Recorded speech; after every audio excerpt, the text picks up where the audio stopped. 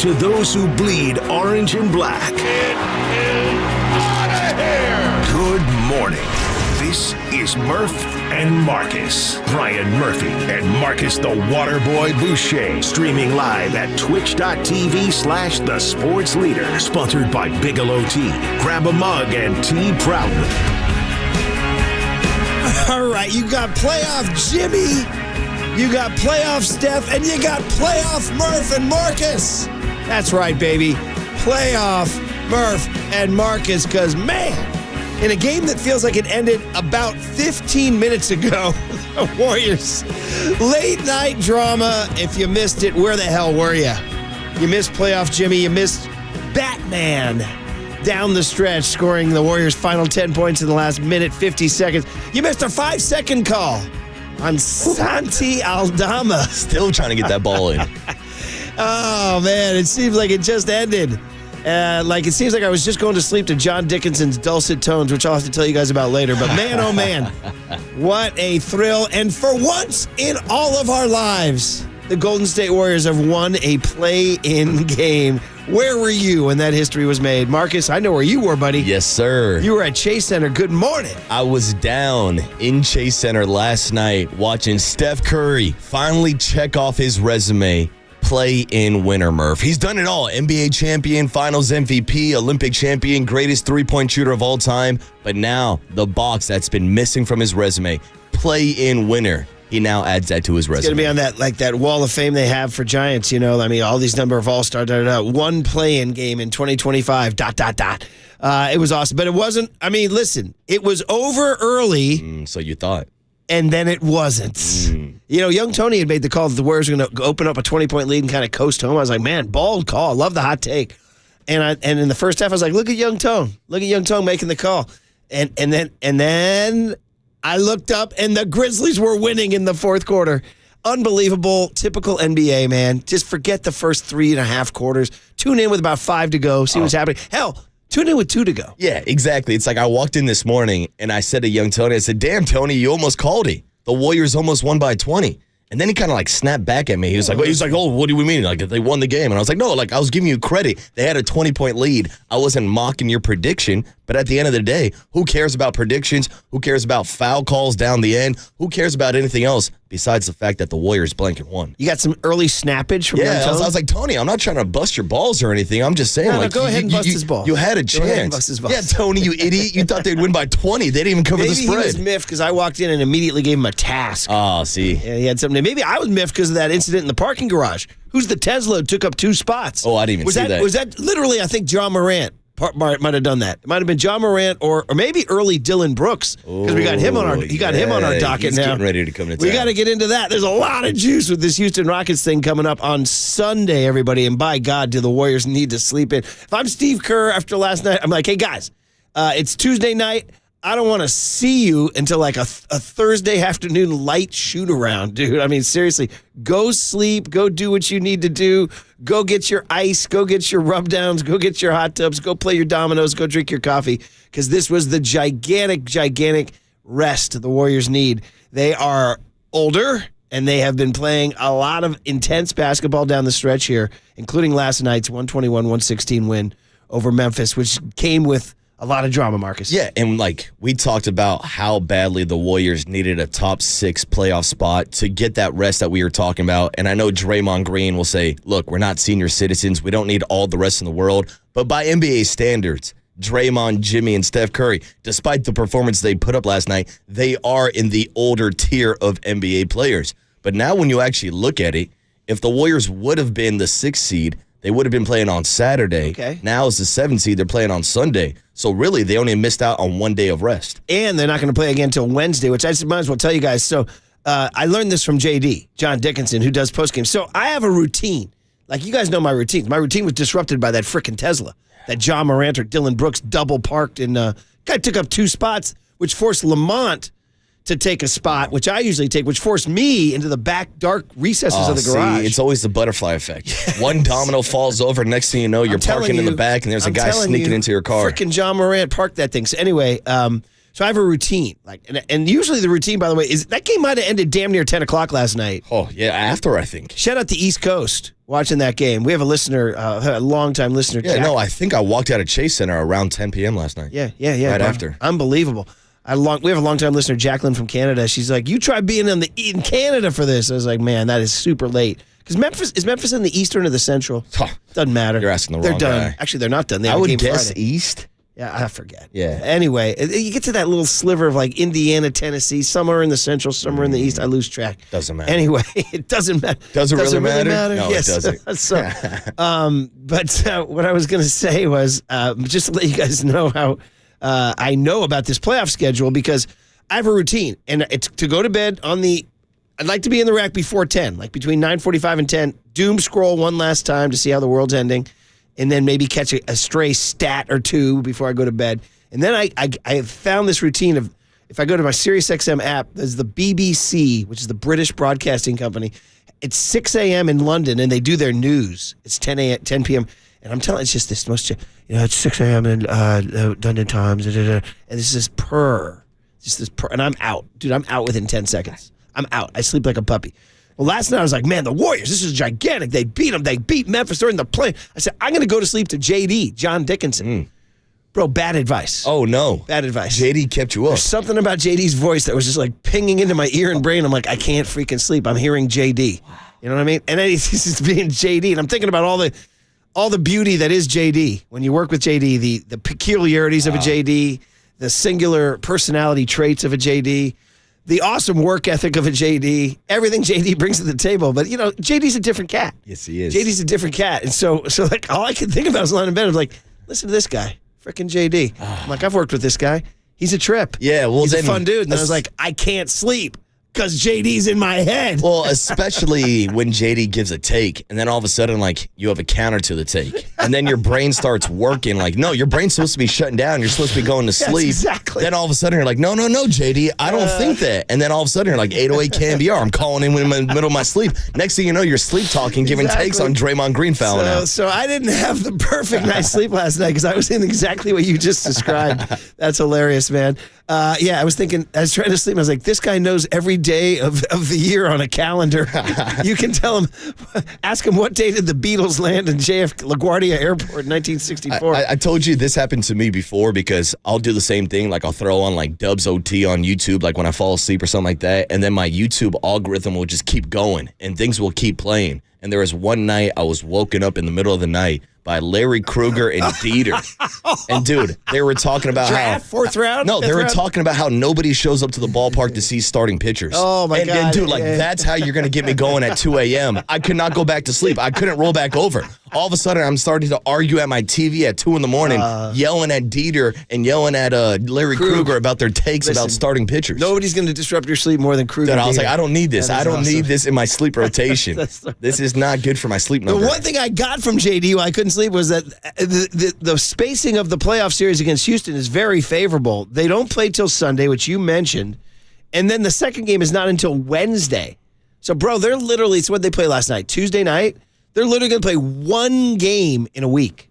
So, listen, we don't have to really, we can talk about last night, and I want to talk about last night, but that is an interesting development that is very favorable. Huh. Now, after Wednesday, it does go to every other day, which gets a little hectic, flying back and forth to Houston. It's not the shortest flight in the world. It's not the longest, but it's not the shortest. But anyway, just a little factoid that I got for you. Only one game between now and next Wednesday, and that's Sunday, game 1 against Houston. But they had to get there first, and we got to call it in first because, man, oh, man, Game 83, the coveted Game 83, which doesn't exist, which means Jimmy Butler's 38 points do not exist, which means Steph Curry's 37 points do not exist. If this game doesn't exist, do we still call it in? Ooh, maybe we don't call it in. That's the question. I think we owe it to the We got to call it in. We owe it to ourselves. We got to call it in. I want to hear Lindy Waters III. That's crazy. That's crazy. So you got Bruce Frazier, whose beard is looking nice and robust,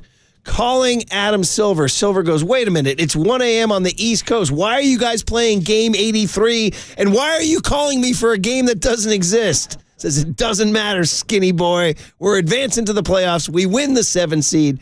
Put it in the books. Golden State Warriors 121, Memphis Grizzlies 116.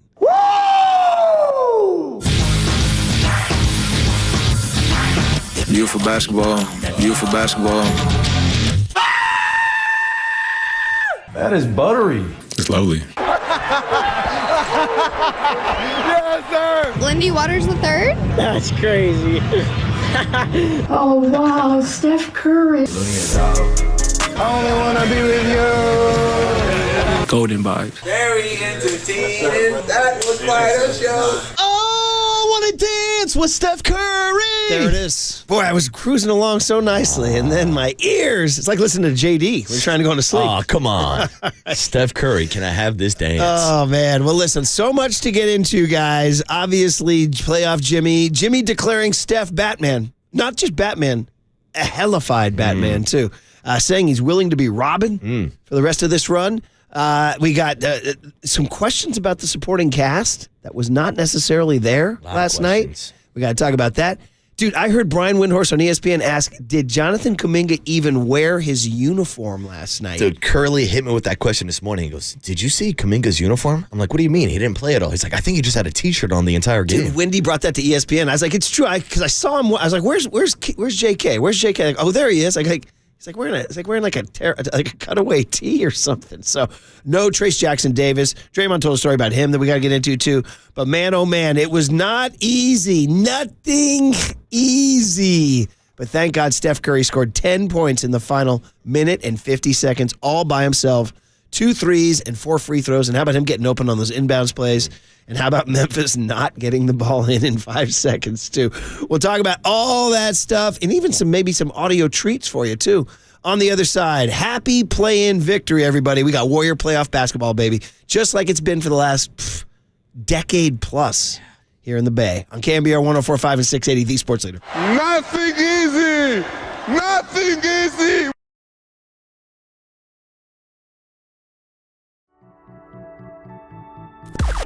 Now, from the O'Donnell Financial Group Sports Desk. Learn more at odfigroup.com. O'Donnell Financial Group, because planning is a process, not a product. We are still giving away 2 single-day tickets to go see Metallica on June 22nd at Levi Stadium. We want you to stay tuned through the 8 a.m. hour for your chance to win today. When you hear the cue to call 415-896-KNBR. And if you're calling number 10, you will win. This is all brought to you by Live Nation, and you can find official rules on KNBR.com.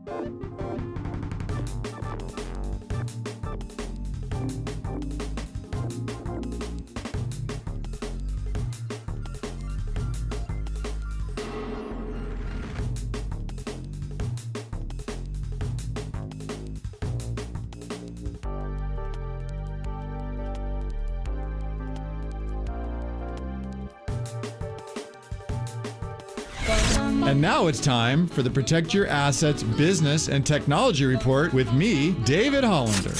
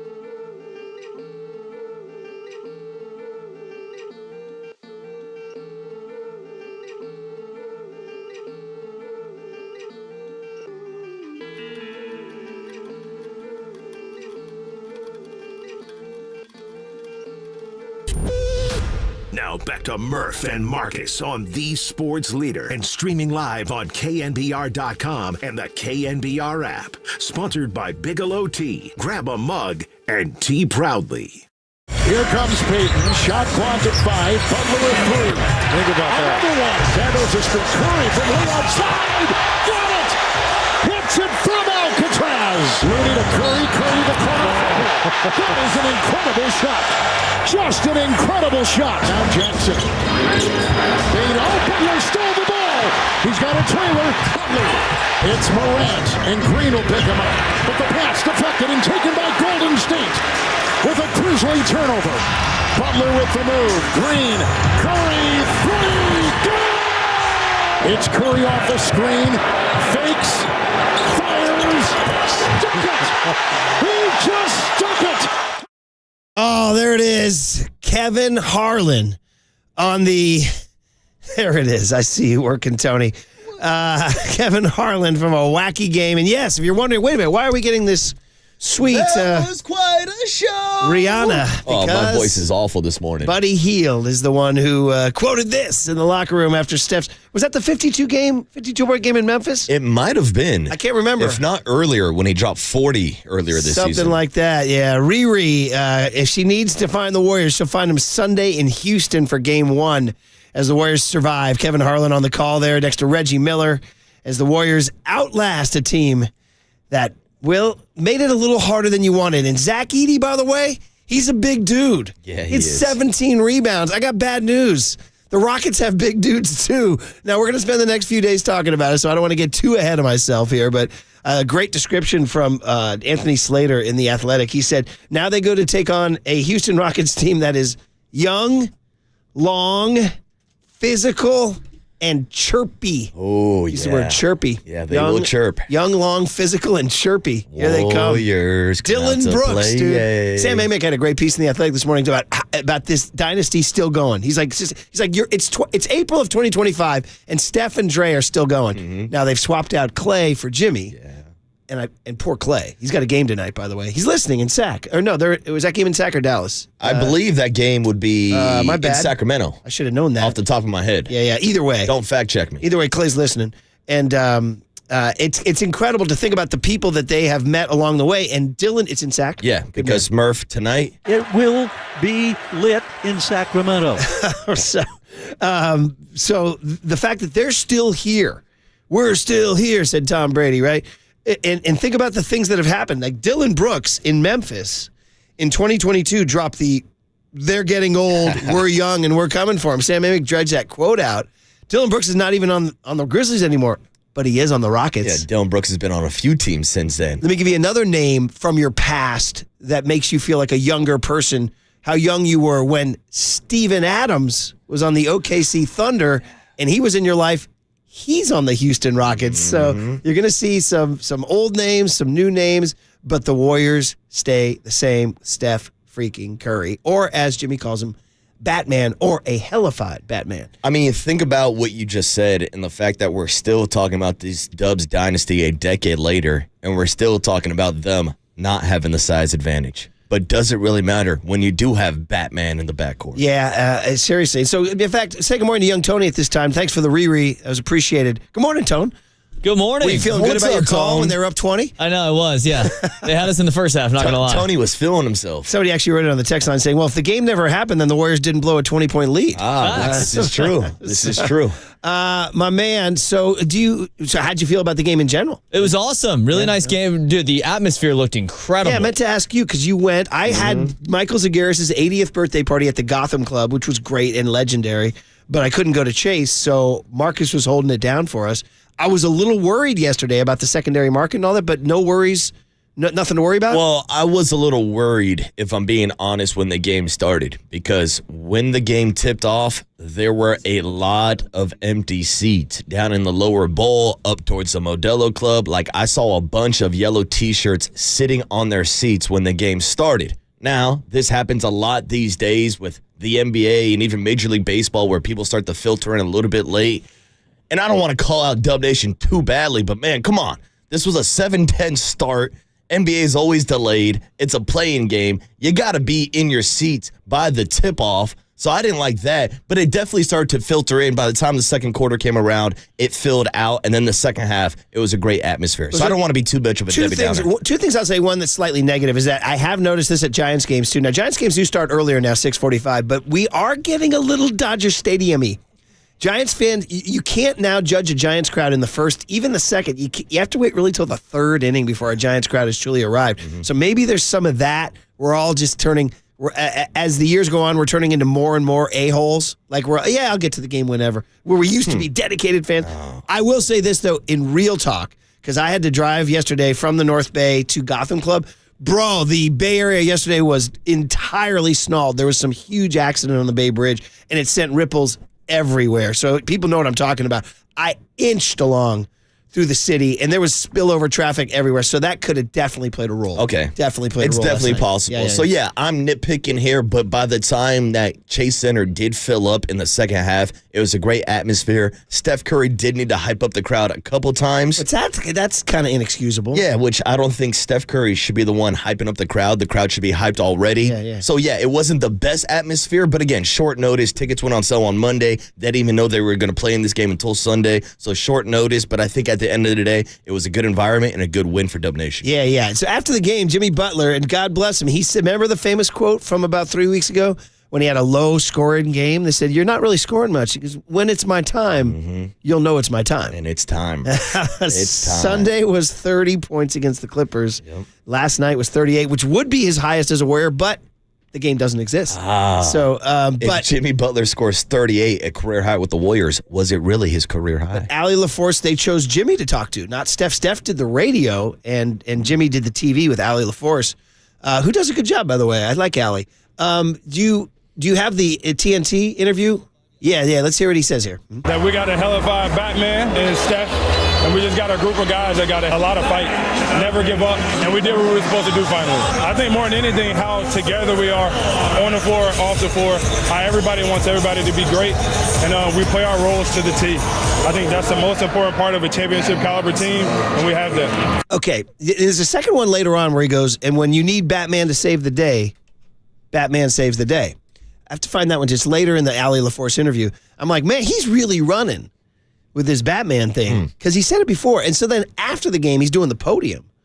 Check this out.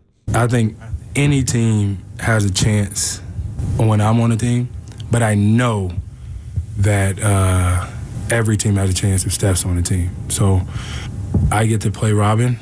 That's my Batman, and I don't know who else is. We got all the villains over there, Two-Face and Joker and Riddler, everybody else in the Western Conference. But we got a lot of games to win. He's really working this theme. Dude, he is. Surprised he didn't call Dylan Brooks Penguin. Well, we do have a Joker in the other team. Yeah, he's just in the other side of the bracket. And yes, that's a Batman if I've ever seen a Batman. Always coming to save the day.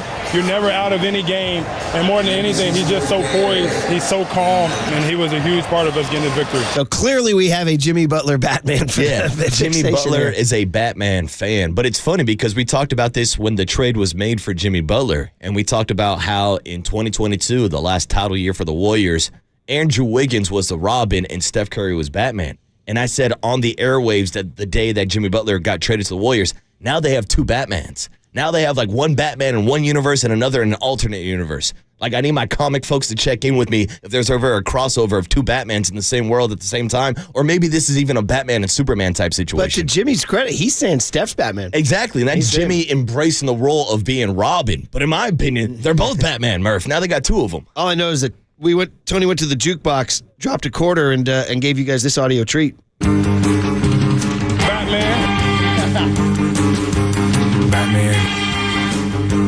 We got a hellified Batman and Steph. Jimmy's called you Batman about 4 times tonight. What? Yeah, he's on interviews on TV, on the podium, he's calling you Batman and him Robin. Has he done that to you? Nah, that's why I said, well, I hadn't heard that one yet. I get to play Robin. That's my Batman, and we got all the villains over there, Two-Face and Joker and Riddler, everybody else in the Western Conference. But we got a lot of games to win. There it is, man. Nicely done. Well, I'll tell you what, that is one of the more underrated theme songs. It's so 1965. Like oozing 1965. Batman. Little surf guitar, little Dick Dale surf guitar. All right, guest list here on a Wednesday, April 16, 2025. I hadn't heard where Slater tells Curry, he goes, he's calling you Batman all over the place. He's like, remember Batman, that day that San Francisco shut down for Batman, Bat Kid? Yes, I do remember that. Yeah, that was great. Yeah, Bat Kid. Remember, and then he came out and did the first pitch with Matt Cain the next year on opening day? That's awesome. Yeah, remember that? You remember that, Tone? When was that? No, I was just asking Curly. 2013. Jim Harbaugh was here because he uttered the great Willy Wonka Shakespeare line. They said, are you seeing what's going on in San Francisco? They had this Bat Kid. So the entire city shut down. It was this kid, like Make-A-Wish kid, who had some sort of terrible disease. He wanted to be Batman. And this Make-A-Wish Foundation made him Bat Kid. In the entire city, every neighborhood, Mission, Haight, Noe Valley, Marina, all played a role. And they all pretended that there were these crimes going on. And they had him pull up in his Batmobile and save the day. It was actually one of the great days in San Francisco history. And Jim Harbaugh, I remember Harbaugh went Willy Wonka. They go, you see what's going on in San Francisco? And he goes, so shines a good deed in a weary world. I was like, well, look at you going Wonka. Damn, Shakespeare. Harbaugh. What do we got, buddy? Yeah, November 2013, real quick. It was 2013. It was Bat Kid. Yeah, it was Bat Kid, And it makes sense that he ended it throwing out the first pitch at Oracle Park and then probably paid a visit down to the Gotham Club.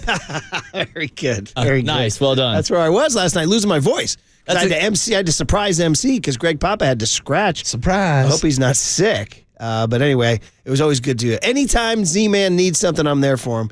80 years young and on his way to Greece with Kristen. What do you got, buddy? All right, coming up today on the show, what did Young Tony ask today? Going to be at 7:15, the 30th edition, Marcus, don't you know? Damn, big 30 in honor of Steph Curry. I like it. The 30th edition? Yeah, I know. He asked me about this last week, and I was like, I don't even know. I got to go back and look. Yeah, 30 of them. We've had 30 Young Tony segments. No freaking How about way. that, dude? I save every one of them, bro. No, so that's over a half a year. So we started this last fall. The kid's been around for a while now, Murph. Man, oh man, this job zooms by. Oh, it does. It really does. All right, what do you got? Mike Krukow at 7:30. The big hit is going to be at 7:50. We'll have cooler content at 8:30, and then the great Gary St. Jean at 8:50 this morning. He's the best, man. Oh, yeah, absolutely. It's all Warriors all the time. 808 KNBR is the phone number. 415-808-5627 is the Golden State Lumber and Showroom text line. Are you guys feeling, so you got to ask the hot take question here. Are you worried about the supporting cast? Because there was 2 guys last night that won that game and pretty much nobody else. Yeah, we can talk a little bit about Gary Payton, a little bit about Draymond Green, what he does. A couple of Quentin Post shots. So are you worried about that? And also, how you're feeling about Jimmy Butler as the new Batman and Robin with Steph Curry. 808 KNBR is the phone number on the Sports Leader. Batman, always coming to save the day.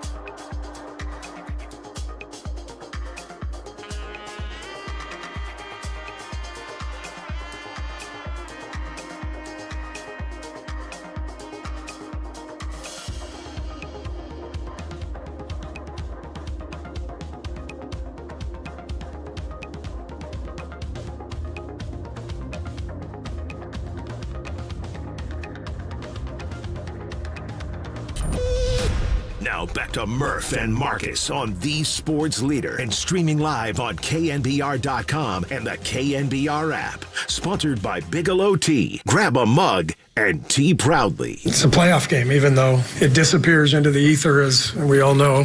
There's no record of it, but it's a playoff game. You know, I tried to downplay it a little bit before the game, but we desperately needed to win this game and get 4 days. Our guys have been basically playing knockout games for about 3 weeks. One high-level game after another. So to get this one, it took 83 games, but we're right where we want to be, which is, you know, back in the playoffs, and we've got a chance. But maybe most importantly, we get the time to rest and prepare because these guys need that desperately right now. Oh, yeah. Steve Kerr, Jill Scott Golden, hearkening back to the Gary Payton Golden vibes description of the Jimmy Butler trade, which changed everything. Warriors are in the playoffs, y'all. They won a play-in game for the first time in our lives. How about that? Sunday at Houston, game 1. It wasn't easy, man. Memphis was big, and they out-rebounded the Warriors. And not much help beyond Steph and Jimmy, but Steph and Jimmy were enough. 38 for Jimmy, 37 for Steph, and a new designation as Jimmy Butler relentlessly called him Batman after the game over and over and over again. I'm Batman. Are you good with Batman? Are you a Batman guy? Are you good with Steph as Batman? See, I've got a hot take on Batman. I don't think Batman's a superhero. He's just a rich guy with gadgets. So, like, when we're going into the hierarchy of, like, superheroes, I do not have Batman at the top of my list. Hot take. I know I don't want to come in scorching hot this morning on Steph Curry after Jimmy praises him as Batman, but that's my take on Batman. I'm more of a Superman guy myself. Interesting. I actually was now this comes from a generational thing, because Overnight Dave immediately said when we were playing the Batman theme song, he remembers the TV show when it was on live, and I was like, Dave, man, that's old school, baby. I remember the reruns, and they probably didn't show to you guys, did they? The Bruce Wayne Batman reruns, the live action show that had that theme song that we're playing. No, not you guys too never much. Say, it's a generational thing for sure. Well, one of my buddies, my best friend, is a diehard Batman fan, so he's seen every film, every remake, every TV show, so he's seen it all. Interesting that you say he can fly, you know. No, he can't. Yeah, he can. Batman can fly? Yeah, it says here, according to AI, I don't think so. He can glide using his cape or specialized equipment like a glider or a jetpack. Yeah, exactly. That doesn't mean you can fly because you have a jetpack. Same thing with Iron Man. The Batwing works Yeah, too. those are all gadgets. Same thing with Tony Stark. He's just a rich guy with gadgets too. Iron Man's not a superhero. Wow, that's I'm gonna disagree. These are my takes because Batman is out here making the world a better place. Yeah, that's cool. He's just doing it as a human, not as a superhero. He's a vigilante. What Superman's not a human? Well, Superman can literally fly without he's jetpacks. He's a human. He's Clark Kent. He's just a rich guy who goes into a phone booth. Yeah, but he shoots lasers out of his eyes, Murph. So Batman has his so you're saying you have to have an ability from your own body. Yeah, you got to be able to turn invisible, or you got to be able to fly or shoot lasers out of your eyes. It is a hot take. I'm gonna I need reject. superpowers from my superheroes. Okay. All right. I got you. I just like I thought Batman had the coolest uni. That's all. It is a good-looking uniform. And a cool-looking car, too. Yeah. But that's the thing. He needs a car because he can't fly. We won't even go down the whole other road about the Bat Pole and the Bat Cave and Robin and all that. We don't need to go that. Yeah, by the way, save that for the after show. Who's Alfred in this situation? Steve Kerr. Yeah, I like that. Isn't he? Or is it Raymond Ritter? Yeah, dude, I like that. That's Alfred. That's even better. Good stuff, buddy. Okay, two things. One, we're giving away tickets to see Metallica. Stay tuned through the 8 a.m. hour on June 22nd. And Marcus, you're such a businessman over there. And I'll tell you, these scorching hot takes on Batman are sponsored by Redwood Credit Union. Redwood Credit Union's auto loan sale is here. Save 0.75% now through April 30th. Ask for RCU financing at your dealership or apply online at redwoodcu.org. And so yesterday it was the Kenny Loggins crowd or whatever, the Dave Loggins crowd. Everybody just take it easy. Now they're all over me because I said Superman's a human. He's an alien from Krypton. Mm-hmm. Whatever. Yeah, don't cross Superman, bro. Whatever. He looks like with Clark Kent hanging out in the newsroom. All right, that's all I know. Superman. I used to watch that show too. Left the building. It was like we had a live action Superman show too. Is it a bird? Is it a plane? Yeah. Is it Steph Curry and Jimmy Butler? If people want to know why the heck we're talking about this, Tony, Jimmy Butler went on his Batman campaign about Steph Curry after the game. Did it all over. Allie LaForce post game, and Tony went to the jukebox here. Batman. We got a hellified Batman and Steph. Jimmy's called you Batman about 4 times tonight. What? Yeah, he's on interviews on TV, on the podium. He's calling you Batman and him Robin. Has he done that to you? No, that's why I said, well, I hadn't heard that one yet. I get to play Robin. That's my Batman, and we got all the villains over there, Two-Face and Joker and Riddler, everybody else in the Western Conference. But we got a lot of games to win. There it is, man. You did do this, right? Oh, yeah. Good man. I told the people who were sponsored by. Good man. I was busy getting my Batman stuff going. Okay, so let's talk about it now. Is it too much Batman and Robin? Were you concerned? I will tell you this. I was a little alarmed at the lack of supporting cast last night. It was 2 people and 2 people only. Yes, Quentin Post hit 3 threes in the first half, and that was great. And yes, Gary Payton hit 2 threes and played some defense. That was great. But man, oh man, I mean, I don't know if you're talking about like the Andrew Wiggins factor or the Klay Thompson factor, or if they're going to keep going, they gotta get a third wheel out there. And you'd think it would be Kuminga. We're going to talk about that. I don't know. I don't know what to tell you guys about Kuminga. I don't know if he's going to play in the Houston series. I mean, Draymond did address it after the game. He talked about you got to stay mentally ready. I mean, there was a shot of him over on the sideline. We got Windhorse on ESPN wondering if the guy wore his uni of the game. Oh, man. And for the old Happy Days crowd, when Ralph Malph was thrown into a game and tore off his sweats, he had blue jeans on underneath. He goes, I never play. I never play. So this was like, so KD went full Ralph Malph. Yeah. Pardon me. Kuminga went full Ralph Malph last night. But well, yeah, it's difficult for him to step up and be the third option when he's not even the 10th option to be in a 10-man rotation last night. Like, that's obviously a problem moving forward with Jonathan Kuminga, and we talked about this issue. Now, moving forward in this matchup against the Houston Rockets, maybe he will start getting more minutes and more playing time because he has had his most success this season against the Houston Rockets, but it seems like right now he's just not a fit with this roster, and he's not a fit in this rotation, which led to him sitting on the bench yesterday and not getting any minutes. Like, we're talking about these outside contributors. You're absolutely right. Pods needs to play better. Moses Moody needs to play better. You mentioned Quentin Post hitting a couple threes. I do want to give a shout-out to my guy, Guy Santos. Only 6 minutes last night, but 3 offensive rebounds. Those were Jonathan Kuminga minutes that Guy Santos stepped in a small sample size, gave you a little bit extra hustle, a little bit extra effort.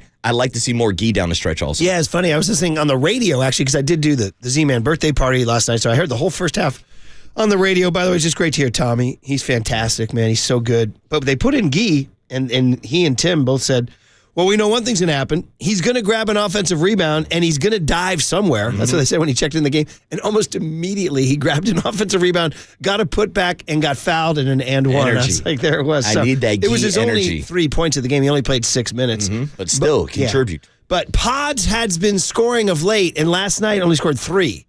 And last night in the fourth quarter, in the final 5 minutes, he had a look at 3, and he didn't have the confidence to take it. He actually you saw him like, I don't want to take this shot. Then he put the ball on the floor and tried to do something fancy and turned it over. So, Pods, stay chill, bro. Just stroke the 3 next time. We need you. He actually wound up going, Pods last night, he went 1 for 7 from the field, 1 for 5 from 3. Yeah, not a great night offensively, but can we talk about Pods defensively and that block he had down the stretch that was called a foul? What the hell were the refs doing down the stretch? We've gone 43 minutes without mentioning the refs. And they were brutal down the stretch. Listen, I am an avowed non-ref blamer, but they literally almost changed the game last night. They were awful down the stretch. Literally 2 calls. The Pods one, I mean, maybe if you want to look at it through a Memphis lens, he grazed his wrist, but I think it was almost entirely clean. And in a situation like that where they're mostly letting him play, that's a block. That's ball. But the one that really killed was the foul they called on Looney when Edey shoved Moses Moody to the ground. What the hell was that? And they called Looney for a foul. And it wound up being, not only did it give Memphis the ball, not only did it stop the clock, but they got 2 free throws out of it, too. I mean, at a minimum, it should have been a jump ball, if not an offensive foul on Zach Edey. Edey shoved Moody to the ground. So, yeah, minimum offensive foul, minimum jump ball, but certainly not a foul on Looney. And that wound up changing. Now Memphis cut it to 1 at that point in time. And it took Steph, and by the way, we got to talk about Steph getting open on that inbound when they were double teaming him. Ricky Pearsall, take notes, bro. He was being double teamed. He runs at the ball, fakes left. Both guys go and then he cuts right and gets the inbound. I mean, they were doing everything they could. Just don't let Steph get the ball. Steph got the ball. Steph got open. Yeah, the second one, he ran sort of the post pattern. He kind of like they were on the left side of the court, and he just kind of faked left and then went deep right for a post pattern in which they fouled him. And then he actually was the one. He actually took part in the inbounding, the 5-second call I always kind of knock his defense a little bit, but he was part of the 5-second call, double teaming. Who was it? I think it was Edie or maybe it was Bain. But either way, he was involved in all those little plays down the stretch too. So, man. But to Draymond, the Kuminga stuff we wanted to get to, Draymond had a quote about it. In fact, why don't we do this? I'm looking at the clock. It's time to break. We'll get to it on the other side. I mean, I don't want to focus entirely on Kuminga because Jimmy and Steph were so fantastic. I do want to ask everybody about the supporting cast, though, and we can begin to think about Houston a little bit, but we still got to live in the moment of the win because, my gosh, it ended like 20 minutes ago. Warriors 21, Memphis 116. 808 KNBR is the phone number if you guys want to check in. We see a ton of texts on the Golden State Lumber and Showroom text line, 415-808-5627. We're here, man. We're here for the play-in win. Into the playoffs they go. It's 2025, and Steph Curry's still trying to win championships. Sort of amazing. On KNBR 104.5 and 680, the Sports Leader. From the Chilton Auto Body Traffic Desk.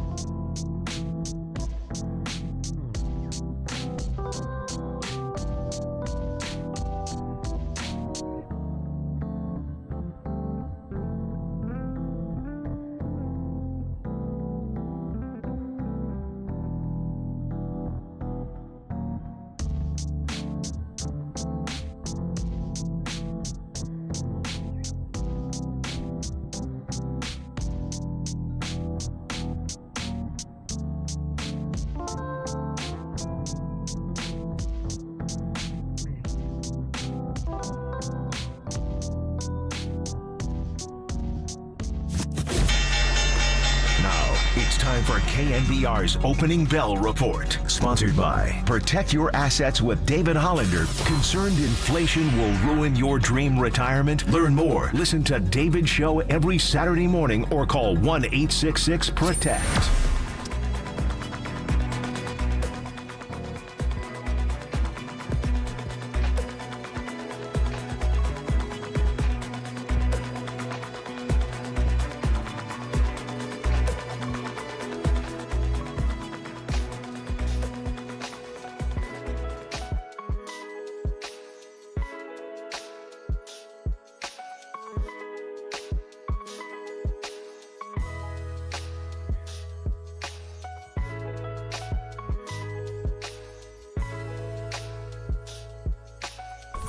Listen to the sports leader anywhere, anytime. Download the KNBR app. Murph and Marcus continue live from the KNBR Casino Matrix Progressive Jackpot Studios. Casino Matrix. Progressive jackpots are here. Where are you? Just drop in. 1-800-GAMBLER. Murph and Marcus is sponsored by Bigelow Tea. Grab a mug and tea proudly. I want everybody to be happy. For sure, Steph, he deserves it. What he's done for the game of basketball, not only this city and this organization.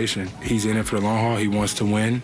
He wants to win every single game, every single possession. And I know I want to win a championship, so he needs his, this would be number 5 for him, so he needs one more. He's always, it's like I always say, you're never really out of any game when you have him on your team.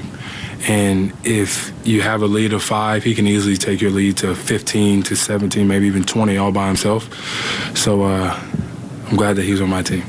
Man, these are money quotes. Jimmy Butler is not just a money player, he's a money quote. First, the hellified Batman stuff with Allie LaForce, and then he goes on with the Riddler and the Joker and all that later on at the postgame.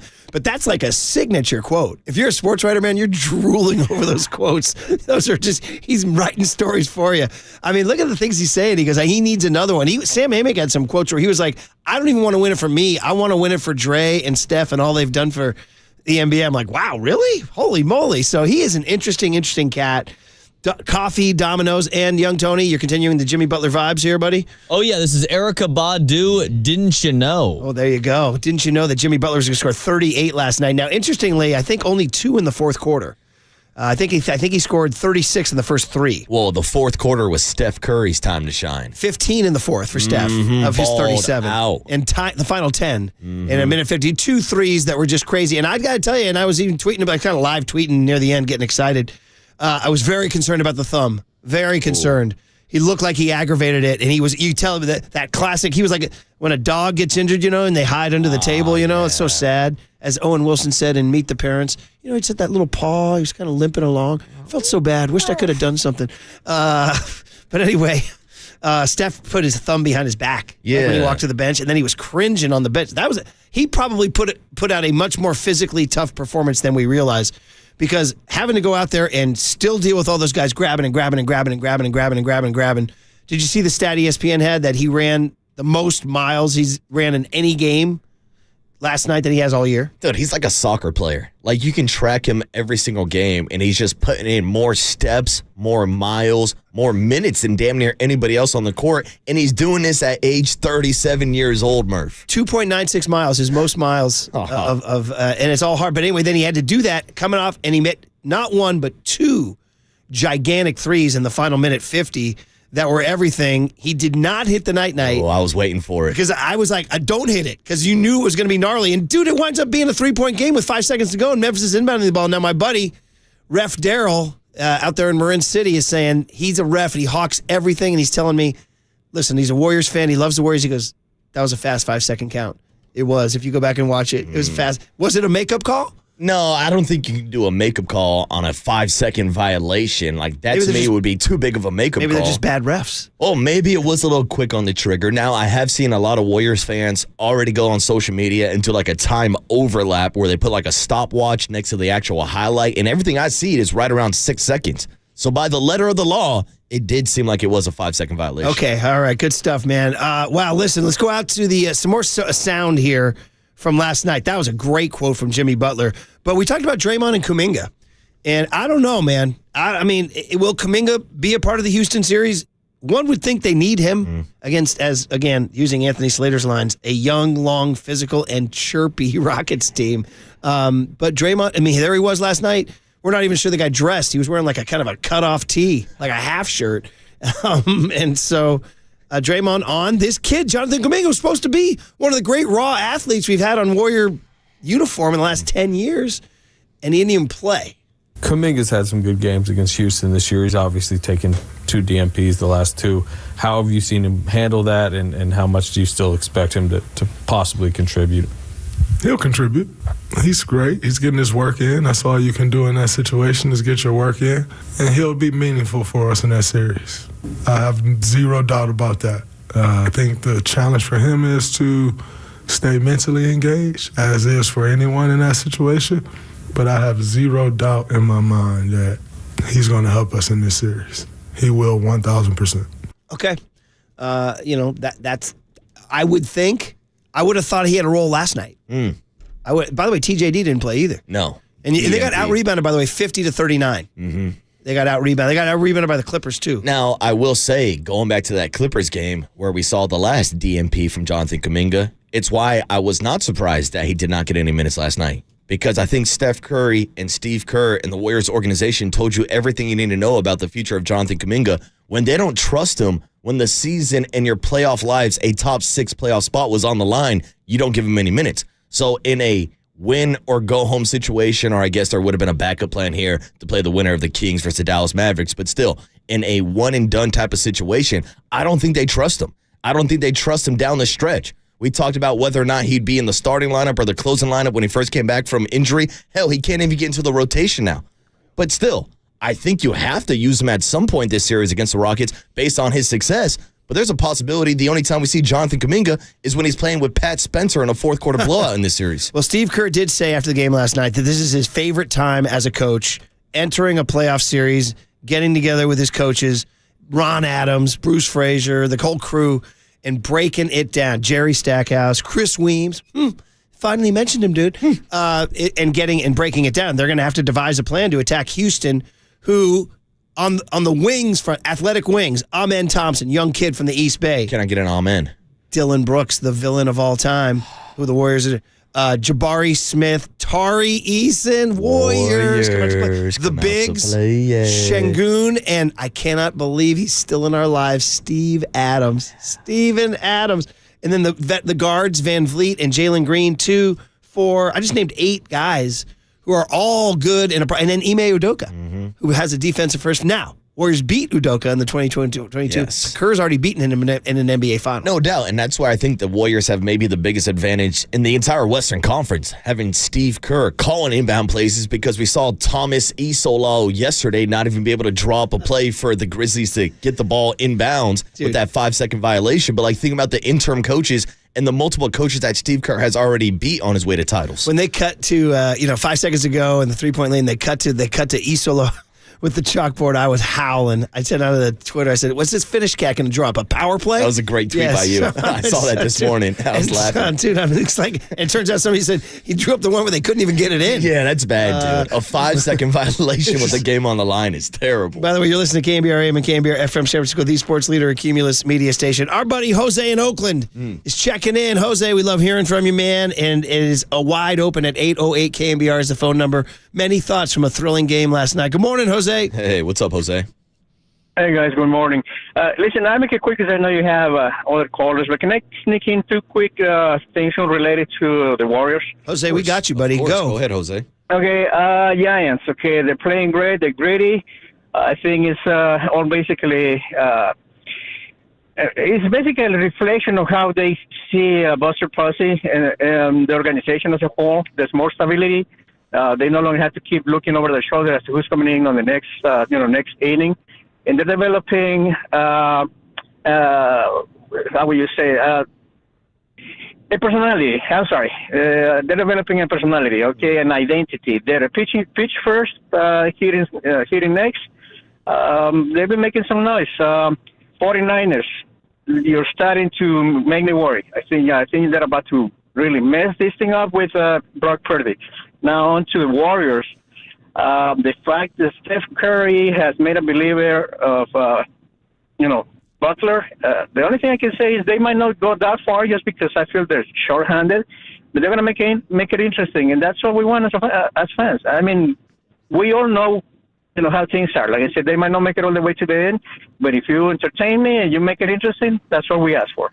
There it is, Jose. You're good, okay? You don't need a championship to complete your spring? Oh, yeah, but, reality hits you right in the face. You have to be, a realist about it. You see the other teams, they have more manpower than we do. Like I said, the two players, unless Kuminga all of a sudden wakes up and he decides that he wants to be part of the party, it's not going to happen there. But they need somebody else. Like I said, if Kuminga all of a sudden starts playing better and contributing more, then they have a real chance to get into the finals, and who knows, maybe a fifth trophy. It would be definitely lightning in a bottle, but Jose, you did hit on something there. I think you're right, and thanks for the call, man. We appreciate you, and I hear you on Buster and the Giants. Didn't get the win yesterday, but still 3-2 on the road trip so far. They go again today with Robbie Ray at 3:45. But he did say this. He said manpower, and that's the one thing I was fearing, and thanks for the call, Jose. We got to get to the next one, but is that second half, I was like, what's going on my TV right now? What's going on my TV right now? And they were lacking, I think I agree with Jose, they were lacking a little bit of manpower. Now, again, is that just another word for like Pods wasn't scoring or Moody wasn't scoring? Maybe. They need more. They need more bodies. They need more. Listen, I'm delighted. It was great last night. Survive in advance. Win a play-in game for the first time in our lives. But they're going to need more. Yeah, it was a two-man show last night with Jimmy Butler and Steph Curry. And real quick, I do want to say I love when Jose calls and checks in. Felt like it was a while since the last time we talked to Jose, so we had to make sure to get out his takes on the Giants, 49ers, and the Warriors. So Brock Purdy lifting weights with George Kittle down in Nashville. I saw that. Yeah. So thank you, Jose, for checking off all the boxes this morning. Like Steph Curry continues to check off boxes in his resume moving forward. But yeah, when it comes to the extra manpower, last night it was a two-man show. We talked about Quentin Post and even GP2 stepping up and hitting a couple threes, but Brandon Pajemski needs a better offensive game. Moses Moody, who I thought gave you some good defensive minutes last night, needs to be better offensively. If we want to talk about Buddy Hield, 0 for 3 from the three-point line yesterday. 4, yeah. I mean, his job is to get buckets. I know people are kind of split on the personality and the player that is Buddy Hield, but you need him to score some buckets. You can't just rely on a two-man Tatum to take you all the way to the NBA Finals, but who knows with the new Batman and Robin in town. Yeah, there it is. Good call, man. Good call. Steve in San Francisco is next up at 808 KNBR. Says he was at Chase last night. So, Steve, good morning, man. How are you? Hey, morning, Steve. What's up, guys? What's going on, dude?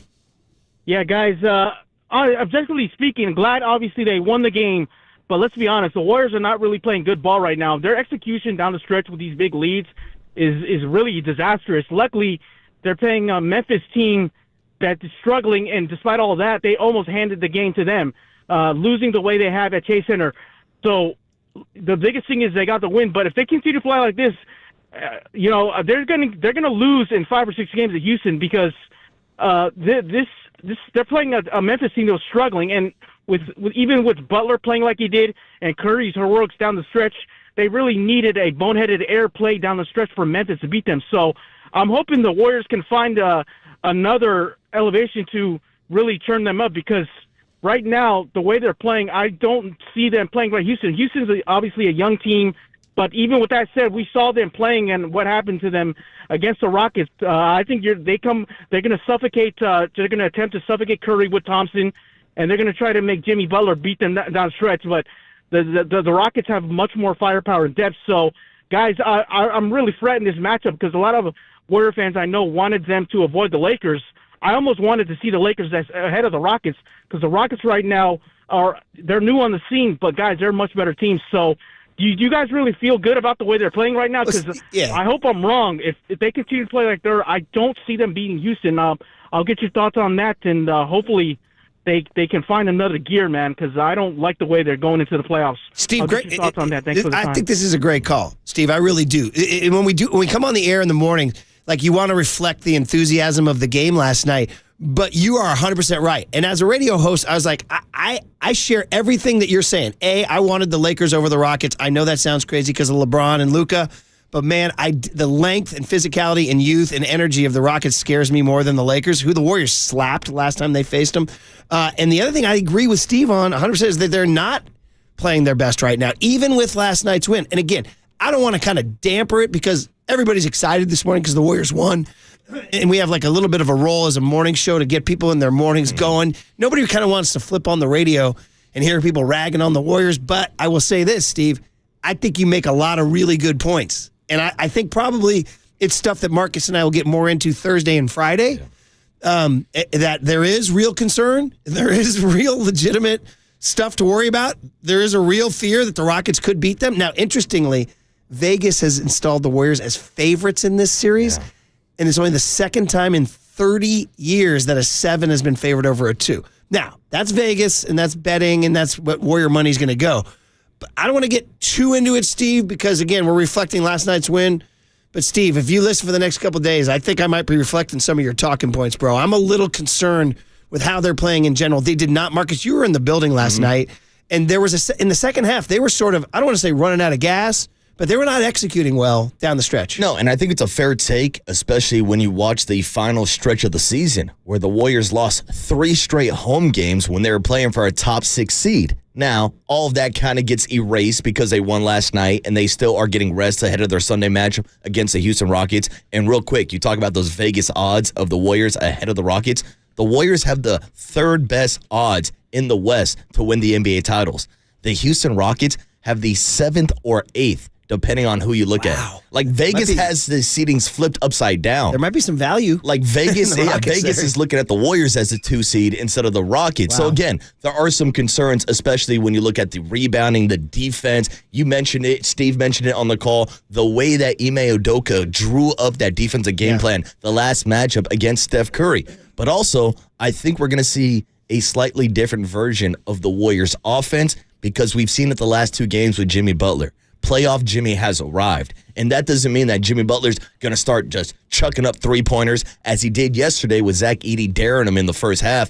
But yesterday, what stood out to me was a lot of the offense was ran through Jimmy Butler. Yeah. And most of the times, they were just getting the ball and like, Jimmy, you get to the bucket, you get to the free throw line, you make something happen. And this time, he was taking those shots instead of facilitating. But maybe that's a question moving forward. Are they better when Jimmy's more of a facilitator versus him as a scorer? That's just true. It's 2 different kind of Warriors teams. In the first 30 games he was here, he was this incredible facilitator. Now, he did score 38, and they did win. And in the Clippers game, listen, the Clippers are really, really, really, really, really good. The Clippers might be the best team in the West. I don't know. They're really...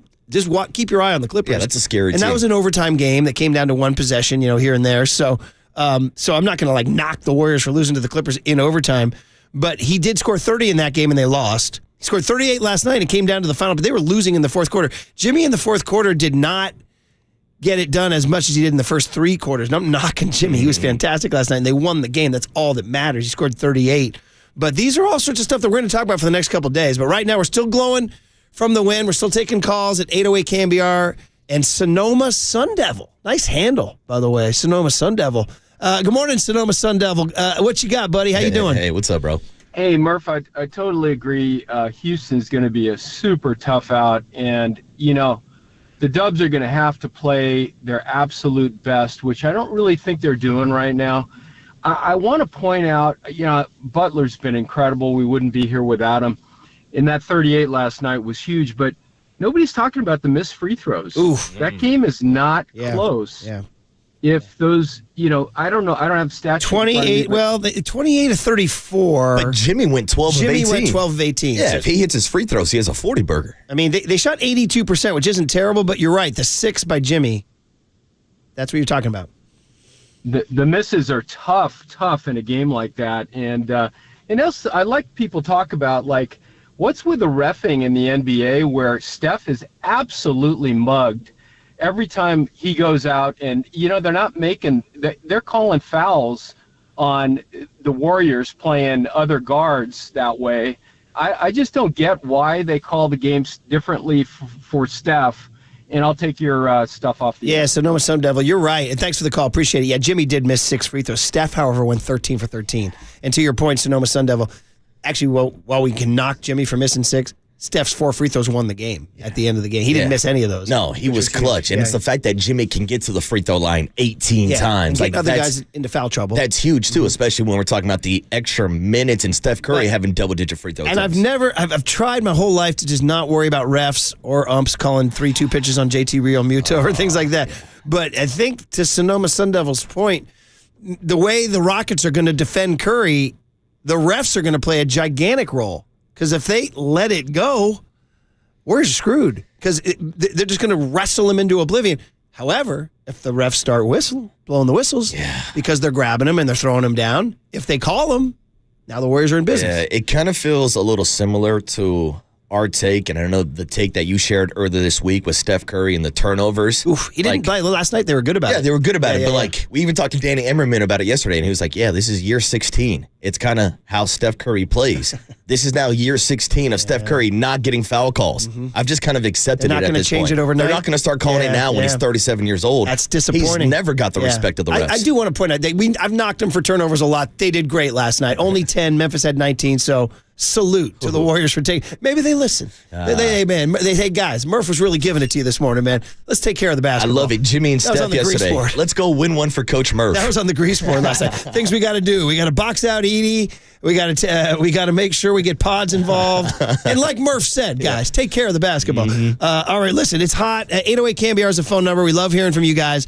It's an incredible moment here. The Warriors and Jimmy Butler, this arrival, this Mike Dunleavy trade, guys, it got them to the playoffs. When they made that trade, they were not looking like a playoff team. And right now, you got Vegas favoring them over the Rockets.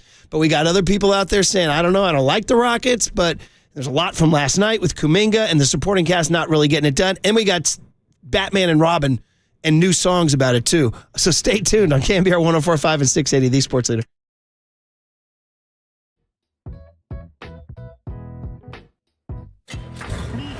From the Chilton Auto Body Traffic Desk.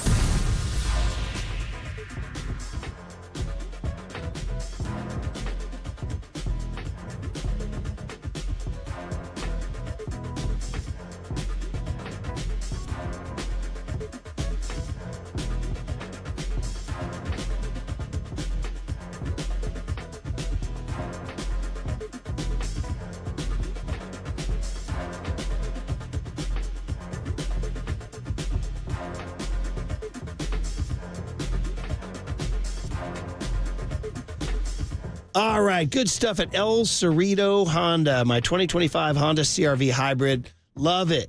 So happy, too. So happy with the selection where I was able to get the color I wanted, this kind of rich navy blue. And, man, these 2025 Honda CR-V Hybrids are nice. They're driving. We drove it down to Southern California for family spring break. And my lovely bride, the lovely Candace, is like, she said, this thing handles like a luxury car. I'm like, I know. I got it at El Cerrito Honda. All right, so go to El Cerrito Honda. It's conveniently located off of 80 on San Pablo Avenue. It's right there. You can't miss it. Big, beautiful lot. My man Sharif's running the show. He doesn't want the credit. He's like, no, it's about my staff. I'm like, I know, but you're the point guard, buddy, and you run a great shop over there. Selection is amazing. Hybrids, Civic hybrids, CR-V hybrids, Accord hybrids. You want to go electric? They got the Honda Prologue. That's awesome, too. But you can also start your shopping online at elcerritohonda.com. So go to elcerritohonda.com and just start browsing around. Then go to the lot. El Cerrito Honda. Take it from me. All right? More than just a car dealership. We're family.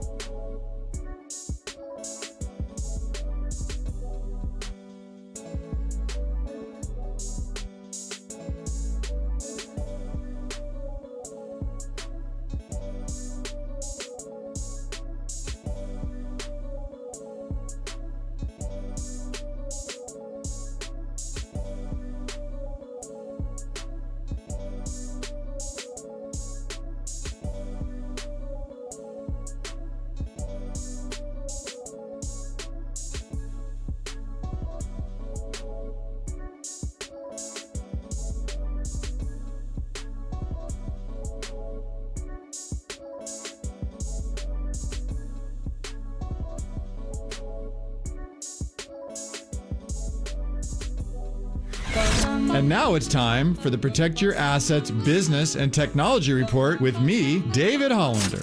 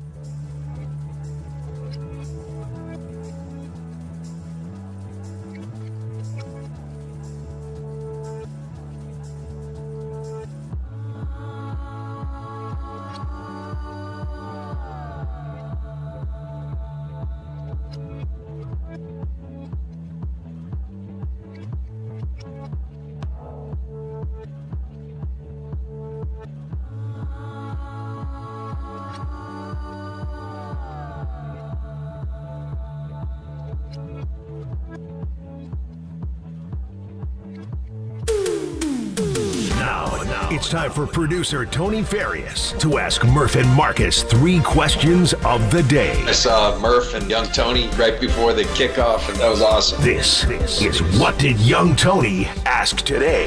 Oh, yeah, the Wednesday tradition, issue number 30, episode number 30, bro. You're getting old. More episodes than your years on Earth, young Tony. By the way, it's all sponsored by Bigelow Tea. Grab a mug and tea proudly. Young Tone, take the mic, buddy. What you got? All right, well, good morning, everybody. A lot going on today. I have a few questions for you guys. After I read the question, you will each have 60 seconds to respond. Oh, after what I saw last night, I do not need 60 seconds this morning, Tony. You have, I wrote this down, actually, 20 minutes and ham sandwich. Am I right? Wow, thank you. Good knowledge. If your time runs out, you're going to hear this bell. I'm looking for it. There's a lot going on. Don't worry about it. Text line, YouTube chat. You guys can join the conversation, too. Let's get it going. So, Jonathan Kuminga has left the chat. Some of our wonderful hosts here at KNBR believe in him and like his abilities as a 22-year-old. However, some of our hosts have criticized him for, his poor play and just the lack of, when he's out there on offense, he's not really looking like he's doing a lot of good things. So I want to know, if you were Mike Dunleavy Jr., I got a little drop here. What do you want to do with Kuminga? If you were Dunleavy Jr., what would you do with this guy? What do you want to do with Kuminga? So he's a restricted free agent in the offseason. Kuminga can't stay here. Obviously, he's going to be on the team the rest of the year. But what would you do with him in the offseason? Wow. What I'm going to do with the offseason is spend my time applauding you for that incredible Dangerfield cut. Can I get my entire answer is this. What do you want to do with Kuminga? I'm blown away by the audio magic. I don't even care what my answer is on this one, because that's maybe my favorite bit of audio I've ever heard at KNBR. Oh, my God. What do you want to do with Kuminga? I don't want to answer. I just want to hear that. I got to tell you guys, this is quite a hell of a question that I have to answer in the next 30 seconds. It's not looking good, is what I would say. I would say that right now, despite the fact that we only have 2 more years of Jimmy Butler and Steph Curry, and you got to start thinking about turning the page. I think maybe turning the page is moving Kuminga for another young piece out there. I'm leaning right now 51-49, making a move, sign and trade this summer. For whatever reason, mentally, physically, it's not happening. So that's where I'm at right now, man. But I'm still blown away by the Rodney Dangerfield mix-up here. What do you want to do with Kuminga? And I think right now, but I subject to change. I'm leaning towards moving him this summer. It's starting to feel like Kuminga can't stay here. And, of course, this comes after back-to-back DNPs where he doesn't play a single minute for the Golden State Fighting Warriors. But I guess the bigger question is, what happens down this playoff stretch? Does he find himself as a role player? Does he step up as a second or third option? Hell, does he even get into the rotation? So a lot can change over the course of the playoffs moving forward, but maybe that even increases his trade value this summer. I think we're heading towards a sign and trade. Now, we know how much Joe Lacob loves the 2 timeline, loves himself some Brandon Podziemski, loves himself some Jonathan Kuminga, and we're talking about a 22-year-old raw athlete, a guy that has all the potential in the world. But how much longer can you wait for the development of Jonathan Kuminga when you have a 37-year-old Steph Curry, a 36-year-old Jimmy Butler, and Draymond Green? Murph, I've said it multiple times before. There's only one timeline, the Steph Curry timeline. And if you can move Jonathan Kuminga this offseason to bring in another piece to help Steph Curry win a championship, I think you got to move on from Johnny Kuminga. 2029 be damned. All right. That good, young Tony. Good start. My friends were asking me that last night. I was just going to get your take on that. Number 2, Jimmy Butler dropped about 5 to 10 references on Batman last night. Can I play this for everybody if you haven't already heard it? Please do. Batman.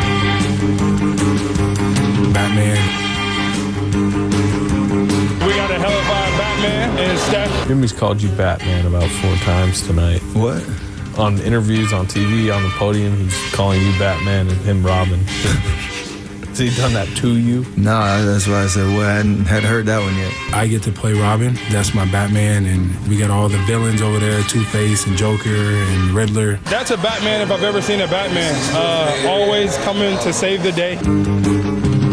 Batman. There it is, buddy. Again, wow, man, the audio on this, what did young Tony asked today, between Dangerfield and Batman, I'm in awe of you, buddy. What do you got? All right, so I know you guys got into it a little earlier, but I know it's a little bit of a controversial cartoon character, superhero that everybody loves. Dark Knight, one of my favorite movies of all time, so I want to get your take on it. Is Batman a superhero? Ooh, see, I'll go first, and I'll re-rack my take from earlier this morning. Batman is just a rich guy with gadgets. He's not a superhero, Murph. I need my superheroes to have superpowers. So yes, Batman and Iron Man are just a couple rich kids who have all the gadgets in the world. They're doing good things. They're stopping crime. They're helping out humanity, but they are not superheroes in my opinion. You can't fly. You can't shoot lasers. You can't turn invisible. Batman, not a true superhero. All right, well, listen, I got to go say, what is a superhero? I ask you these questions. What is life? What is the meaning of life? What is a superhero? I actually asked AI. What is a superhero? If you're going by AI, they say it's a fictional character, check, right? Unless Bruce Wayne's real. Typically found in comic books, movies, or other media, check. All right. Who possesses extraordinary or superhuman abilities that they use to fight evil or help others. Would you say Batman has extraordinary abilities? He's a smart guy, but I don't know if he has super abilities. He doesn't have any superpowers. Probably not superhuman, but extraordinary. Does he have extraordinary abilities? Yeah, but I think young Tony's an extraordinary board-up. That doesn't make him a superhero. I'm going to go ahead and say right now, he is a superhero. Wow, young Tony is a superhero.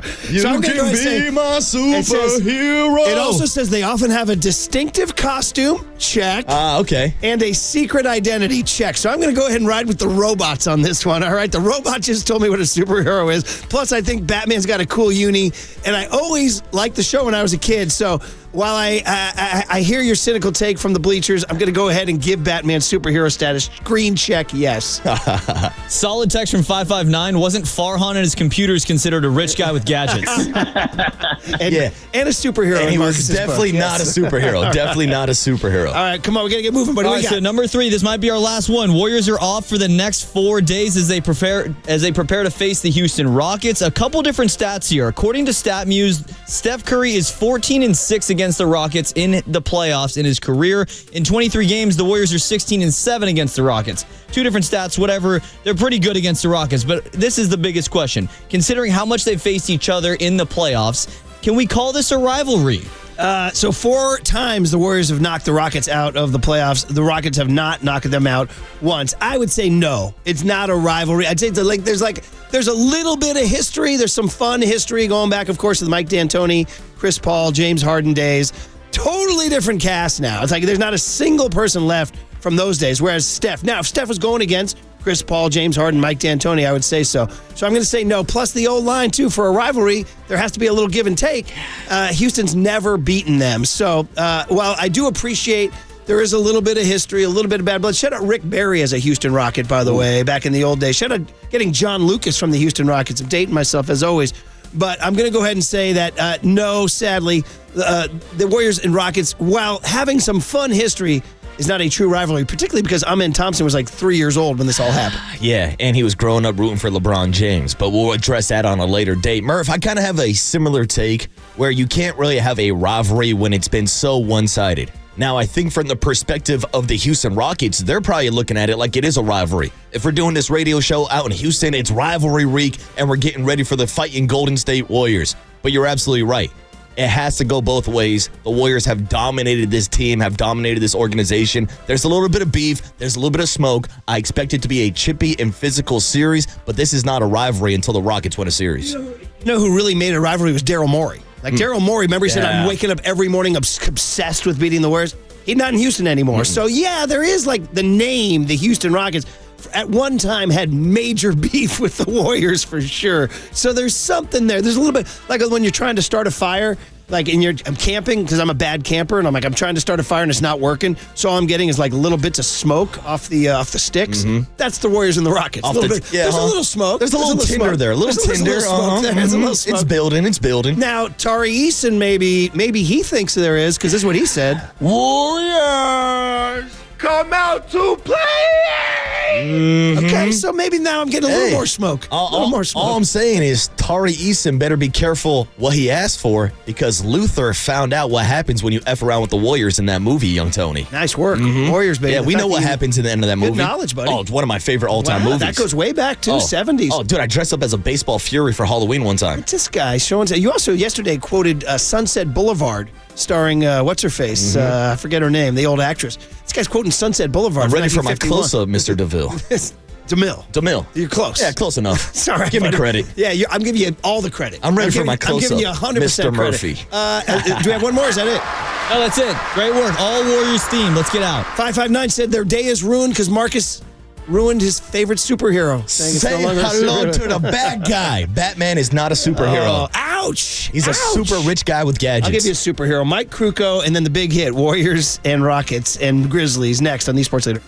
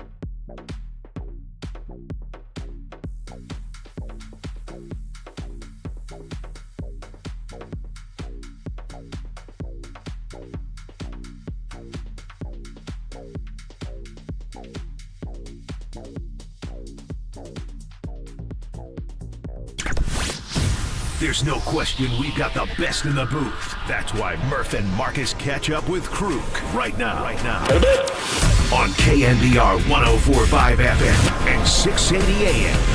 All right, it's sponsored. The Murph and Marcus show is sponsored by Bigelow Tea. Grab a mug and tea proudly. So obviously we're Warriors heavy, but we love talking Giants baseball with Mike Krukow, so happy to welcome him on the UMA guest line. We'll get back to the Warriors with the big hit at 7:50. Now, look, Giants did win last night. They lost 6-4. I'd say the crux of the game was the sixth inning when Bob Melvin trusted Justin Verlander to get out of a jam. It didn't work. He fell behind 4-3, and the Giants couldn't get it back. They did fight like they have been all year, so lots to talk about. Mike, good morning. How are you? Morning, Mike. Yeah, good. I like what I'm seeing. I mean, on the basketball court, on the baseball diamond, I mean, things are good in the Bay Area. Yeah, very much so. And we like having Giants games and Warriors playoff games going on at the same time. Let's go right to the big story from last night. That's Justin Verlander So, another sort of, gutty outing where he doesn't necessarily dominate the opposition, but he gets into the 6th inning, which is great. And he has a lead, and now there comes a critical moment where JT Realmuto is up. He hits a pop fly down the left field line. It blows the wind. Elliot Ramos wishes he could have caught it. He didn't. Melvin keeps him in. He gets a line out from Kepler, I believe, and then keeps him in again, and then Alec Boehm gets him. So take me through what you were thinking as that 6th inning unfolded and Verlander was getting up there in pitch count and Melvin stayed in the dugout. Well, I think, when you look at Verlander and you start talking about what you're seeing on the field, you kind of have to go back. His last start, he gave up 5 runs, but in that start, we talked about the last time we were discussing Verlander on Monday about how he had 9 swing and miss strike threes. That's great stuff. 23 swing and misses. That's great stuff. Well, last night he had 1 strikeout. Well, what does that tell you? Well, it tells you that, maybe that he didn't have the same stuff, but how hard were they hitting the ball up? I mean, that's the ultimate, because as we always say, what is hitting timing? What is pitching upsetting the timing? Was he upsetting the timing of the Phillies, despite the fact that he'd only struck out 1 guy? Well, yeah. I mean, there were a lot of balls that weren't hit hard. So in Melvin's eye, he was thinking, okay, he still has the ability to get out of this. Now, the other thing, too, is that for Bob Melvin, I mean, he is a complete opposite of Gabe Kapler. When you remember Kapler, how many times did you see Giant starters in the 5th inning? Remember, you have to go 5 innings to qualify for a win, with a 2, 3, or sometimes even a 4-run lead. And all of a sudden the inning would start to go against him, and whoop, here he comes. He's coming out. There was some statistic that backed up his decision to go out there and take that starting pitcher out of the game. And it pissed every starting pitcher. Alex Wood, Ross Stripling. I mean, everybody except Webb. I mean, he was the only guy allowed to go out there and continue to pitch. Well, you can lose your staff that way. Where on the flip side of that coin, if you're early in the year and you've got your big horse out there, and despite the fact that he hasn't got the same strikeout stuff he had in his previous start, he still has pitched a good game. In Melvin's eye, he had earned the right to get that last hitter, to go after that hitter. And in everybody else's eye who's in that rotation, they were watching. They were watching that decision, and every guy loved it. Every starter loves to get challenged by a manager. And I think what better time to do it than when you're in the game, your team is playing well. They obviously, aren't intimidated by the environment in Philly. They've obviously showed in the last 2 days that they can come back being down the game. So Melvin left them in, and it didn't work. But that decision to let that pitcher go had everything to do with building the confidence of the rotation. And I thought the significance of what he did was spot on. It was disappointing to Melvin, and certainly disappointing to Verlander, and then it affected the outcome of the game in a negative way. But in the long run, that had a lot to do with developing a confidence in your rotation that your manager believes in you, and that is huge as you go down the road. Mike, Hayden Birdsong has been fantastic that starts the season, 5 straight appearances without allowing a run, and then yesterday Bryce Harper tags him for 2 runs in the 7th inning, found himself in a 3-0 hole, threw a slider in on the hands, but Harper was able to turn on it. What was your breakdown of that at bat and yesterday's performance by Hayden Birdsong? Well, I mean, he's been really, really good, and the thing that he's been good with is, he's been brave in the strike zone. He challenges. I mean, he's got a major dose of screw you when he comes at the plate. I mean, he just has that confidence, right? Well, you're going to get burned. I mean, and when you're facing a guy like Harper, I mean, that's what he does. But for a young pitcher to have that feeling that he's the baddest dude on the mountain, which Birdsong feels that way. I mean, that's what you look for in a young pitcher. And it burned him that time. But, in the long run, it's going to serve him well because his stuff is good. It's elite. He's got second stage hop right up there as he gets to the hitter. I mean, the other nights he pops that ball up or he swings and misses, but it didn't. It bit him. And if you look at where Landon Roop is, I wish he had a little more of that screw you with his fastball that Birdsong has because he's got great stuff. I mean, they're both going to be really good. We've all agreed that. But I think last night it just kind of bit Birdsong. And, it's a lesson learned, and you just hope that it doesn't affect his confidence with the fastball the next time he goes out there, because you don't want to ever see that kid nibble, ever. And, the home run's a part of it. Mm-hmm. Yeah, Verlander gave one up to Real Muto. That's part of the game. The hitters get paid. They say hitters drive Cadillacs too. But I wondered about Birdsong's body. He's young. He's 22. Being asked to pitch with only 1 day's rest. Now, Melvin pointed out he only threw 20 on Sunday. But it is different for him, is my point. Like, do you think there's an adjustment for him to have this different rhythm? No, it depends on the mechanics. If a guy's mechanics are good, he's not taking a lot out of his arm. If he's struggling with his mechanics and he's nibbling and he's having a lot of at bats against hitters where you're seeing 5, 6, 8, 10 pitches, then that determines how you bring a young pitcher back. He kind of breezed in his previous outing in Yankee Stadium, and I don't think he took a lot out of his arm. Plus, your ability to come back when you're 23 is a whole hell of a lot better than when you're 33. I don't think that was an issue. Plus, they're teaching him how to do it out of the bullpen. This is all learning experience for him. He's always been a starter, but what he learns out of that pen will serve him well in the long run. Yeah, it's Bryce Harper. What are you going to do? Just real quick, Randy Rodriguez. He's pitching so great. It was brought up by some Giants fans I was chopping it up with. Is he a potential future closer? Oh, absolutely, 100%. Okay. He's got great stuff, and I think the other thing that he has to go with that great stuff is great locations. You'll see him, pound that fastball at 98, 99 miles per hour on the outside corner at the knees. That's a tough pitch to hit. You have that combination of high velocity and location. You can close.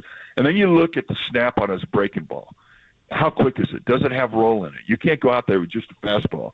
You need two premier weapons to be a closer, and he's got them. His slider is good, and his changeup is still a project, but he's going to have 3 looks and 3 different speeds when he's all said and done. But I love the motion. I love the ability to repeat the motion. I love the fact that we talk about screw you. He's got a ton of it in that fastball. I love that. Those are all essential when you're going to be a closer. But he's in the mix, absolutely. If in fact, I think if something were to happen health-wise to Ryan Walker, if he had to miss or go on the IL, it may be Randy Rodriguez that Bob Melvin goes to. That's how good he's been.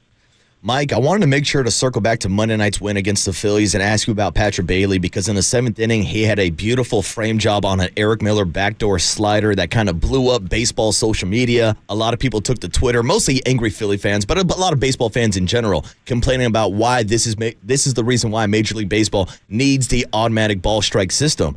I actually came on air the next morning and said, no, this is why they do not need the ABS system, because it shows the ability of a guy like Patrick Bailey to have that kind of power to steal strikes like that. What was your breakdown on that situation, Patrick Bailey framing that pitch, and the conversation about the ABS system?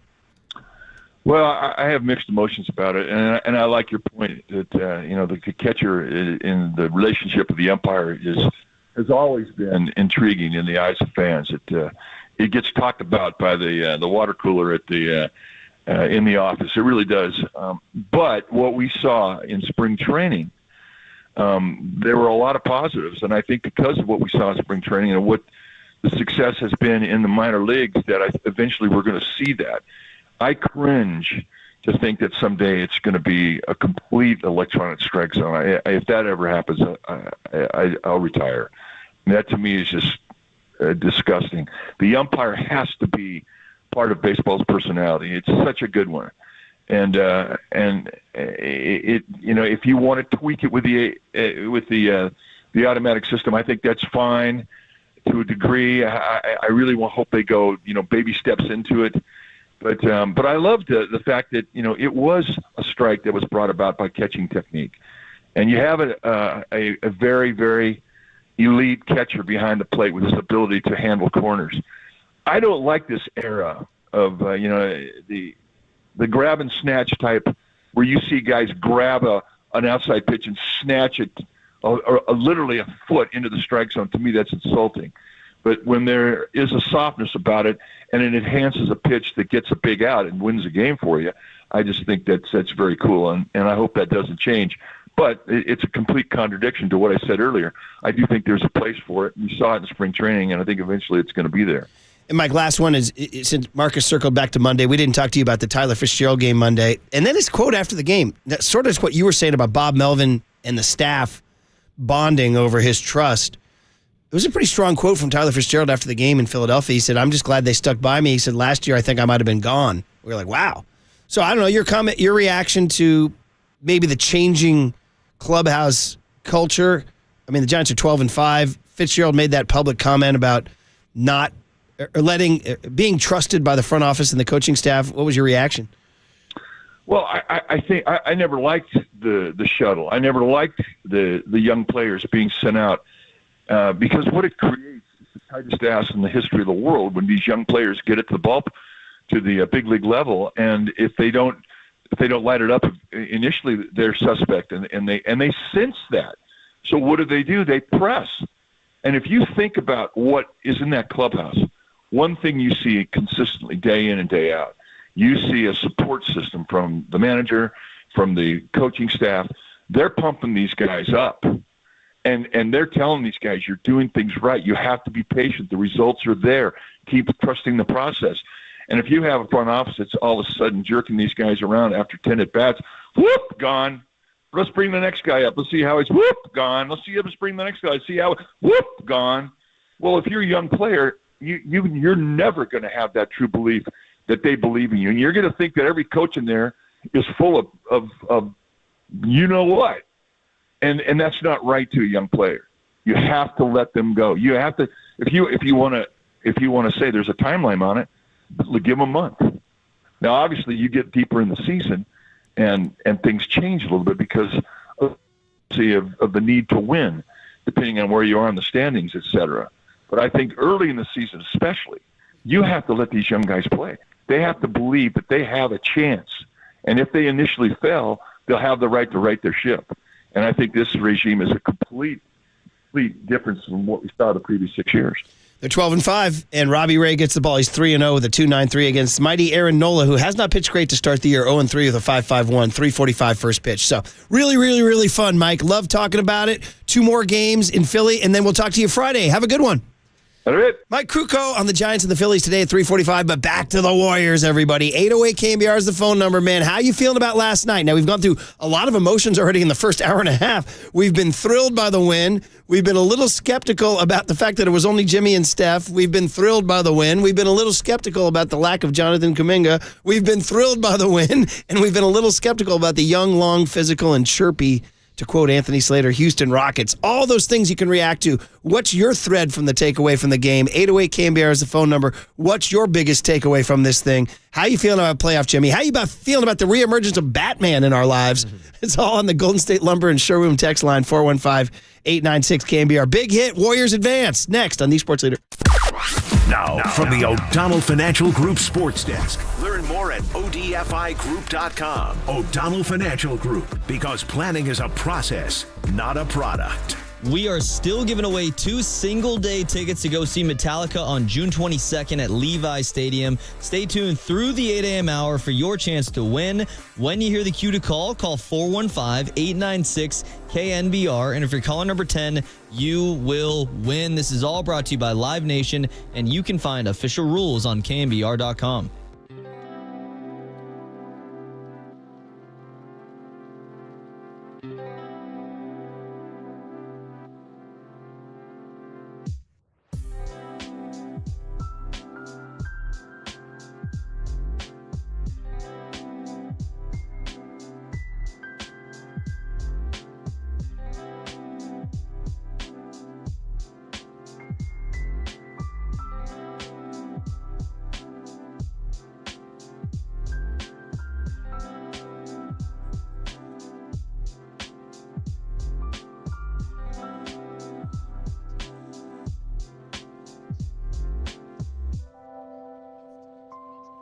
How about celebrating a Warrior win with some Amici's pizza? Yeah, it's a Wednesday night. You're like, woo, the Warriors won. Let's eat pizza. Because Monday through Thursday, a weeknight, Amici's offers a variety of dine-in specials. So let's review. Some of these are great. On Mondays, you start the week healthy with half-price salads all day. Got to have that crunch. Let's go. For Tuesdays, it's Kids Eat Free Night. That's pretty good. One entree from the kids menu free per paid adult meal. So take the family for dinner, take the night off from doing the dishes. And then today's Wednesday, half-price pasta night. I like that. I love Amici's pastas. I really do. I mean, I talk pizzas all day, but I really do like their pastas. It's worth it. Half price, 50% off any pasta, any size. And if you're looking ahead to Thursday, how about this? After 5 p.m., $10 draft beer pitchers, 30% off all bottles of wine. So get an early start on that weekend vibe. So Thursdays, yeah, baby, let's get a little drinking going. Just in case that's not enough incentive, every Tuesday, Wednesday, and Thursday, it's happy hour from 3 to 5 p.m., 20% off your entire check. Man, I'm offering you so much goodness. 2 words, baby. Amici's delivers. I just want some pizza.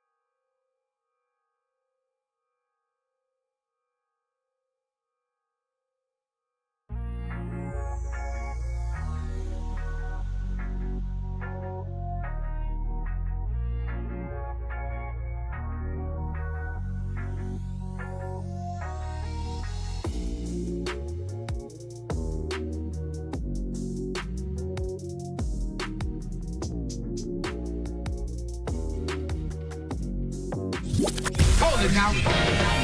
This is the Big Hit. sponsored by Benjamin Moore Paints. Experience the Benjamin Moore retail difference at their independently owned authorized retailers today or at benjaminmoore.com. On KNBR 104.5 FM and 680 AM, the sports leader. Murph and Marcus is sponsored by Bigelow Tea. Grab a mug and tea proudly. Curry from way outside. Got it. Hits it from Alcatraz. Looney to Curry. Curry to the corner. That is an incredible shot. Just an incredible shot. Now Jackson. Butler stole the ball. He's got a trailer. Butler. It's Morant, and Green will pick him up. But the pass deflected and taken by Golden State with a Grizzly turnover. Butler with the move. Green. Curry. Three. Good! It's Curry off the screen. Fakes. Fires. Stuck it. And he gets it out to Morant. 5 seconds. 5-second violation. They could not inbound. 5 seconds. Oh my goodness. Calamity. And that's it. Great calls from Kevin Harlan, Reggie Miller. Great sounds from the Lauryn Hill, Erykah Badu, Jill Scott vibes that Jimmy Butler has brought. And playoff Jimmy arrived in full force, everybody. 38 points. It was not without stress, and it was not without drama, all the way down to that 5-second call you heard Kevin Harlan made. Maybe it was 4.5 seconds. Maybe it was 4.3. I don't know. Maybe there was a couple other calls we could talk about in the final minute on a Pods block, on a loony, crazy phantom foul. But Steph Curry to the rescue. 10 points in the final minute and 50 seconds, causing Jimmy Butler to call him Batman about 10 different times after the game. Batman this, Batman that, Batman, Batman, Batman. And even though Marcus doesn't think he's a superhero, Steph Curry, I think we all would agree, pretty much a superhero for the Golden State Warriors. So. I would make the argument that Steph Curry is more of a superhero than Batman because he does have the superpower to score from anywhere on the court, launching three-pointers damn near across the court. You are going to have to take up this anti-Batman stance with Jimmy Butler. I know. He apparently likes Batman. Yeah, I know, and that's fine. That's fine. We can decide who's Batman and who's Robin, but at the end of the day, Batman and Robin combined for 75 points last night, and the Warriors are back in the Warriors Invitational, Murph. Welcome back to the Warriors Invitational, baby. Back in the playoffs after getting knocked out in the play-in last year with the Klay Thompson sadness. And, of course, the 2022 NBA Finals is where or NBA Championship is what they want to get back to. They're going to see a familiar face. Ime Udoka, the head coach of the Houston Rockets, was the coach of the Boston Celtics. So just to get you guys' facts straight here, the Warriors now play Game 1 Sunday in Houston, best of 7. And they won't play Game 2 again until next Wednesday. So the coveted rest that they need, they'll play actually just one game in the next 7 days. For these old heads with gray in their beard, they're going to like it. So we'll have a lot to talk about, and welcome to the big hit, everybody. It is the Warriors. And what's your big takeaway from last night? Was it just playoff Jimmy riding to the rescue with 38 points? Was it Steph as Batman, 10 points in the final minute and 50 seconds? Was it the refs making you guys a little too freaked out down the stretch? Or was it the fact that no supporting cast raised a little bit of a red flag because Steph and Jimmy had to do the whole gosh darn thing themselves? All these things are out there at 808.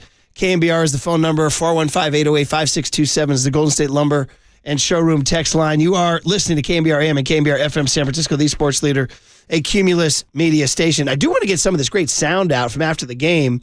The signature quote from Jimmy about getting Steph championship number 5. He was very generous in his words after the game. He kept saying, I want to do this for Steph. I want to do this for Dre. It's kind of incredible what he's saying, but this is Jimmy Butler with some money quotes here last night on the podium. I want everybody to be happy. For sure, Steph, he deserves it. What he's done for the game of basketball, not only this city and this organization. He's in it for the long haul. He wants to win. He wants to win every single game, every single possession. And I know I want to win a championship, so he needs this will be number 5 for him, so he needs one more. It's like I always say, you're never really out of any game when you have him on your team. And if you have a lead of 5, he can easily take your lead to 15 to 17, maybe even 20 all by himself. So I'm glad that he's on my team. Yeah, Jimmy Butler, money quotes after the game, not to mention his whole Batman theory after the game. Young Tone, you want to cue up the Allie LaForce and the post-game, too. Let me know when you get it. Mm-hmm. So he's doing the post-game interview. Steph's doing the radio. They brought Jimmy to the TV, playoff Jimmy, play-in Jimmy, as it were, to get him to the playoffs. And this is what he told Allie LaForce right after the game. He was heavy on one theme here. That we got to hellify Batman and Steph. we just got a group of guys that got a lot of fight, never give up, and we did what we were supposed to do finally. I think more than anything, how together we are on the floor, off the floor, how everybody wants everybody to be great, and we play our roles to the T. I think that's the most important part of a championship caliber team, and we have that. Okay, do you have the second part too, where he tells Allie again, he goes back to the Batman theme. Check it out. That's a Batman if I've ever seen a Batman. Always coming to save the day. You're never out of any game, and more than anything, he's just so poised, he's so calm, and he was a huge part of us getting this victory. Yeah, and Tess Steffs, who said 10 points in the final minute 50, 2 threes and 4 free throws. Jimmy wasn't done. He went to the podium after the game and continued his Batman theme. This is really something he's working on, despite the fact that Marcus Boucher has come out on record saying Batman is not a superhero. He's just a rich guy with gadgets. This is true. Jimmy likes his Batman. I think any team has a chance when I'm on a team, but I know that every team has a chance if Steph's on the team. So I get to play Robin. That's my Batman, and I don't know who else is. We got all the villains over there, Two-Face and Joker and Riddler, everybody else in the Western Conference. But we got a lot of games to win. There it is. So after all that, what are you going to do on a radio show? You got to go to the jukebox, Tony. Here you go. Batman.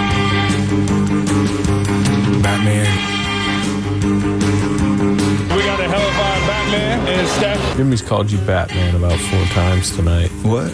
On interviews, on TV, on the podium, he's calling you Batman and him Robin. Has he done that to you? No, that's why I said, well, I hadn't heard that one yet. I get to play Robin. That's my Batman, and we got all the villains over there, Two-Face and Joker and Riddler. That's a Batman if I've ever seen a Batman. Always coming to save the day. Batman. Oh, man. Good stuff, Tone. I like it, man. It's just somebody can start showing up to a Warrior game dressed as Batman, perhaps? I mean, at this point, you're going to start seeing the Bat mask at games behind the boys on courtside. And I get that Jimmy's obsessed with Batman, and it sounds like he's playing into his role of being Robin. But I don't view Jimmy Butler as Robin. I view Jimmy Butler also as Batman. I view Jimmy Butler as a superhero, even though we've had the discussion about whether or not Batman is technically a superhero or not. But it's the take I got when the Warriors originally traded for Jimmy Butler. And we talked about two-way Wiggins. And to me, in 2022, the last title run, Andrew Wiggins was Robin. And he played that role perfectly. But we also talked about the personality of an Andrew Wiggins, the personality of a Robin, a personality of a sidekick, a guy who really doesn't have the killer instinct, the guy who's going to step up to save the day.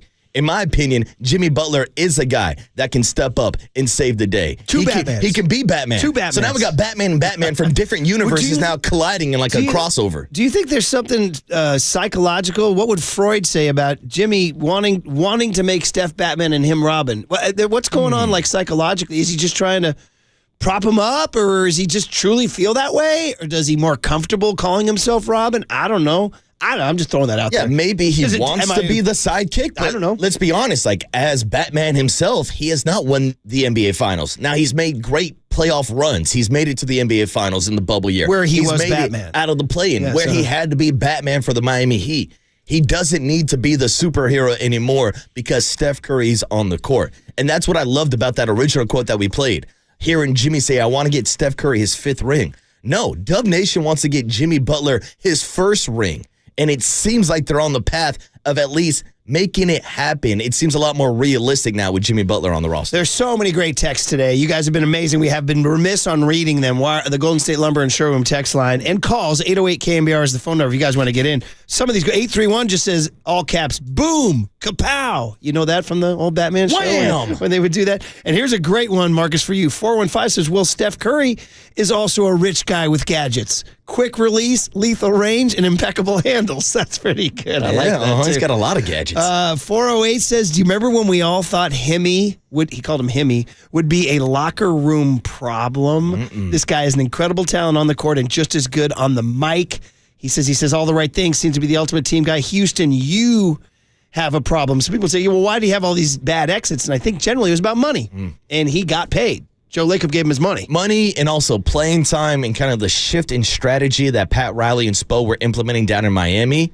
versus what we saw last night. I thought we saw a different version of Jimmy Butler and a different version of the Warriors offense, where there was more isolation ball down the stretch. A lot of the offense was being ran through Jimmy Butler, not really the facilitator that we saw the first couple of weeks, but play-in/playoff Jimmy really taking over and getting buckets. I don't mean to send warning signs. Today's a day of celebration. The Warriors won their first play-in game ever. It's a celebration. We should probably call it in, too, to make it official here. But there was a little bit of a warning sign that Jimmy did only score 2 points in the fourth quarter. I know I'm nitpicking here because he scored 36 in the first three quarters. But he did there was a turnover late, too, where he leapt in the air and had nowhere to go with the ball. He thought Steph was going to be in a place. Steph had been thrown to the ground, too. So there was a little bit of concern. But I don't know if today's the day to raise the concern. Maybe it is. If you guys want, you can call in 808 KNBR 8623 on the Golden State Lumber and Showroom text line says, if Steph is Batman, then the refs are the Jokers, the Riddlers, and the Two-Faces. We've had problems with Steph, and you made a great point because I said, Houston's going to come at him physically. We saw that 2 weeks ago or a week and a half ago, whatever it was. And so the question is, how will it be whistled? If they call all the grabbing and wrestling and throwing, then Steph will get to the line and guys will foul out and the Warriors will be in good shape.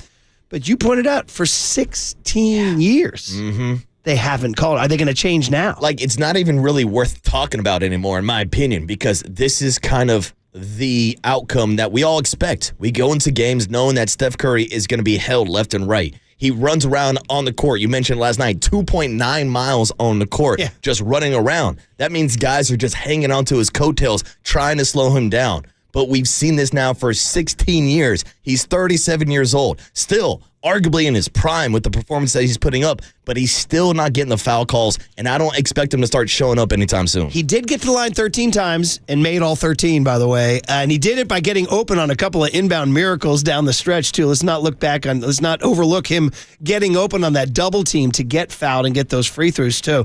But so many more reactions out there. 415 says, if these last few games have taught us anything, it's that we're all going to need more antacid for the Houston series. There will be Steph heroics. There will be Steph frustrating turnovers. There will be ref boneheaded calls and no calls. There will be Dylan Brooks antics with Draymond Green and games that come to the wire.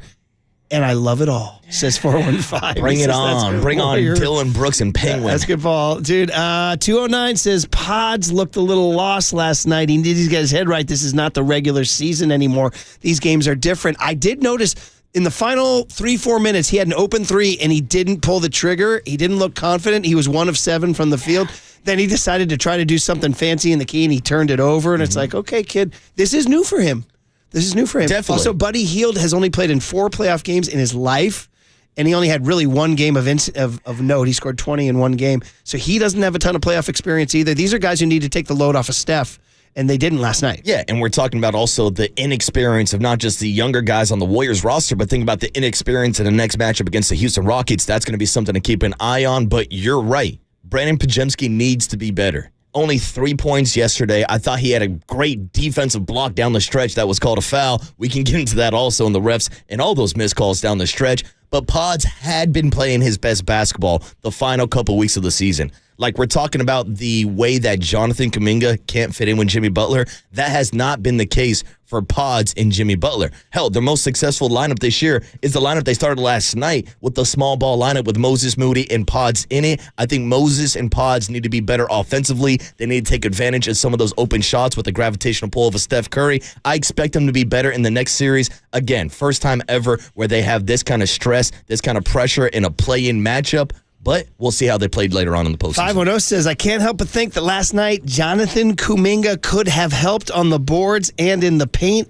How bad is he in the doghouse? Well, 510, that will be a controlling question for the next couple of days. We do have Draymond Sound saying he expects him to play against Houston. Heck, Brian Windhorst raised the question on ESPN, did Kuminga even wear his uniform? Look like he was wearing like a half shirt out there, too. You tell me Kuminga was in a crop top last night? There's so many great sound bites to get to, but let's get to Reese in Santa Rosa. We love our callers at 808 KNBR. We had a lot of calls already earlier today. Reese, good morning. After a big Warrior game, what you got? Good morning. Hey, what's up, Reese? Hey, guys. Thanks for taking my call. So watching the Warriors over the last few weeks and really seeing, all the confusion and why Jimmy's passing the ball so much, I really feel like he was just trying to learn the team. He's trying to see who can knock down shots when the time comes. So that he has a full understanding. I think he's a very cerebral player, and so I think he was just figuring out how the team works and functions perfectly. so that when he gets in the playoffs and he does turn on his, Jimmy playoff, which we saw last night, which was incredible, very happy about, he knows exactly how this team's going to perform. And so I think he's figured out the formula, and he's got it dialed in, and he's ready to go. I think that kind of dials in why he's talking about being Batman and Robin. You got to have a plan. You can't go in there, just blindly and hope he can just make every shot that he can. I think he really wants a ring. I think he sees this as his best shot. And over the years, we've seen it. All the Warriors really have to do is play hard defense and wait for Steph to get hot. He'll go cold, a game, but that'll only be one game. After that, you just feed him the ball when the time's right, and I think Jimmy's got that figured out. And so I think this team's very dangerous. I don't think that many teams, can contain Steph in a 7-game series. We've seen it too many times where he will just torch you. And so I think Jimmy's got it figured out and dialed in, and he's ready to rock and roll. It's a really good observation, Reese. You're right. He is a very cerebral player. You could see it. You can almost see him thinking on the court when he drives sometimes. Who am I going to set up here? Who's going to be open here? You're right about that. And they are going to need more help, though, than just Jimmy and Steph. And he did get Steph the ball down the stretch. As you mentioned, he did take, by the way, a couple times he drove the lane and tried to get contact. They didn't give him a whistle, and he missed layups down the stretch. But he also got the ball to Steph when he had to. Steph hit those 2 huge threes. Steph wound up hitting 6 threes last night, which leads to some people want to go to the jukebox, I believe. Should we There's put been a some quarter people in the saying after a jukebox? win like last night, 6 threes, including 2 in the final minute 50. Might as well. Wait, Steph hits a 3. Wait, Steph hits a 3. Wait, Steph hits a 3.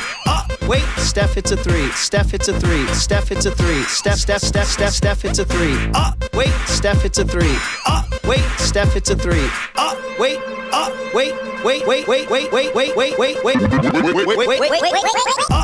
Steph hits a 3. Wait, Steph hits a 3. Steph hits a 3.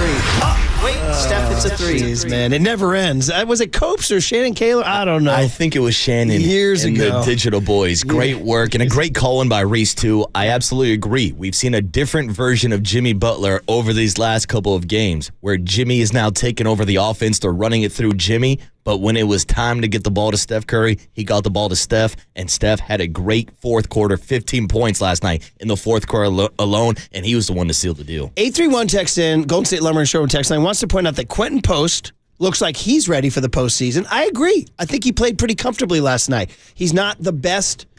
He is Quentin Perimeter, as Mark Spears dubbed him. But he did have some big buckets. You got to notice that. And GP2 831 says had some big plays to add to the big plays he's had over the last couple games. Hopefully he keeps it up through the postseason. I agree. I think I was a little hard on Gary for having to miss a couple threes in the fourth quarter. I think that I get scared when that's their option in a critical moment in the final 6 minutes of a game. So what they're going to do about that? I mean, Pod should probably be that guy taking that 3. I don't know if he's ready to be that guy just yet. That used to be Wiggins. Now it's Butler. Butler's not a three-point shooter. Not a three-point shooter. And that brings up Buddy Hield now, where he fits into this rotation. Right. And there you go. And yes. do you have confidence to put Buddy out on the court? Well, they had a confidence to have him take the last shot against the Clippers. Yeah, they did. I mean, he's still getting minutes, not Jonathan Kuminga. Man, oh man. So listen, so much to get to. So much great sound after the game from Draymond Green, Steph Curry, Batman Batman. What am I trying to say? Mashups. Bing. Thank you. Boom. Shout out Jamal Mashburn. Wham. Doing his thing. And I mean, questions about Jonathan Kuminga. I mean, what are you going to do with him? All that's coming up. Stay tuned. Big Hit Part 2. 808 KNBR is the phone number. Bang. 415-808-5627 is the Golden State Lumber and Showroom text line. The Warriors got to win.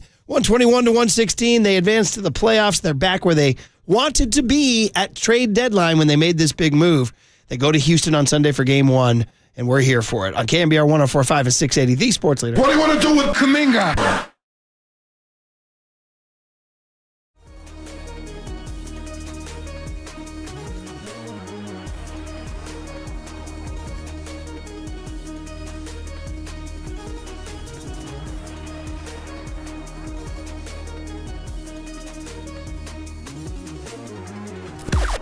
Now, from the O'Donnell Financial Group Sports Desk. Learn more at odfigroup.com. O'Donnell Financial Group, because planning is a process, not a product. we are still giving away 2 single-day tickets to go see Metallica on June 22nd at Levi's Stadium. Stay tuned through the 8 a.m. hour for your chance to win. When you hear the cue to call 415-896-KNBR. And if you're caller number 10, you will win. Like I said, 8 a.m. hour today. It's all brought to you by Live Nation, and you can find official rules on KNBR.com.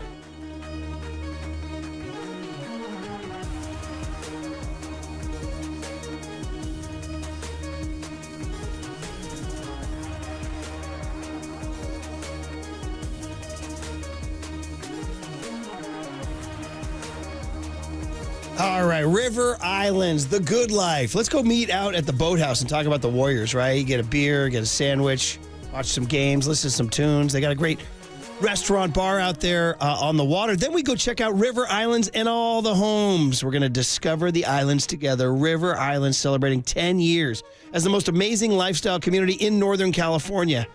I can't believe how many new neighborhoods being built right now in one Lathrop location. We're checking in 9 model complexes, 25 model homes open for touring, ranging from 3 to 7 bedrooms. My gosh, holy Waltons, Batman.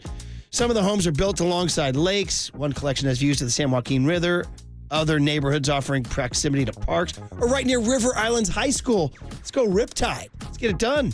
And Del Webb, taking care of my people, a specialist in 55-plus living, offering model complexes of their own, 3 of them with 2 to 3 bedrooms for an active adult lifestyle. More than ever, River Islands has it all.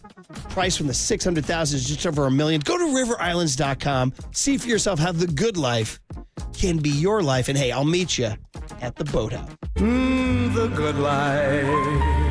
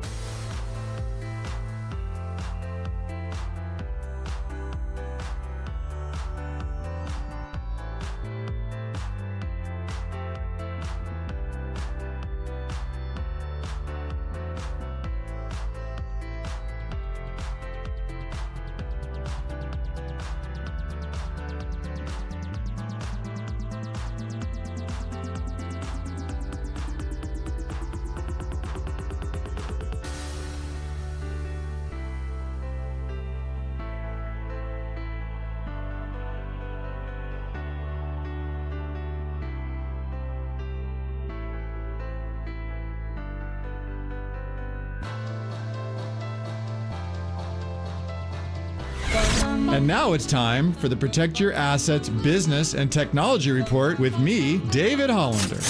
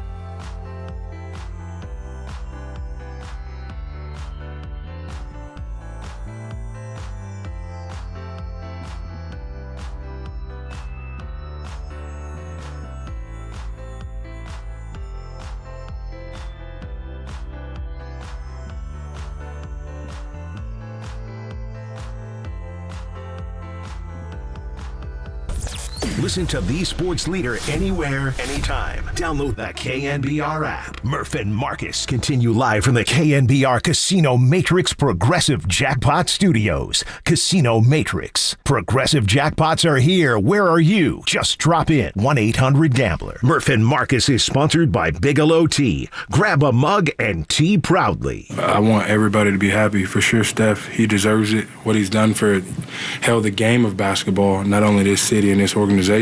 He's in it for the long haul. He wants to win. He wants to win every single game, every single possession. And I know I want to win a championship. So he needs his, this would be number 5 for him. So he needs one more. He's always, it's like I always say, you're never really out of any game when you have him on your team. And if you have a lead of 5, he can easily take your lead to 15 to 17, maybe even 20 all by himself. So I'm glad that he's on my team. Biggest Steph Curry fan in the Bay. Jimmy Butler, you're not bad yourself, buddy. 38 points. He gave further quotes to Sam Amick of The Athletic where he says, look, I'm not going to say I'm not hungry, but I'm doing this for Steph. Like, whoa. He says, I'm doing this for Dre. Whoa. I'm doing this for these guys. As much as I want to win a championship, I want Dre to win another one. I want Steph to win another one. I know I ain't got mine yet, but they deserve it. They've been putting this city and this organization on their back for a very long time, and I'm glad that I can be here to try and do something special. So Jimmy just saying all the right things here. Pressing all the right buttons. Batman, Robin, Superman, I don't know. Walter checked in, said, it's Batman and Superman, Jimmy and Steph. See, I can get behind that. It is Jimmy superheroes. Superman? I would say Steph is Superman. Okay. Jimmy is Batman. Okay.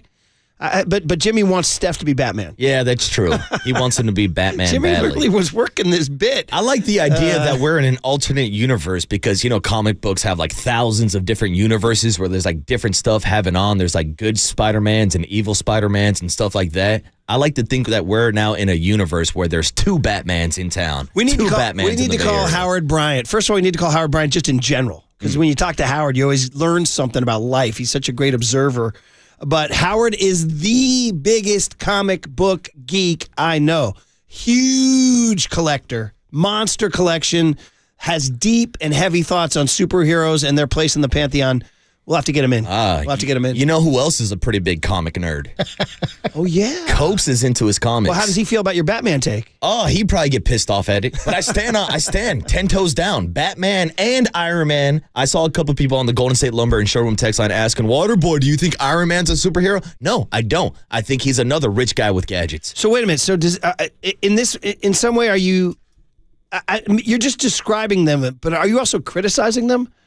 Is that what you're doing here? No. These guys are heroes. Right, okay. They do great things for the community. Because we've got Bat Kid out here. Come on, man. Yeah, that's great. It's a great story, but I want my superheroes to have superpowers. Booing Bat Kid. Boo. Overrated. Yeah, where's Super Kid at? Overrated. This is some rich kid with glasses. 1%er.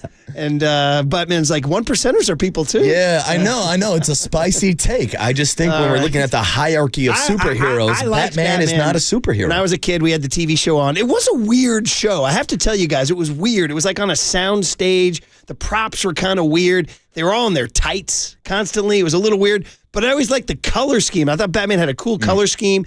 I liked the mask. I ain't going to lie. I mean, I want my kids or my wife or any of these people to know these personal things, so I'll just share them with you guys. There may or may not have been some awakenings with Catwoman. You know Check with Candace. There may have been some. Yeah. You know what I mean? It's called growing up. I got you. It's called growing up. You I know what understand. I mean? So, I understand. okay, all right. And as we're going through the list of Batman characters, I suggested Raymond Ritter as Alfred. Oh, yeah. Somebody I like on the that. text line earlier said, does this make Carl Anthony Towns Catwoman? Oh, dude, don't do that to me. Dude, pox on you for saying that. His nickname's I've Cat. had a lifelong relationship with His nickname is Catwoman. Cat. Reject. Now you're going to start thinking about Carl Anthony Towns when you start thinking about Catwoman. No, who are you, Sam Rockwell from White Lotus right now? Dude? Calm down, Murph. Calm down. 808 KNBR is the phone number. I will say this, though. It does make sense that Jimmy Butler is comparing Steph Curry to Batman because you mentioned it. In the comics, there were always the wham, pow. Yes. And also add in a Mike Breen bang. Or, bang, wait, bang. Steph is a 3. Yes. Listen, we've built up to it. You got to do it. Come on, go to the jukebox here, buddy. Here we go. Batman.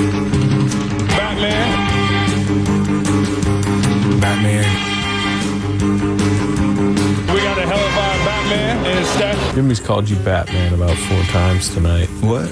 On interviews, on TV, on the podium, he's calling you Batman and him Robin. Has he done that to you? No, that's why I said, well, I hadn't heard that one yet. I get to play Robin. That's my Batman, and we got all the villains over there, Two-Face and Joker and Riddler. That's a Batman if I've ever seen a Batman. Always coming to save the day. Batman. Oh, man, great work. I like it. And one of the most boss, underrated theme songs of all time. Very Dick Dale Ventures, mid-'60s surf guitar sound there. I love it, man. Great sound, and I will tell you that these anti-Batman superhero riffs are sponsored by Redwood Credit Union. Redwood Credit Union's auto loan sale is here. Save 0.75% now through April 30th. Ask for RCU financing at your dealership or apply online at redwoodcu.org. And so one of the other aspects of last night that we've brushed up against, but it looks like Jessica in Dublin wants to hit the Zebras last night. Jessica at 808 KNBR. Good morning. How are you? Morning, Jessica. Good morning. How are you guys? We're good. You're right. I see on the call screen, you said, "What about the refs last night?" If that's what you're calling about, you're on point. Yeah, it was horrible. I felt like somebody had some big dollars bet on the Grizzlies because there were so many bad calls, and I didn't see the post game. But did Steve Kerr mention that? Because I sure hope he did. You know what, Jessica? I haven't seen any of that in the post game sound folder we have. But also, if Steve Kerr does mention it, he's going to have to pay a pretty hefty fine. Draymond's the kind of guy who might do it. And you know what, Jessica? Everybody focuses on, starts with the Pods block. That was clean. But the big one was when they called the foul on Looney. That was crazy, right? But the one that a listener brought up earlier is that we didn't talk about, happened a little earlier in the fourth quarter, was when Draymond and Zach Edey collided under the basket, and they reviewed it and refused to call the foul on Zach Edey. So, Jessica, there were a lot of sketchy calls last night. Very sketchy. And I also wanted just to mention, so the refs were a disappointment, but so was the crowd. Because toward the end, right when we had it in the bag, Steph had to tell them to stand up. And that would have never happened at Roracle, ever. Well, I agree with you. That was very disappointing. Marcus was there. He can speak to it. Yeah. But I will always maintain, though, that 90% of the fans at Chase are the same fans from Oracle. So yeah, but those ticket prices are a lot higher. It was and that it way does at the end of the seem, 2010s. You're absolutely Oracle right. too, yes. You're right. But it does seem like it's been a different vibe, especially at Chase Center. And Jessica, I addressed this earlier this morning. I was not happy to see empty seats and T-shirts sitting on the back of seats to start the first quarter. Now, I will give Chase Center credit. It did fill out in the second and third quarters, and there was some energy, but I also pointed out that the crowd probably shouldn't need a hype man in Steph Curry to get them hyped. You know, it's funny. A couple of the writers did say it was a spirited Chase Center last night. So there were times, and I was listening on the radio, Jessica, and it sounded loud on the radio. Now, I don't know if they had the mics in the right place, but in the first half when the Warriors were building that 20-point lead, the crowd was definitely enjoying that. Yeah, but it seems like all the noise is coming from the second deck because when you see it and watch it, the people sitting courtside are just sitting on their hands. Well, all right. Tell them to get up. They were on Sunday against the Clippers. Yeah, thanks, Jessica. Tell those one percenters to put those T-shirts on, Murph. Thanks for the call, Jessica. And you're right about the refs. I mean, the T-shirts are back. Listen, you know me. I'm Mr. School Spirit. I'll throw on the shirt, right? And by the way, it's cool to have those shirts down the road. Like, for example, the We Believe shirt in 07 is now one of the great garments in Bay Area sports history. I've bequeathed it to my son. He wears it around high school like that's 18 years ago. That's a vintage. That's like me wearing like a Willie Mays jersey to school in the 80s or something, But, when they do it every playoff game, it loses its effectiveness. Yeah, I'm with you. I think it's a cool collectible, but I'll tell you personally, I've never put on one of these playoff T-shirts at a game. Like, I'm not Mr. School Spirit. I used to skip out on high school rallies all the time because I didn't give a damn about having school spirit or fitting in. And especially when I'm paying hundreds of dollars for a ticket to a playoff game, I'm not going to put on a $3 T-shirt. It's probably not even $3. I truly hope that cheap-ass shirt out of here. At a Homestead High football game, hell no. You made a big tackle, you turned to the crowd, and there was freaking nobody there. Oh, no. There was nobody there. No. So here's Mr. Two Ways. Yeah. You want them to come out and glaze you on a Friday night when you're whiffing on a tackle, when Jock Peterson's running past you. When I had 2 sacks in that game versus Palo Alto in our homecoming game. Put some respect on my name. But when the kids say, hey, we're here to glaze, you're like, nah, I don't need it. No, honestly, double thumbs down. The only rally I went to in high school was the homecoming rally. Like when they introduced the football team and everybody's cheering for me, that's the only rally I attended. He's a taker. Yeah. Not a giver. No, I am. Absolutely. Young Tony, you want to break the tie here, buddy? I'm a selfish SOB. Yeah, I mean, the shirts, they give them out for free. Yeah. It's almost a good rally towel. Yeah, see, I'll use it as a towel, but don't ask me to put it on over my $100 jersey. No, I'm with you in general on the shirts have lost their effectiveness over the years. I'm with you on that. But the idea that you listen, I'm not freaking, I'm not freaking having the cheerleaders, but is there anything better than a high school basketball game where the kids are come in like costumes with crazy signs or hyped and create that incredible environment? But Marcus, no, I'm out. Yeah. I don't need it. I can tell you what's better. The other stuff that me and my buddies were doing during those high school rallies. All right. Well, you're in the books. But yeah, I know. I'm never play the Beach Boys. I'm not a beach role through model. Your school now. Yeah, no, I don't have school spirit. I'm organizing the Tamalpais High Athletics Hall of Fame. I know, dude. It's out here. Marcus is like, yeah, I don't want it. No, you're repping. I know. Not me, dude. You won't catch me at a high school reunion. Wow. Yeah. Oh, my God. Well, you're missing out. Different strokes for different folks, buddy. We got school spirit. How about you? Yeah, I mean, you don't want to say I'm a raindrop from Tam High, but I'd rather be a raindrop than a drip from Redwood High. I can live without it. Man. So, I can live without it. Man, party. Batman's not a superhero. Mm-hmm. Don't wear a shirt. Mm-hmm. Never go to a rally. Don't go to a high school basketball game. Are you, Jack Loader? Yeah, I know. Get off my lawn, folks. Get off my lawn. You're kind of harshing my buzz right now, buddy. I know. Yeah, this is worse than a Tesla in the parking lot this morning. No, that was worse. And the 3 pennies that were left on your desk. That was worse, now, too. that's an act of war. So you get the bronze. Murph doesn't like the pennies. Too, here. No, we had 3 pennies left on our on my desk this morning, which I think is a bad sign for the Warriors and the Giants. Giants might lose 10 in a row, and the Warriors might get swept by the Rockets. What's the problem with pennies? I loathe pennies. And by the way, somebody just he's got pointed an irrational fear of pennies. 831 says Marcus is a Yankee fan. What do you expect? That's true. That's true. Now we're getting personal, huh? There it is. Now we're getting personal. All right. Listen, after that, man, 2.5 hours of good vibes. We got to change the narrative. My vibes are good. Get back. No, your vibes are great. I'm here to tell you your vibes are bad, buddy. Your vibes are bad. Double thumbs down, boo. And I'm not putting on that T-shirt. We're changing I agreed with you on that premise. Yeah. But so that by your same reckoning there, the crowd being loud is not. You should have said, no, I'm not cheering for the Steph. Who cares? This is stupid. I'm not going to cheer. That's different between cheering and being forced to wear a T-shirt because I think it's one of the worst looks in sport when you do have the 1%ers. They put on that cheap-ass shirt with the collar hanging out. It's such a bad look to me. We all agree that the T-shirts have lost their effectiveness, but at a certain point, if you space them out appropriately, they can be good. And as I said, the We Believe shirt is one of the cooler T-shirts in Bay Area sports history. I agree with you on that. So you're talking out of both sides of your mouth. Yeah, that's what I do. That's what they pay me for. All right, there you go. All right, man. We got to do. You go take a timeout. I know. Sorry, Murph's mad at my lack of school spirit. Such a great vibe here today, but you're saying the crowd shouldn't wear the shirts and you shouldn't go to rallies and you shouldn't cheer for your school, but you want the crowd to be loud for Steph. It's all you can wear the shirts. Messages. You can wear the shirts if you want to. I'm just not wearing it. Well, you keep going back to the shirts, but then you went farther than that, and you said, like, I don't go to a rally. I don't want to just giving you an example of my life. I don't want to do any of this stuff. I'm a curmudgeon. What do you want from me? So then Steph should be urging the crowd up, because if you're that guy just sitting on your hands, then I'm also the guy singing, I want to dance with Steph Curry. Right. I want to feel the beat with Steph Curry. Poorly, I might add, too. Yeah, I know. All right, so we got to change the vibe. We had 2 hours and 25 minutes of good vibes, 5 minutes of bad vibes. We'll get the vibe And back. Batman's on the not other a side. superhero. Oh, my God. He's see? a rich guy with gadgets. I know, man, oh, man. You know what? He stayed up too late last night. Yeah, dude, it was He a didn't late get night. enough sleep. Late night. Good vibes coming your way next on The Sports Leader. Big vibes, big coffee vibes.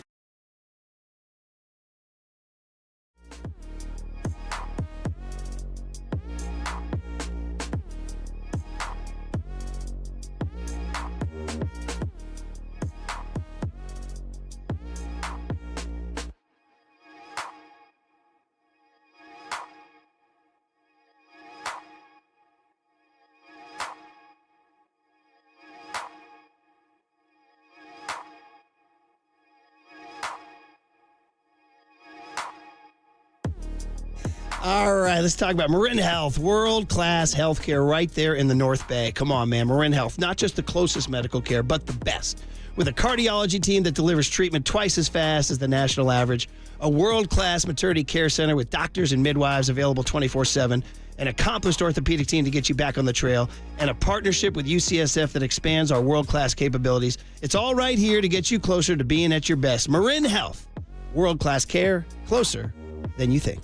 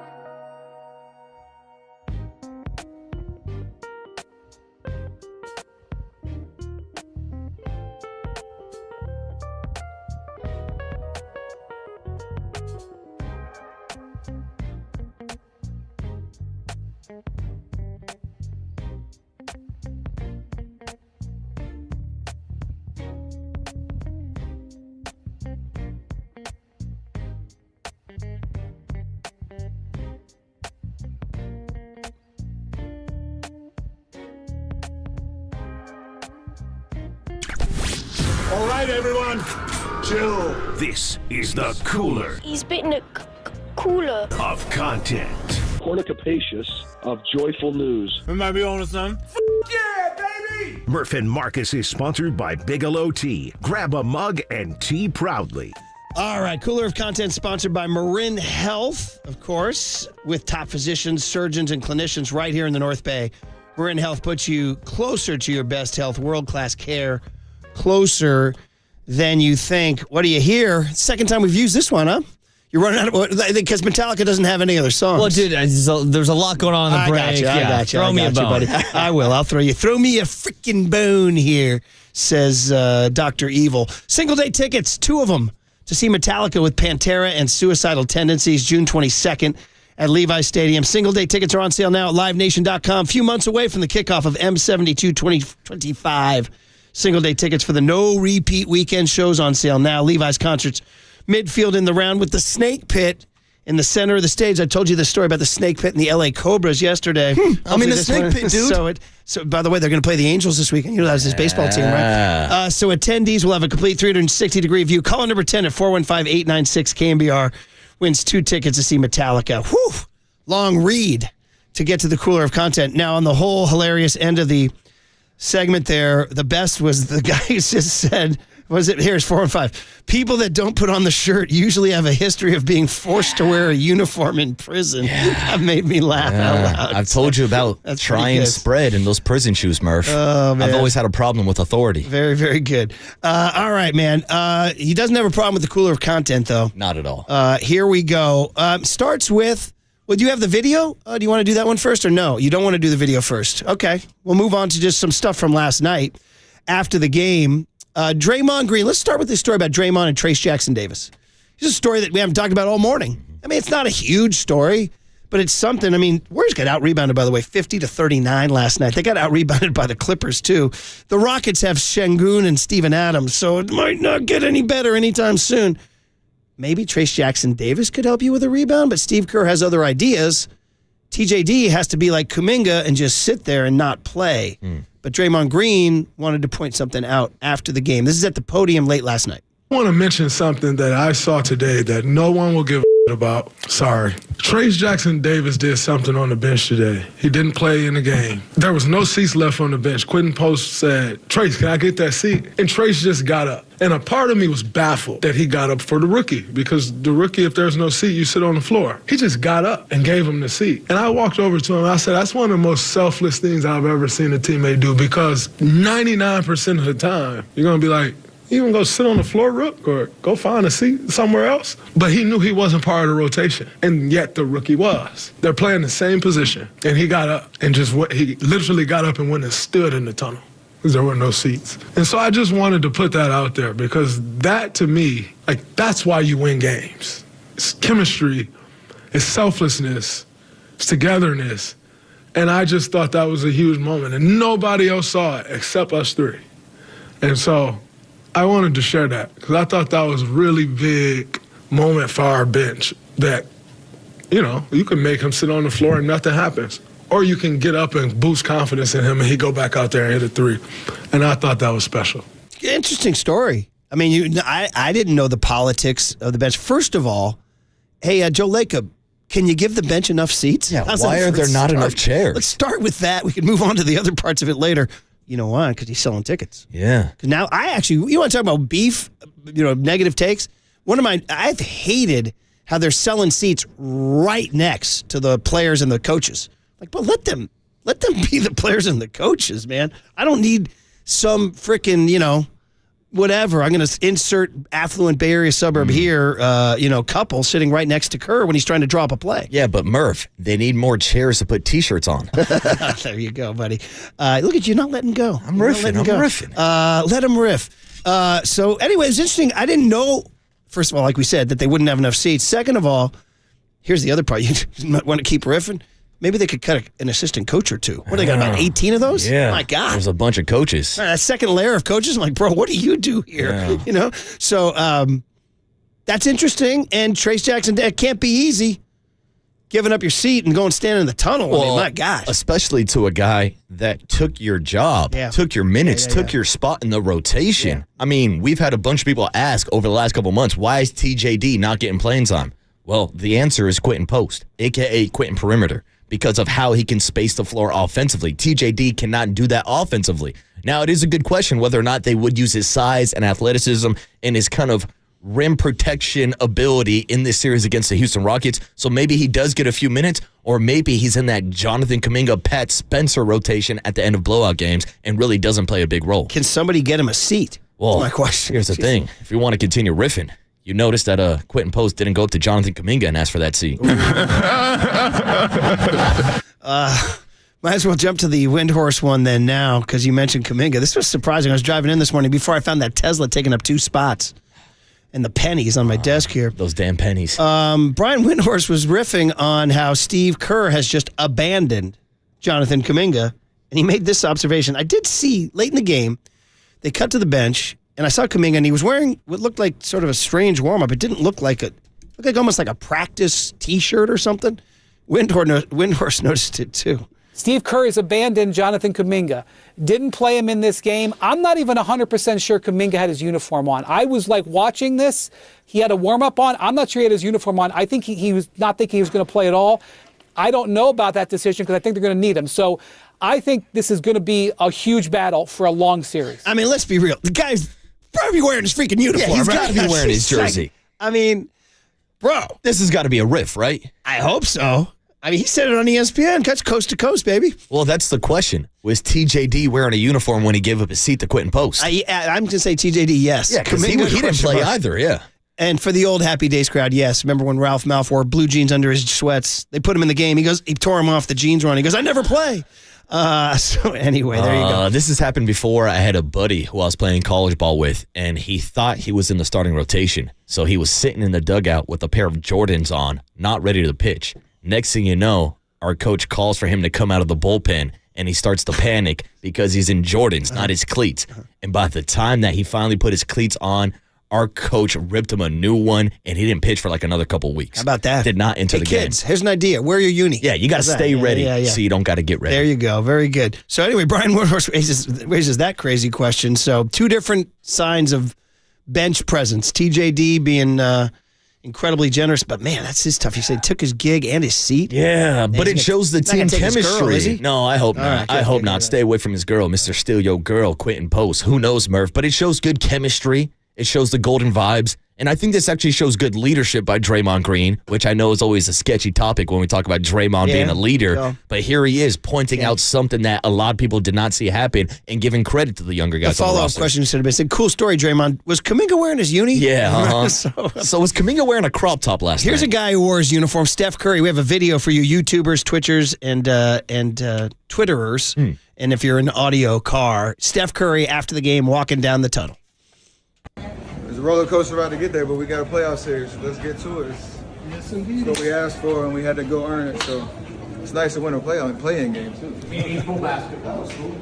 There it is. They won a freaking play-in game. It's about damn time. They gave, apparently, jokingly, Mike Dunleavy gave the game ball to Steve Kerr. I mean, they've checked off a lot of boxes on their resumes, but they finally did it, Murph. They finally won a play-in game. Next stop, play-in tournament next year. All right, got Gary St. Jean coming up. And by the way, we don't have the winner yet. Last thing, the Batman, just going nuts. Jimmy Butler on his Batman, he went crazy here. Cut D, Tony, after the game with Allie LaForce. That we got a hellified Batman and Steph, and we just got a group of guys that got a lot of fight, never give up, and we did what we were supposed to do finally. I think more than anything, how together we are on the floor, off the floor, how everybody wants everybody to be great, and we play our roles to the T. I think that's the most important part of a championship caliber team, and we have that. Okay, Jimmy, that's good. Now, Allie LaForce keeps interviewing him, and he circles back at the end of the interview, cut E. That's a Batman if I've ever seen a Batman. Always coming to save the day. You're never out of any game. And more than anything, he's just so poised. He's so calm. And he was a huge part of us getting the victory. Okay, so he's worked the bit. Now he's on the post-game podium. He's not done about a half hour later. I think any team has a chance when I'm on the team. But I know that every team has a chance if Steph's on the team. So I get to play Robin. That's my Batman, and I don't know who else is. We got all the villains over there, Two-Face and Joker and Riddler, everybody else in the Western Conference.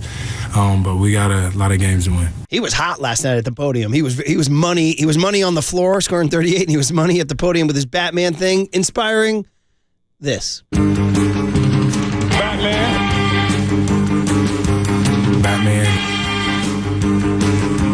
We got a hellified Batman and Steph. Jimmy's called you Batman about 4 times tonight. What?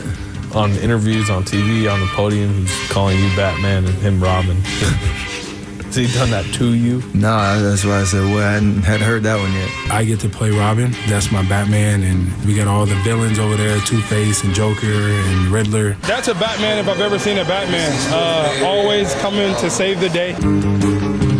Batman. I love it. And young Tony, you knew about the old TV show? I've actually seen that old TV show. My dad showed me that. Yeah, it's not a what did young Tony. It's what did young Tony already know today. Tony knows ball. He knows Batman and Robin. The Warriors have moved on from the Splash Brothers to Batman and Robin. You got to love our incredible texters, like the 623 who said Murph's very many contradictions in himself, where he craves a leather Catwoman in Batman, but rejects the leather Sandy in Grease. I was like, dude, that's incredible knowledge. That's just an amazing high key knowledge. And 831 here comes in with another one by saying Kuminga was wearing the shirt that Waterboy didn't want to. Pretty darn good. Someone's got to wear it. Our listeners are so sharp. They're so sharp. Smart listeners. Very, very good. All right. Speaking of sharp, Gary St. Jean, St. Genius.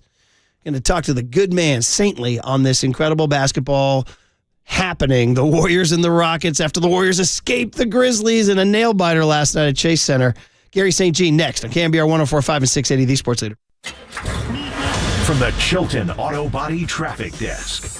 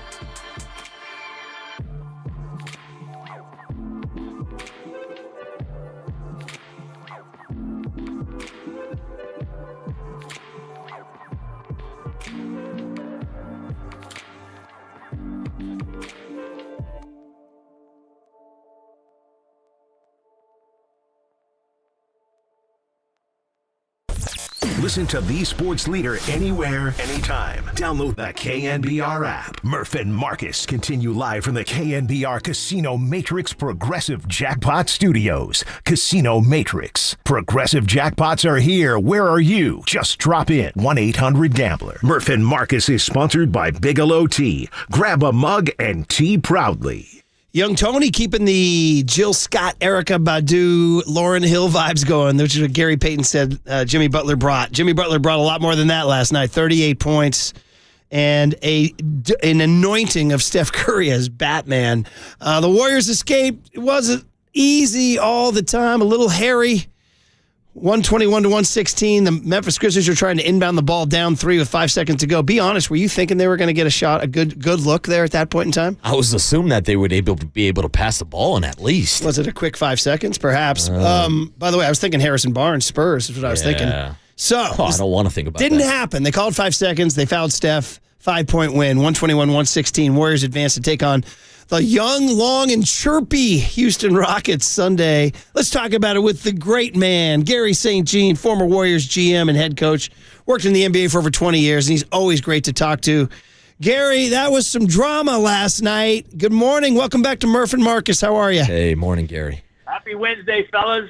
What a great game. Yeah. I mean, listen, up 20, and then you're down in the fourth quarter. Gary, it was going the wrong direction. What were you thinking when the Grizzlies took the lead? Respect. Listen, Morant sprains his ankle. A troubled player, but really talented. I love Bain, Aldama, and Jackson. You knew you were going to have a tough task here. And to have the wherewithal, the veterans on the floor with playoff experience saying, hey, we got this, don't worry, and we got the Warrior fans behind us, and boy, they rose to the occasion. You guys touched on that late-game situation. I'm going to tell you, that's what wins playoff games. You have to have veteran guys who understand timing and score, and that was a major mistake by that inbounder, Aldama. You've got to get the ball in. I'm going to give you a simple thing. Back away from the line, use the ball with the hands up and down to get the defender's hands moving.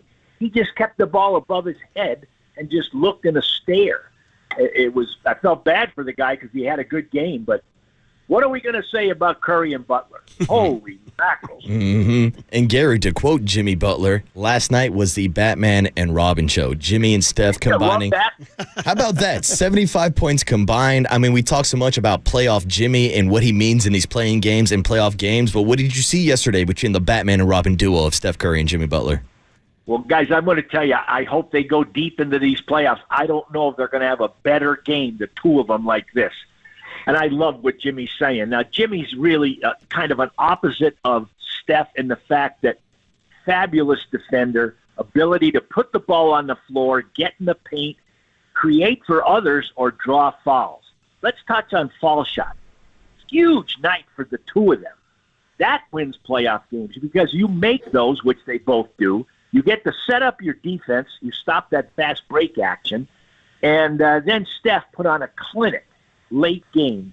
Movement without the ball. I just thought it was spectacular. His action on the baseline in front of the bench. And then the simplicity of getting open to catch to make them follow you. His quickness, he threw his shoulder in the defender to make him go south when he wanted to go north. I just can't give him enough praise. It's just a master class. The physical conditioning is what you're talking about, too. I heard that ESPN had a stat. They track this stuff now.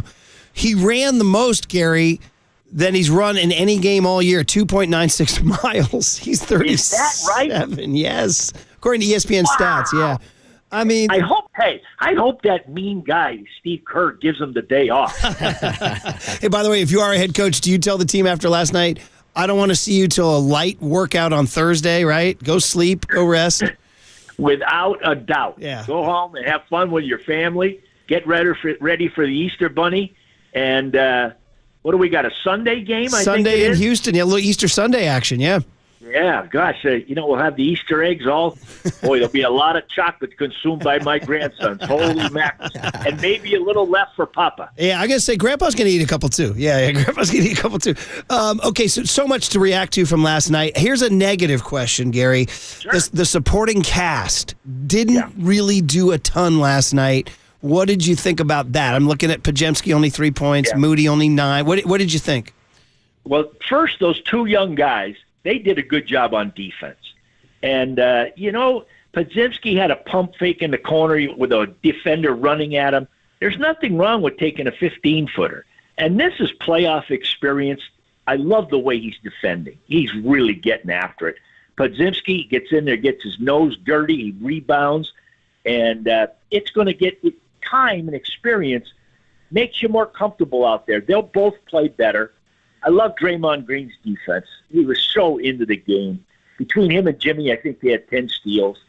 And you're going to need everybody on deck. I mean, I thought that Looney and Post did a good job. And, maybe we're going to see a Kuminga sighting in the next series because that team, as you guys noted, is very young, big, and athletic. They are really, really good.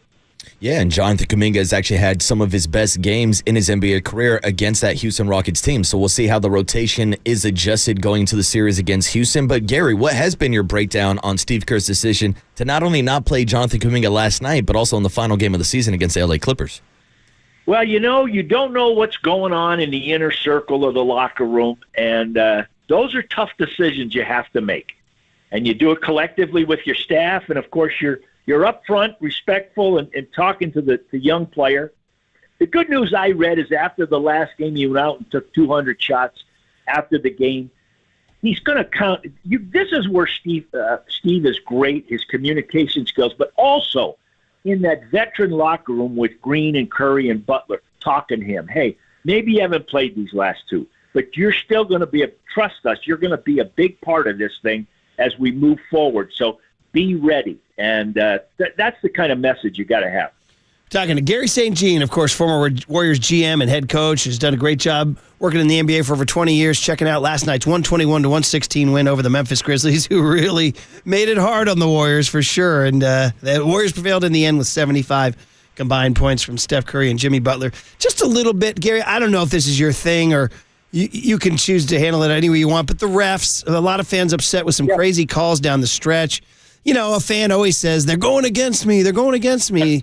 I don't know. Did you think that they were playing a pretty big role down the stretch? I'll tell you, they had two lead officials. You know what I mean? The refs are called the 1, 2, and 3. You have a lead official. Two of them were on the game. Two guys that have worked the finals. You can bang that around. Gosh, we might consume 2 bottles of quality red wine talking about that.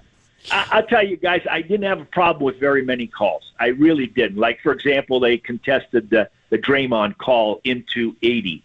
That was a good call. He initiated contact, and we can go on and on, but you can break them down. Listen, that's a tough job. Oh, my gosh. And you get emotional and you get upset about them. But the greatest thing for them to do, and everybody was talking about them last night, the greatest thing for them to do is they walk off the floor, and you get in the locker room after you say, who reffed that game?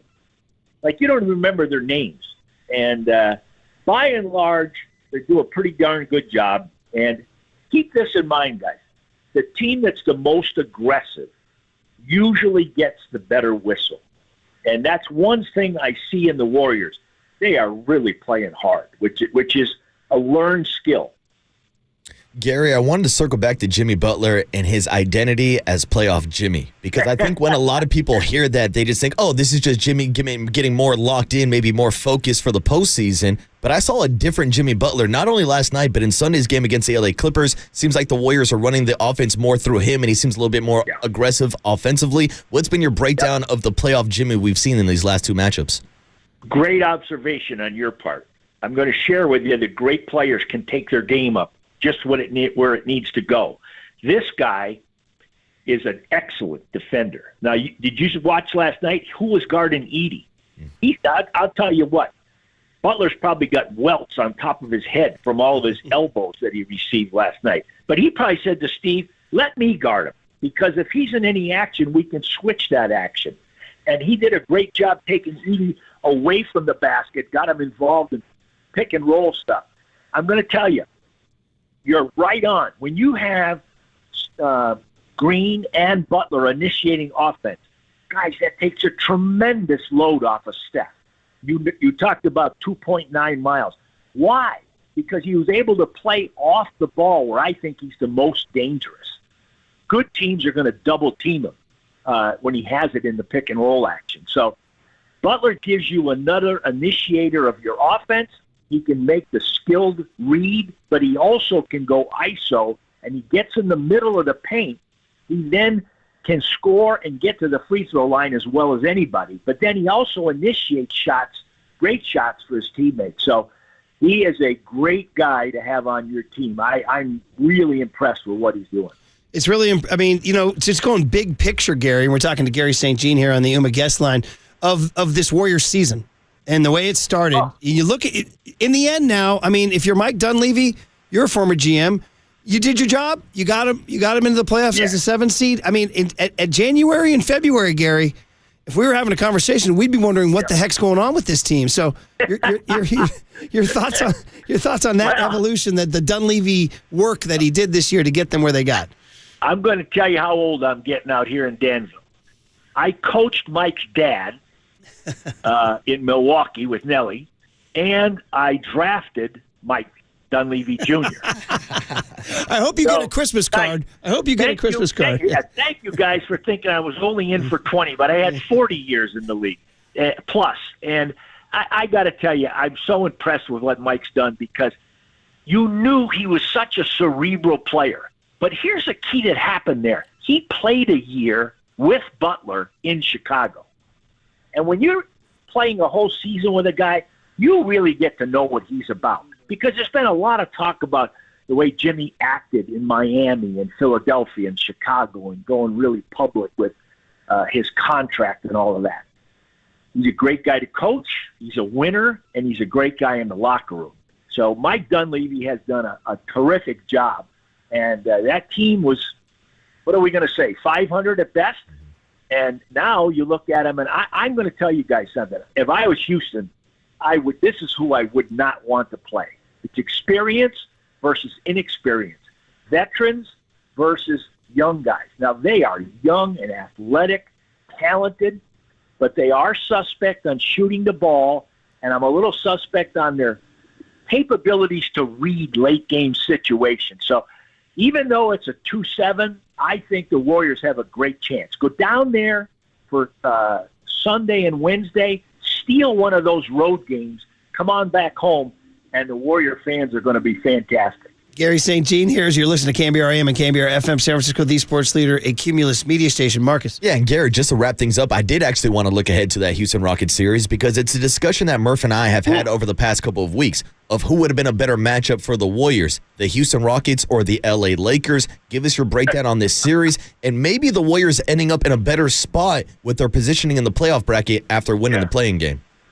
I have to share with you guys, my son Greg is an assistant coach with J.J. Redick and the Lakers. Mm-hmm. So I did not want that series. One, because, wow, I would have had a hard time emotionally dealing with that. That would have been really tough. I have a hard enough time when they play at Chase and I go down there. But I'm going to share with you, maybe the Lakers would have been a better matchup, because you had Green and Butler to match up with Luka and LeBron. And they're not big, so when you're same size, I think the Warriors beat a lot of teams because of that. Now, with Houston, this young kid, Thompson, who guarded Steph the last time, he grew up in Oakland. And what an athlete. About 6'6", 6'7", really moves his feet well. And then you keep on going down the line. I mean, they got Green, who played at Prolific Prep up in Napa. You've got Jabari Smith, who's a great young player. You've got Sengun, a big center, who's a miniature Jokic. And I think Udoka's done a very, very good coaching that team. Their identity is how tough they are, how hard they play. They are just young and athletic. And it's going to be a contrast in styles. I'm really looking forward to this series. I agree with you. I mean, it's it's 6 of one, half dozen another. LeBron and Luka. Who wants to play those guys, right? But man, just the matchups. Like you said, I think it's going to come down to how Houston handles late game situations, like Saldama not getting the ball in, right? I mean, guys, I've told this story many times. Nelly's job when he won 5 rings with Bill Russell and Bob Cousy and the Celtics, his job was the inbounder. And guys, you say, oh, God, you got the guy inbounding the ball because maybe he can't make a shot. Well, think of the pressure you have on you to get the ball in. And what you're doing, they didn't have a timeout, but you go 1,001, 1,002. And when you hit 4, if you got a timeout, you call it. But if not, you've got to have an understanding of the primary, secondary, and how about this word, tertiary, your first, second, and third options. To stand there and not get the ball in, whoa, that's why I don't have any hair. Well, maybe you can make up for the lack of hair with Easter chocolates with your grandsons. There you go. Oh, boy, guys, I can't wait. Well, Gary, so that's interesting because you will have your eyes on the Lakers. So now you can root for the Warriors in Houston and the Lakers against Minnesota and have a clean conscience. Well, you're absolutely right. And tonight I'm going to watch the Kings, who I coached as well. Right. So yeah. If anybody needs me here in Danville, I'm on the couch. There might be a beverage next to me. Oh, yeah. I love playoff basketball. Well, you mentioned 2 bottles of red wine on those refs, so we'll be over. We can make it 3. We can make it 3, Saintly. Oh, man. So, listen, it's always great. Always great to talk to you. Congrats on your son and his success in the Lakers, and that's pretty cool. And you enjoy the heck out of this whole season. Don't be surprised if we chase you down in a few weeks for some more talk here, Gary. So thanks for the time. Believe it or not, at my age, I am up early enough to talk to you guys. Well, that's it. And then you're booked. All right, you're go, trapped. Guys. Have a great you're day. trapped. Happy Easter. Take care, Gary St. Jean, with some great observations. We can react to all that next on KNBR 104.5 and 680, the Sports Leader.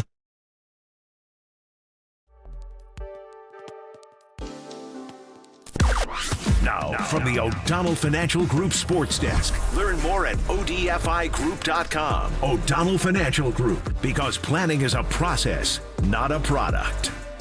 With all this Warriors talk, we do have some Giants baseball on the radio today. Robbie Ray taking the mound versus righty Aaron Nola. Pre-game coverage is going to start at 2:45. First pitch at 3:45 this afternoon. You can hear it all on the KNBR app and KNBR.com.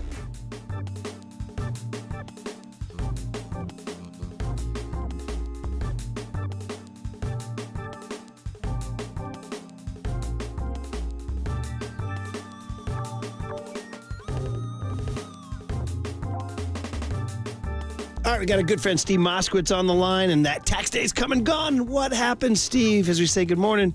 What happens if somebody didn't file their tax returns? Good morning. And that is true of a lot of people. Here it is. It's April 16th, day after tax day. And I know there's a bunch of people that are listening to you that just didn't file their return. Maybe it's been a while since they filed their return. It's not the end of the world. There are good solutions. But don't wait until some IRS agent shows up at your house or your business, ruining your life, your business, your marriage. There's so many good solutions. You probably didn't file because you didn't have the money. That's the most common reason by far. And that's okay. We want to make a deal for you. We'll file all the old back returns. That's no problem. We'll go to the IRS for you. We want to get you a sweet deal. There's so many good solutions. We'll explain them all to you. Think what it'll do for your life, your business, your marriage. The only thing you have to do is call up for your free consultation and say, hey, Steve, fix this for me. That's the man. That's tax attorney Steve Moskowitz. Give him a call. He's my tax attorney. He should be your tax attorney. Give him a call at 888-TAX-DEAL, 888-TAX-DEAL, or go online to MoskowitzLLP.com.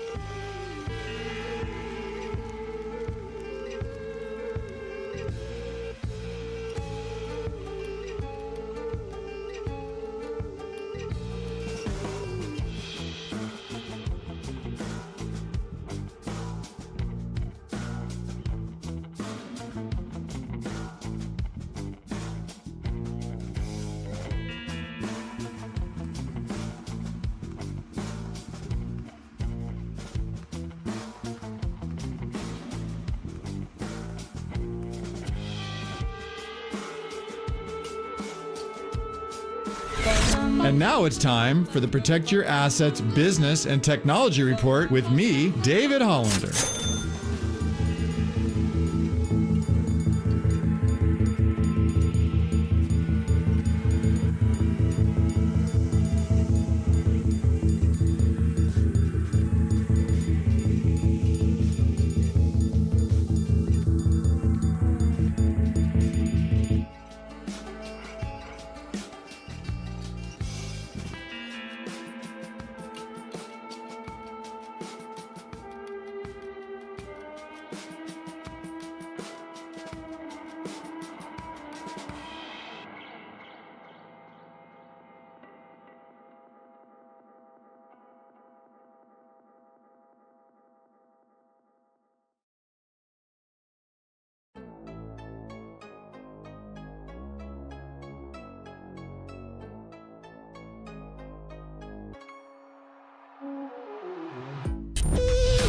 Now back to Murph and Marcus on the sports leader and streaming live on KNBR.com and the KNBR app. Sponsored by Bigelow Tea. Grab a mug and tea proudly. I've seen it the last few nights where he's just turned it up completely on both sides of the ball. I don't want to give him some crap about missing 6 free throws, but he's just, I don't know, man. I think what's great is that everyone else is adjusting to it because he's way more aggressive to score. He hadn't yelled at anybody all since he'd been here. He's like yelling at guys now. Like it's a totally different person. But I think the way guys are adjusting to it is beautiful. So we got to make sure we keep doing that, but it's a completely different person. There it is, man. Get used to it. Warriors are back in the playoffs, everybody. Draymond Green's post-game thoughts. We heard his long story about Trace Jackson Davis giving up his seat for Quentin Post was good, and there's some deep thoughts on Jimmy Butler, saying, yeah, he's changing now. He's yelling at people, but he likes it. Mm-hmm. He's getting intense. Playoff Jimmy. This is why Draymond Green requested Joe Lacob and Mike Dunleavy Jr. to go out and get him another A-hole, Murph. Yeah, that's right. And the A-hole is fitting in perfectly. 38 points, man. Remember, famously, it was about 3-4 weeks ago when he was asked, hey, you're not really, usage rate on offense isn't much. He says, when it's my time, you'll know it's my time. And Murph, it's time for playoff Jimmy. And this is why I was screaming at the top of my lungs to go out and trade for a second superstar. When you have a 37-year-old Steph Curry who is still putting on the type of performances that he can give you night in and night out, this is why we were all begging as fans of Dub Nation to get this guy his Robin to pair up with him as Batman. I remember asking when you were saying that, isn't Andrew Wiggins that guy? Isn't he? And to me, to keep with the Batman Robin theme, he wasn't. Andrew Wiggins was a great Robin. He was a great sidekick, but he didn't have the personality of a superhero, a guy that's going to step in to save the day. That's not discrediting anything he did in the 2022 title run, but it's funny when we've been playing so much sound of Jimmy Butler calling himself Robin, I don't view Jimmy Butler as a sidekick. I also view him as Batman or Superman or the Hulk or Captain America or any of these actual superheroes out there. That's the type of personality that Jimmy Butler has. That's why he has the ability to take over games, and we've seen that version of Jimmy over the last 2 games. I mean, 2 Batmans is probably more accurate than Batman and Robin, and I would agree Wiggins was more of a Robin, and you do need 2 Batmans. Heck, they might need more than 2 Batmans. My one concern last night was the lack of supporting role, and the second half did not go their way, guys. The second half was sketchy. It was slipping away. And they were having trouble making stops, too. Also, how about the fact that Memphis started to really go on their run in the third quarter after John Morant went down with that injury? The old Bill Simmons, Patrick Ewing theory, right? Yeah, I mean, it happened a couple years ago when he got suspended for all of his finger guns and grenade celebrations where they actually went on a winning streak without him. 808 KNBR. Is Memphis better without Ja? Right, I know, but he did come back and he limped around. Steph's thumb was concerning me, and yet he still stroked 2 gigantic threes down the stretch. I was very concerned. I was like, Steph's thumb is bum. Jimmy's not really finishing in the fourth quarter. Who's going to be that guy? And it turned out to be Steph. He wound up doing it 10 points in the final minute and 50 seconds, and that's him. Jimmy Butler. It's an interesting strategy, too, of Jimmy to just publicly make sure Steph is the guy. He's like, and it's a strategy. Jimmy's a very smart guy. And I mean, I think, yes, he feels this way truly about Steph, but also just to say it over and over again, it's a strategy, I don't know, to make sure. I don't know if he's propping him up. I don't know if Steph needs confidence. I mean, he's done everything. He's out there in Paris slaying the world, right? In the summer of love out there in Paris. But Jimmy's being very specific about his Steph love, like making sure Steph's the leader. I'm not the guy. I don't know. It's an interesting strategy. I'm sure it makes Steph feel good, and it makes, for some reason, it creates comfort for Jimmy. He likes saying it. To me, it's almost as like Jimmy proving, not just to Steph Curry, but the Warriors organization, that he's buying into the plan, that he's buying into Warriors culture, where we talk so much about how we praise Klay Thompson because Klay's going to go down as one of the greatest shooting guards of all time. But you never heard Klay complain once about being the Robin to Steph Curry's Batman. It was just the Splash Brothers. And that's why they were so successful, because of the egoless players on this team. Going back to Andre Iguodala taking on a role as a six-man. Going back to David Lee stepping down and letting Draymond Green take his starting spot. To TJD giving up his seat on the bench to Quentin Post last night. Like, it's all part of the Warriors culture. And to me, this is Jimmy telling the team that he's buying into Steph Curry, and he's out here talking about how he wants to win Steph Curry his 5th ring when Jimmy's still looking for his first. It's kind of incredible that it happens to people who get here, and whether it's Joe Lacob or Steve Kerr or Bruce Frazier, I don't know.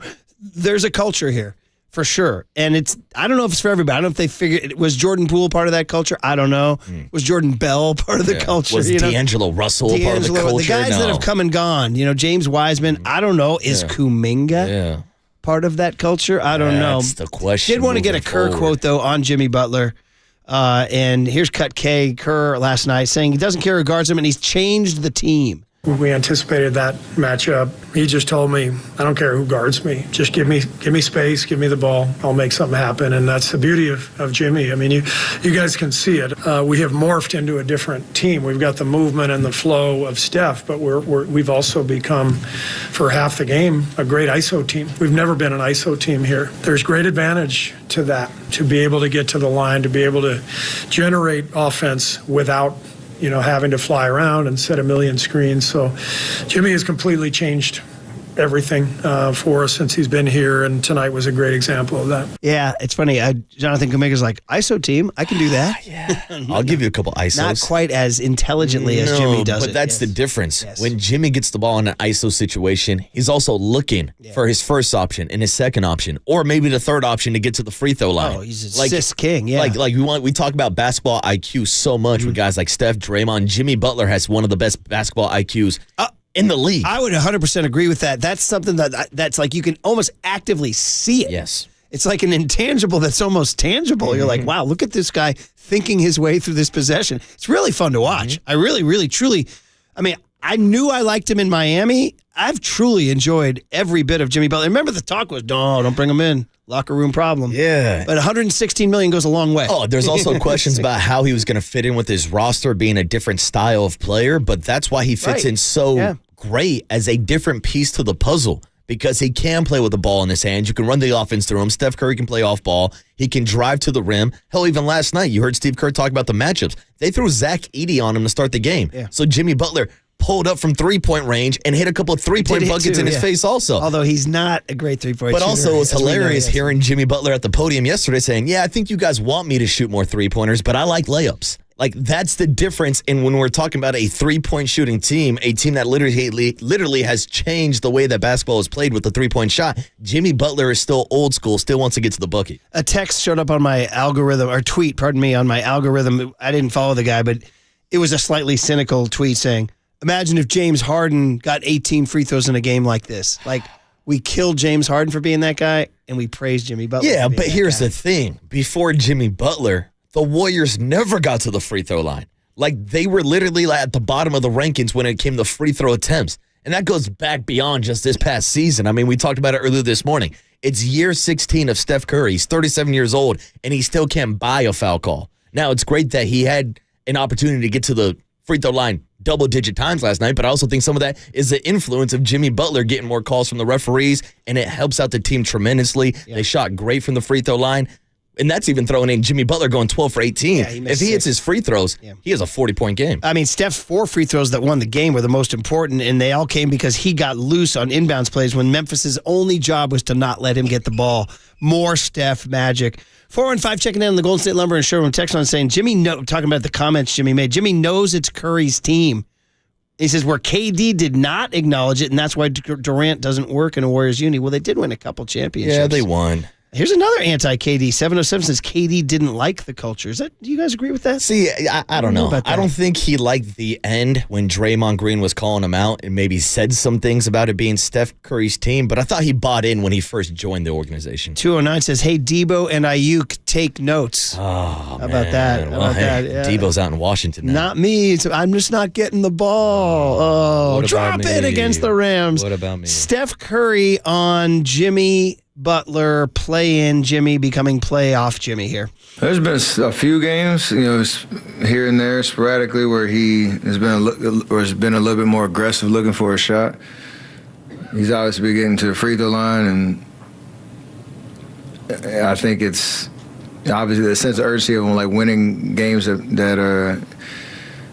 matter down the stretch. But I never doubted it was coming. It's just he always has a sense of pride on like playing the right way and whatever the game calls for. And I think he kind of understood that he's been here before. He understands the nerves and the adrenaline and the expectations, and none of that rattles him. It's just he plays basketball at a high level, so that's what's coming out. I don't think it's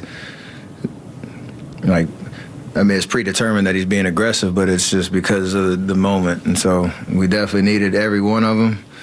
And you could tell he's a dog and a winner and loves these type of environments, and it brings the best out of him. The end of that quote is the money. He's a dog. You can tell he loves the environment. He's a dog. He's a winner. This is what Mike Dunleavy, to his credit, was vouching for, having played with him in Chicago. Mm-hmm. And so, I remember, I'm going to go back to the moment. I was coaching a 7th grade basketball game. One of the older brothers of one of our players ran over and said, the Warriors just traded for Jimmy Butler. We're like, let me think about that one. It was not a knee-jerk home run. Well, especially when the quotes came out, and I don't remember them exactly, so I'm paraphrasing, but it was Jimmy Butler really not having a desire to play for the Warriors. Those were the reports. Negotiating. And so once they tell it's like when a girl turns you down, all of a sudden you don't want her, but then maybe you want her a little bit more. Maybe you like the rejection. Maybe Jimmy Butler was just playing hard to get. See, me, when they turned me down, I went into my room and I turned out the lights and cried. That's what I did, yeah. Turn off the lights. Actually, you know what I did? I didn't even ask him out because I was like, well, if I don't ask her, then she can't say no. So I was going to glide along. But you were sharing the locker. You should have asked her out, Murph. You should have done it. That's just incredible knowledge. Yeah, dude. Incredible knowledge. Yeah, man. We don't need to go down that road. Shout out Bernard the Bear. It all worked out in the end. Shout out to Bernard. You're confusing two different stories. That's pretty darn good, though. Okay. Wow. This kid's really flexing some knowledge here. I'm a P1. For you, it's mostly more just kind of shorter term. Yeah, exactly. Shorter term. Yeah, One and done for your boy. Well, I'm going to leave the phrasing out of it. Let's just say maybe a little more mobility. How about that? More mobility. I understand, Murph. I understand. I'm not going to say hit it. No. Murph, there's a reason why I was skipping all those high school rallies. That's all I'll say. You know what? I wasn't a knee-jerk home run for the Butler trade, but that was a knee-jerk home run line right there, buddy. All right. Hey, we haven't heard from you guys in the 9 o'clock hour. 808 KNBR is the phone number. 415-808-5627 is the Golden State Lumber showroom and text line. Did anything Gary St. Jean said resonate with you guys about the Houston Rockets matchup? I mean, we've done 3.5 hours. I kind of didn't want to look ahead to Houston just yet because I wanted to marinate. I mean, when we started the show at 6 a.m., it felt like the game had just ended 15 minutes ago. But we can begin to start thinking about Houston. I mean, we've done 3.5 hours on the game last night, so we can do that. We can tell you that we're sponsored by Marin Health with top physicians, surgeons, and clinicians right here in the North Bay. Marin Health puts you closer to your best health and world-class care closer than you think. So we can do all that next on KNBR 104.5 and 680, the Sports Leader. And you can tell he's a dog.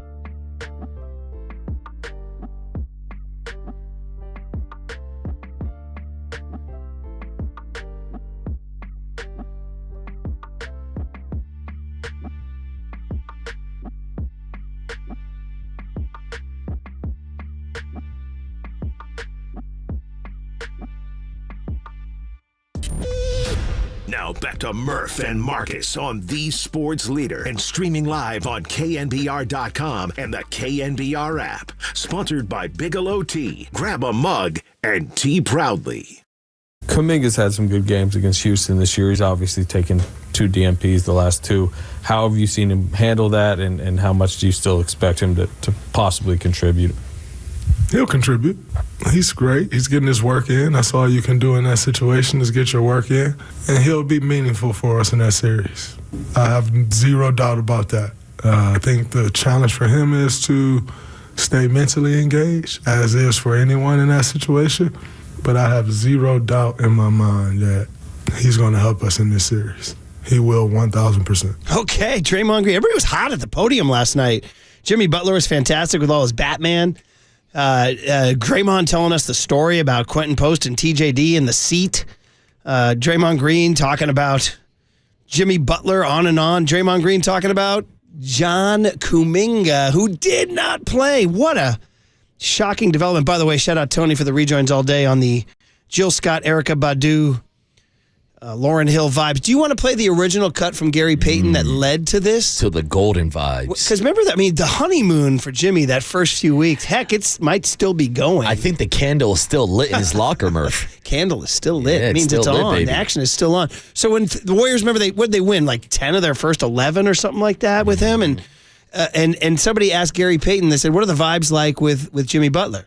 What's the chemistry like now with Jimmy? Big vibes.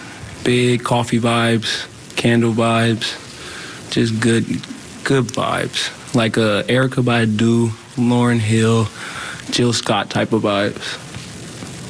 It's good. Golden vibes. One of the great sound bites of the year. I love it. Big vibes, big coffee vibes. I can say I've had big Bigelow vibes lately, Murph. I've been working through a little bit of a bug. Bigelow's been there for me. Great sponsor of the Murph and Marcus Show. I couldn't say it any better. I could not say it any better, my friend. Nice.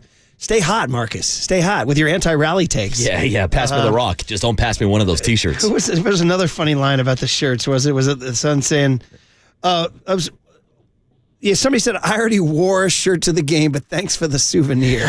They said. I do. I think it's a cool collectible. I think it's cool to have down the road.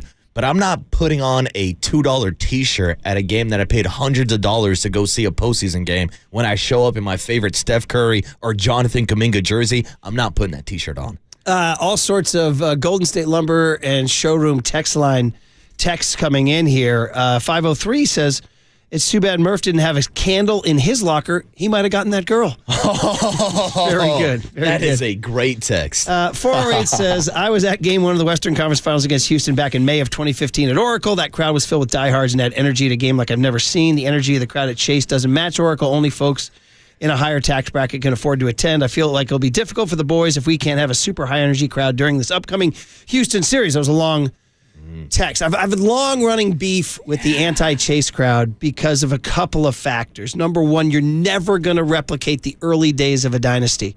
2010 Giants, you got Ashcon singing and people are weeping. By the time they got to 2016 against the Cubs, it was not nearly the same. It just wasn't.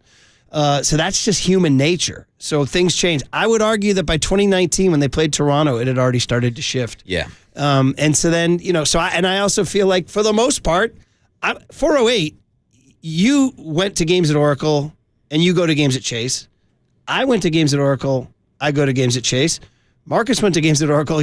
For the most part, we're the same people. I really just take issue with the fact that there's some sort of gigantic shift and that the 15,000 who are in Oakland are not the 15,000 who are in San Francisco. I'd say about 80 to 90% are the exact same people. So I got beef with that. I do. I also laugh at this whole that San Francisco is somehow a lesser sports town. Now, have tickets gotten dramatically more expensive? Yeah. I got news for you. It'd be the same if they stayed in Oracle. Yeah, see, I can get what you're saying, and when you're comparing it to 2018-29, it definitely became more of a corporate crowd even over at Oracle, but it does seem like there is more of a corporate feel just because it's a nicer arena. Yeah. It's Chase Center, it's brand new, and you'll see a bunch of billionaires sitting courtside, but I think the problem is the people who remember the crowds at Oracle are not even going back to the start of the dynasty. They're looking for the We Believe crowd, and that's something that can never be replicated again. No. Like, that was a different time in history. Think about how hungry the fan base was. I mean, even like, not to be the old man yelling at clouds as I'm already out here dissing Superman and high school rallies and stuff. Batman, excuse me. But like the younger generation I laugh at, like the 12-year-olds and 13-year-olds and 16-year-olds who will call for Steve Kerr to get fired. Oh, gosh. The kids who have been spoiled with the Warriors dynasty growing up, not remembering what it was like being at Oracle, trying to get 100 points so you got a coupon for a free chalupa. And here's where I enter in and I say one word, candlestick. Yeah. I mean, that's where I come in and start saying, I mean, I actually had, believe it or not, I had beef with Pac Bell in the early years. I was like, yes, this place is unbelievably beautiful. Yes, it's a miracle. Yes, I weep tears of baseball joy every time I walk in. I said, now where are the fans? Yeah. Where are these fans? You want to talk about a play? You want to talk about legit change in people? It was going from Candlestick to, if you went to Candlestick, bro, you went only because you were a Giants fan. That's it. And then for the first 10 years of Oracle, Pac Bell, it was just tourists or people looky-loos who just wanted to be seen at the park. See, I was going to ask you that question. What would your response be to someone that would say it's the same fans that were at Candlestick at Oracle Park, or even the same fans at Candlestick that are now down at Levi Stadium? I would say that there's what I used to say this on the air because I've been on the air so freaking long, is that I used to say we need like a 4-year, I said Larry doesn't want to hear this and Peter McGowan doesn't want to hear this, but we need like a 4-year skid where the franchise goes into the dumper to, I used to say, clear out the dead wood. I used to be like cleaning out the forest, like clear out the dead wood and get back to those 11,000 Candlestick diehards, and then we can build from there. So is that what the Giants just did the last couple of years with Farhan? Hey-o, bringing back much the Buster vibes. I mean, you saw you went to those games, dude. Yeah. Those crowds at the end were pretty Well, I told you how bones. lifeless the crowd was when you'd show up and not know who the starting pitcher was. And next thing you know, it's John Brebbia playing Wake Me Up Before You Go before his third start of the week. Showing up and not knowing who the left fielder was or the right fielder was, and it does seem like the fan base is more connected to this team with actual players on it now. I think Chase will be there for the Warriors when they need him. I do. I think Warriors fans, if this team starts to make a run, this is the kind of team I think that fans could get behind. I think Warriors fans are falling in love with Jimmy. Yeah, I think so too. And like, even if you can't afford to go to the game, which I understand, not everybody's able to do it, especially if you want to take your family to a game. Postseason tickets are expensive. Come on down to Thrive City. Join the atmosphere. Join the fans that are outside watching it for free, and I'm sure it'll be a great experience. 415. So many of these listeners have great knowledge. I got to tell you, 415 says an Oracle crowd doesn't tell Murph, sit down. That used to be my anecdote. Young Tony, bro, 2002. What are you? Are you even born yet? No, 2? Were you alive? I would have been 4 depending on what time. Okay, 2002, the Giants played the Cardinals in the National League Championship Series. All right? I'm a season ticket holder. I have tickets to the game. I'm very excited. It's Game 5. It's the Benito Santiago at bat against Rick White. If you want to dig it up on the archives right now, you make me cry. 2002, Game 5, Benito. What I would consider, until 2010, one of the greatest moments since he hits a home run in the bottom of the 8th off Rick White to take the lead. Was it Game 4? I apologize. I could have my games wrong. And I'm standing up during the Santiago at bat because the energy's, and from behind me, this guy's going to just sit down. Sit down. Bottom 8, NLCS. Giants are losing to the Cardinals. Couple runners on. And there's my high school rally side standing up going, go team, go team. And dude, so that's when I said Pac Bell. Yeah. Beautiful building. Bad people. That's unacceptable. Bad people. You can't ask somebody to sit down in the 8th inning of a baseball game. I still have PTSD from that because even on opening day, when the Giants were in that crazy game with all the lead changes, and I still have PTSD because my kid, who's excited, he goes, we got to stand up because it was like a full count in the 8th, and I forget who was pitching. I don't know, Randy Rodriguez or somebody. And I was like, well, I might stand up, but I don't want people yelling at it. He's like, dude, you're allowed to stand up at a freaking baseball game in a moment of unity and create a little energy, right? Yeah. Can you do that? Yeah. I hate to even call it out. Last night there was an example at Chase Center. There were a couple girls in front of me who tapped on the shoulder of the guys who were standing 2 rows ahead of me and asked them to sit down. I understand everybody wants a better view, but if you want a better view, buy better tickets. You should never ask somebody to sit down at a sporting event. Oh, man. So this wound up leading to this swing while this guy's telling me to sit down. 3-2. Bonds will go. White at the belt. Here's the pitch. Santiago hits a high drive to left. This one is way back. It is out of here. Santiago gives the Giants the lead.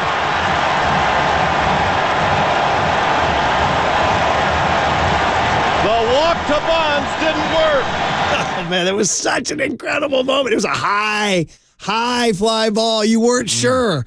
It was one of those, some of your, it's gone, This one was high. Left fielder's going back. Is it going to go? Is it going to go?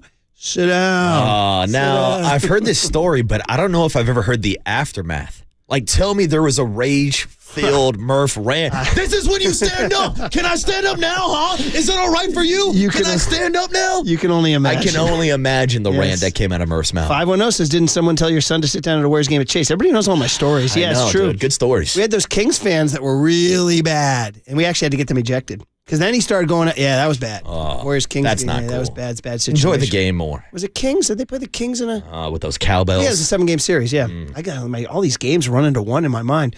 Anyway, we wound up on a digression there about crowds. I guess if we're going to sum it up, I have faith that if this team starts to make a run, I think this particular team is going to capture a lot of energy. I just feel like I think people like Jimmy. Yeah. I do. And look how much more interested Warriors fans got once the Jimmy Butler trade happened. Because it seemed like halfway through the season, people were waving the white flag. We talked about how depressed Steph Curry was up at the podium. But it really does seem like Jimmy Butler has kind of re-energized his fan base. And if we get to the point where Steph Curry can go get another one, and people start to feel that and sniff that. Oh. I mean, Jimmy Jimmy's out here last night saying he needs another one. Yeah, Jimmy's trying to get Steph more rings than LeBron. I have faith in Warriors fans and Chase that if Steph makes a run, man, I think, listen, I agree with Gary. Now, we haven't made our predictions, and I am we teased the Rockets, didn't really totally get to it, but I am hugely respectful of what Houston does. I'm not even sure if the Warriors can win the series yet. I got to noodle on it some more. I'm not going to knee-jerk say the Warriors are going to win the series. But if they get one of those two in Houston, I think that's it. I think, honestly, it comes down to whether or not they win one of the two in Houston. And if they do, watch out. I like it, Murph. Watch out. I like it. Now, I'm going to save my prediction for tomorrow or later on the week. Friday. But I will give you a quick prediction. My prediction, pain. I want pain. I want Dylan Brooks' head on a pike, Walking Dead style. I want that smoke with the Houston Rockets. Dude. Don't forget Steven Adams. Even though he's a good dude, Kiwi, this guy's been an enemy for a long time. Yeah, but he's not as big as an enemy as Dylan the villain. Nothing. I mean, you want to talk about right out of the Batman movies, dude. Yeah. I mean, who's the worst villain to Batman? Is he Two-Face? Is it the Joker? Penguin? I don't know. I don't want to give him the credit of being the Joker. That's Nicola. By the way, multiple people checking in. That home run is maybe peak Dwayne Kuiper. First of all, it's a radio call. Second of all, he builds the tension. That thing's in the air, man. You going to do it again? This one is way back. It is out of here. That's incredible. It was such a moment. They were losing. Oh, man. That is honestly, even given all the World Series games, one of my favorite moments. And it's Benito freaking Santiago. Damn, too bad you weren't allowed to stand and watch it. Oh, man. So you're going to get me all mad all over again. All right, we'll hand it over to, you know what?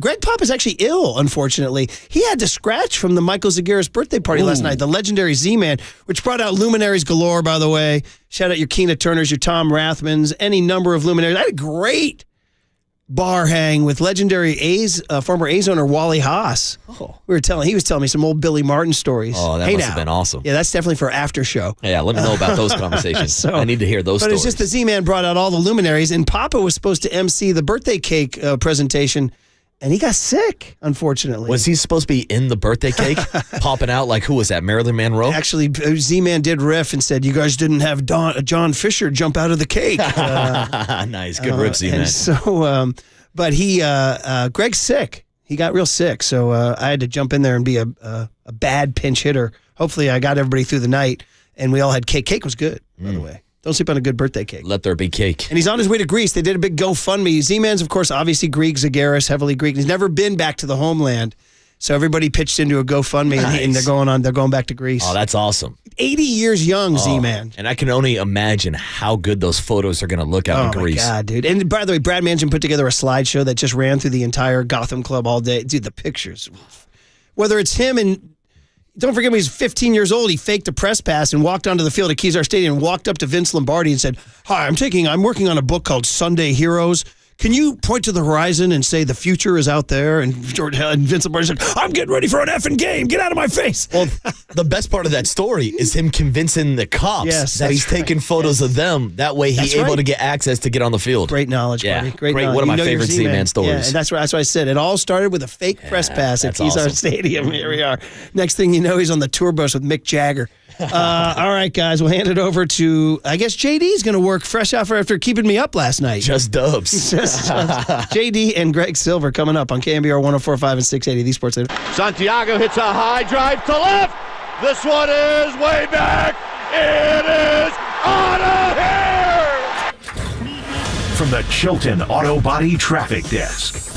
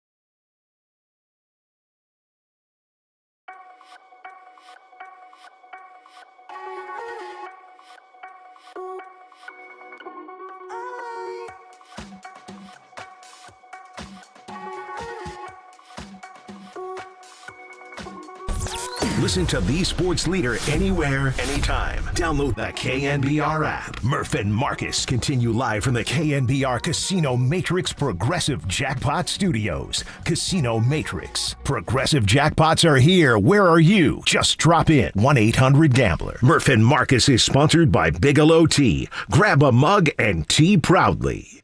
Well, why don't we just end it by saying the obvious? I'm glad they won. I mean, I want a playoff series. I want Steph Curry and Jimmy Butler, Batman and Robin, or Batman and Batman, or Batman and Superman to do this. Let's see how far they can go. And I didn't want to frickin' lose another play-in game and have to wait for Sack or Clay or whoever. So we get to watch that tonight, Kings, Mavs, but really got Giants. Back to some Giants today. I know we didn't really... I mean, obviously, Justin Verlander's the happiest guy because we didn't talk about him. He wasn't terrible. It was just one big moment in the 6th inning where he had a couple of pitches that determined the game. But tonight, 345, Robbie Ray, who's 3-0, by the way, against Aaron Nola, who's a nasty customer, obviously. But the Giants, even in last night's game, they rallied back a couple times. Even had a couple runs on in the 8th and cut it to 2. And just couldn't get it home. So, I mean, they just fought in every single game this year. Yeah, they keep it competitive. Yeah. And they're keeping it close. So we'll see if they can win getaway day today against the Phillies. No, not getaway Take 2 day. out of 3. Oh, they got one more tomorrow, Yeah. right? Oh, it's a 4-game series. So I've been telling my guy apologies, Schmitty, I've been locked in the play-in game. My guy is Schmitty in Philly, who said, by the way, he was at the game. He said the wind, he said, matched a 20-degree drop, and the temperature. He said he got hypothermia at that game last night. It looked windy. That's why Elliot Ramos is out there freezing, and that pop-up goes out there, and he couldn't get to it. Not the greatest look. But so I've been telling Schmitty all week, a split in Philly is, as Gary Payton would say, golden. A split in Philly would be, to me, golden. Yeah. I mean, you're extraordinarily greedy if you want 3 out of 4 in Philly. I mean, I'll take it. Believe me, I'll take it. But I'm just being realistic. So that means just one of the next 2. No. One of the next 2. And keep the vibes golden. And it seems like a common theme here in the Bay Area. Whether we are talking about the 49ers having a last place schedule, that's golden. The Giants have one of the best records in baseball. That's golden. And Jimmy Butler, Steph Curry, Draymond Green, and Steve Kerr are entering a 7-game series against the Houston Rockets. Murph, my friend, that is golden. It is. And we'll be talking about it all week, obviously. And time for Young Tone. Here we go. Murph and Marcus want to know, what did young Tony learn today? Well, so the joke is he's very, very young and innocent. Hey, I know that now, okay? All right, you know the deal. It's sponsored by Bigelow Tea. As Marcus was holding up the box, grab a mug and tea proudly. I've been chugging his Bigelow Tea lately. Every day, Tony, you come to work with an old head like me and something comes out that you learn. What was it today, buddy? Yeah, what did we all learn today? Jimmy Butler, big Batman guy. Right. And then maybe guy. just a couple people behind the glass also not real big fans of Batman. Let's just say that'd be just that. him. Yeah. Well, here's the thing. Just because I'm calling a spade a pointing a spade finger. does not mean I'm not a fan of Batman. I don't want to burst anybody's Batman bubble. All I said is he's not a superhero. He's a rich guy with gadgets. Same goes for Tony Clark or Tony Stark, whatever the hell his name is, Iron Man. That's another rich guy with gadgets. Sorry to burst your bubble. You need superpowers to be a superhero. So, 808 KNBR Marcus, anti-Bat Kid. Yeah. Bat Kid who saved San Francisco all those years ago. Marcus is like, boo. Why you got to do that to me, Murph? Boo. Why you got to do that to me? He was yelling to Bat Kid, go to a rally, go to a high school pep rally. Yeah, he should have dressed up as Superman or Super Kid. Man, by the way, on high school pep rallies, the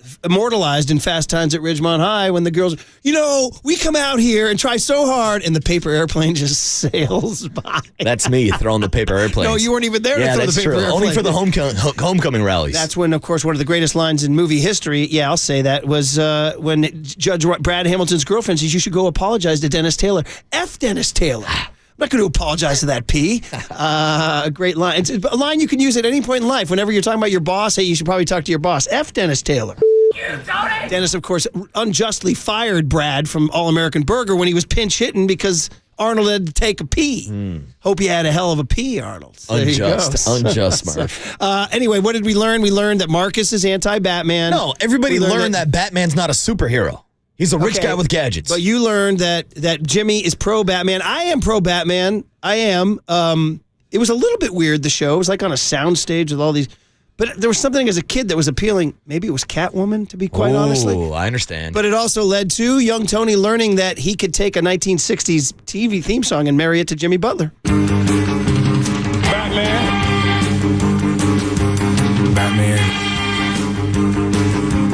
We got a hellified Batman and Steph. Jimmy's called you Batman about 4 times tonight. What? On interviews, on TV, on the podium, he's calling you Batman and him Robin. Has he done that to you? No, that's why I said, well, I hadn't heard that one yet. I get to play Robin. That's my Batman, and we got all the villains over there, Two-Face and Joker and Riddler. That's a Batman if I've ever seen a Batman. Always coming to save the day. Batman. Dude, can I give some applause Nicely to this kid? done, That Tony. kid did that on short notice. Nicely done. I really liked it. Do you like that theme song, that TV theme song? I do. I've seen the original show, actually. Thanks to Pops. Believe it or not. Yeah, absolutely. Wow. Nice. Yes. Real quick, do you boys have a favorite Batman? Favorite actor who played Batman? So we were talking about this off air. I kind of didn't see them all, but from what I saw of clips, I'm a Michael Keaton guy. Ooh. Am I okay with Keaton? Mike Keaton? That's fine. Okay. That's your take. I like Christian Bale in The Dark Knight. I think that was the best Batman movie, but that's just my take, my opinion. Young Tony, I know you're busy back there. Favorite Batman actor? Ooh, Christian Bale. Got to be Christian Bale. And honestly, dude, shout out to Heath Ledger, R.I.P. as Joker. I'm telling you, The Dark Knight, easily one of my favorite movies of all time. I'm with you, Tony. I'm with you. Take. All right, strong takes everywhere today. And it's time to hand it over to Greg Silver and John Dickinson for more strong takes. In fact, JD keeping me up at night. I was trying to sleep, and JD's voice was in my ear. Murph's out here dreaming about JD. He said you're not the only one, by the way, Murph. When it's time for You know what Murph is doing? He was dreaming about those JD cakes. Oh, wow. Dude, this guy. I'm out of here. I'm out of here. You should go to Warriors games every night. When it's time for a change, think Speedy Oil Change and Auto Service. Engine light on. We can fix that. You're listening to KNBR AM and KNBR FM San Francisco, the sports leader, a Cumulus media station. It's nice to win a playing game. We got a hellified Batman and Steph. Hadn't heard that one yet. That's a Batman if I've ever seen a Batman. Always coming to save the day. What do you want to do with Kuminga? Kuminga. Can't stay here. Harry, put Kuminga in the garage. We got company coming, okay?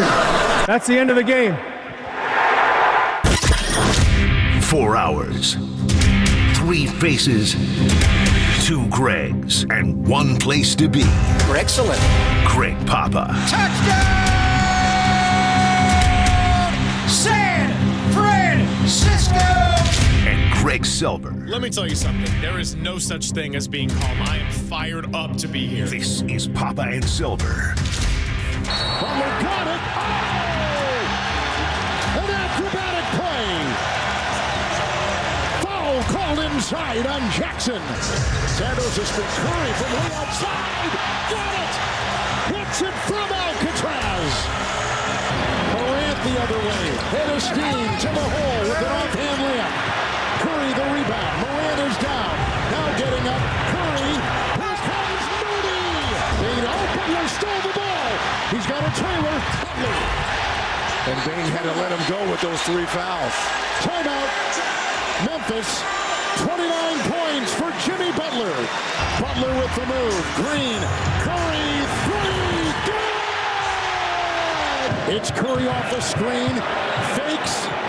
Fires. Stuck it. And he gets it out to Morant. 5 seconds. 5-second violation. They could not inbound. 5 seconds. Oh my goodness. Calamity.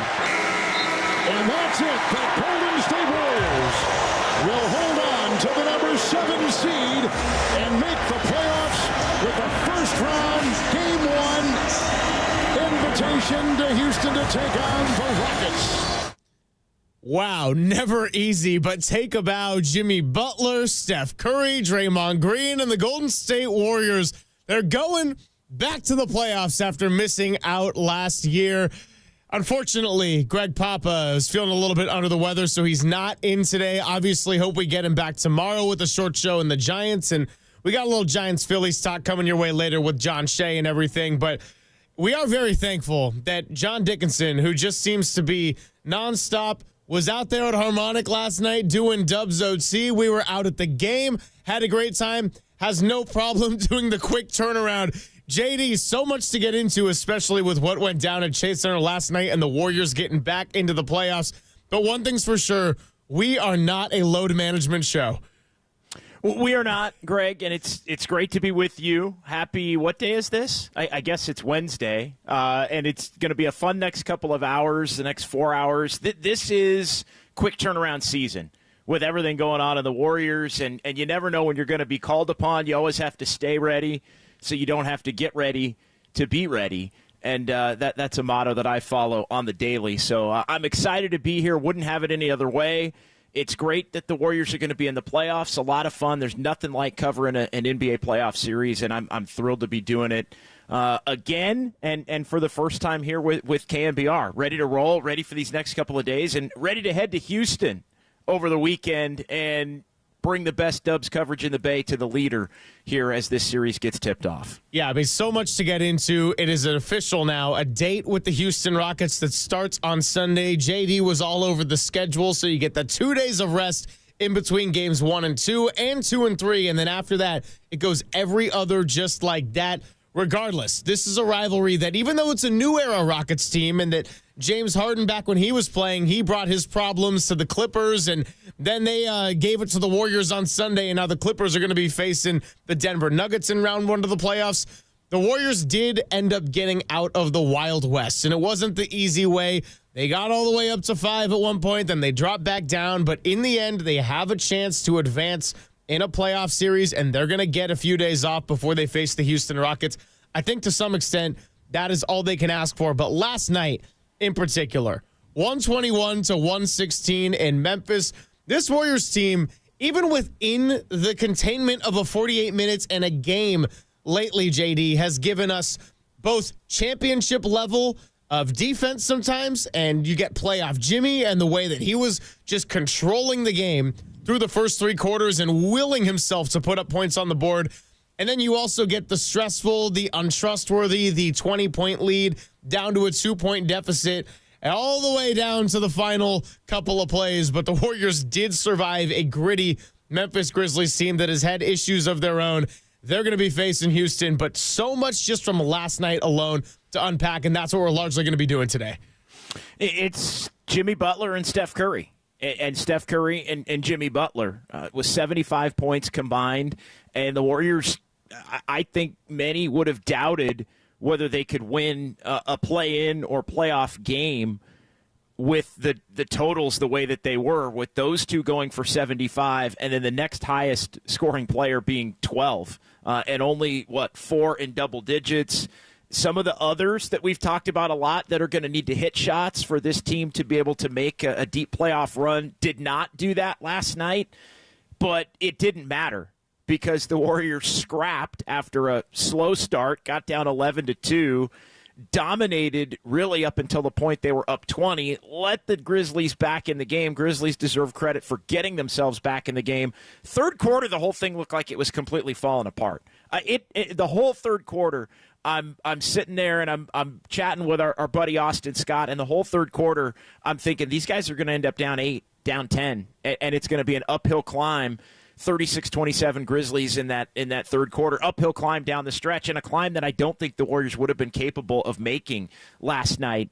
But Jimmy Butler just takes the game over in the moments in which the game needed to be taken over to prevent it from getting to that point, to prevent it where it didn't get to that point where the Warriors were down 5 or 8 or 10 with 8 minutes to go, and Chase Center is super tight because he got to the free throw line or he got to the bucket or he hit a little jumper pulling up in the mid-range. It was the full Jimmy buckets, playoff, play-in Jimmy that I think so many were questioning, did he still have that in his bag? Yeah, Jimmy freaking Butler still got that in his bag, and it allowed, because he kept the Warriors in it, Greg, for Steph Curry to be the closer and hit the big threes and free throws down the stretch that allow the Warriors to prevail.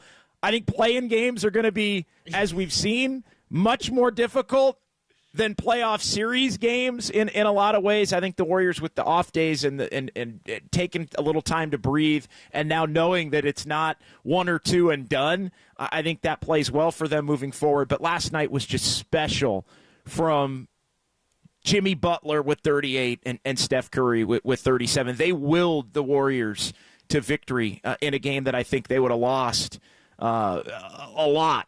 Definitely in the pre-Jimmy area, they would have lost. I just that is a game we have not seen them win really these last few years. No, we really haven't. And actually, let's date it back to 365 days ago, today, April 16th. That was a long one. And it's kind of fitting that we're doing this show together off of very little sleep because April 16th of 2024, you mentioned Austin Scott, our great digital guy off the top of the show. And the three of us were driving up to Sacramento. I think that was a be awake from 7 a.m. to 3:15 a.m. the following day kind of day. We went all the way to Golden One Center, checked out the shoot around. There was the media. Klay Thompson was talking about how you didn't want to address the question if it was going to be his last game with the Warriors. He ends up going 0 for 10. It was, in fact, his last game with the Warriors, and they just got suffocated by the ball pressure of the Sacramento Kings.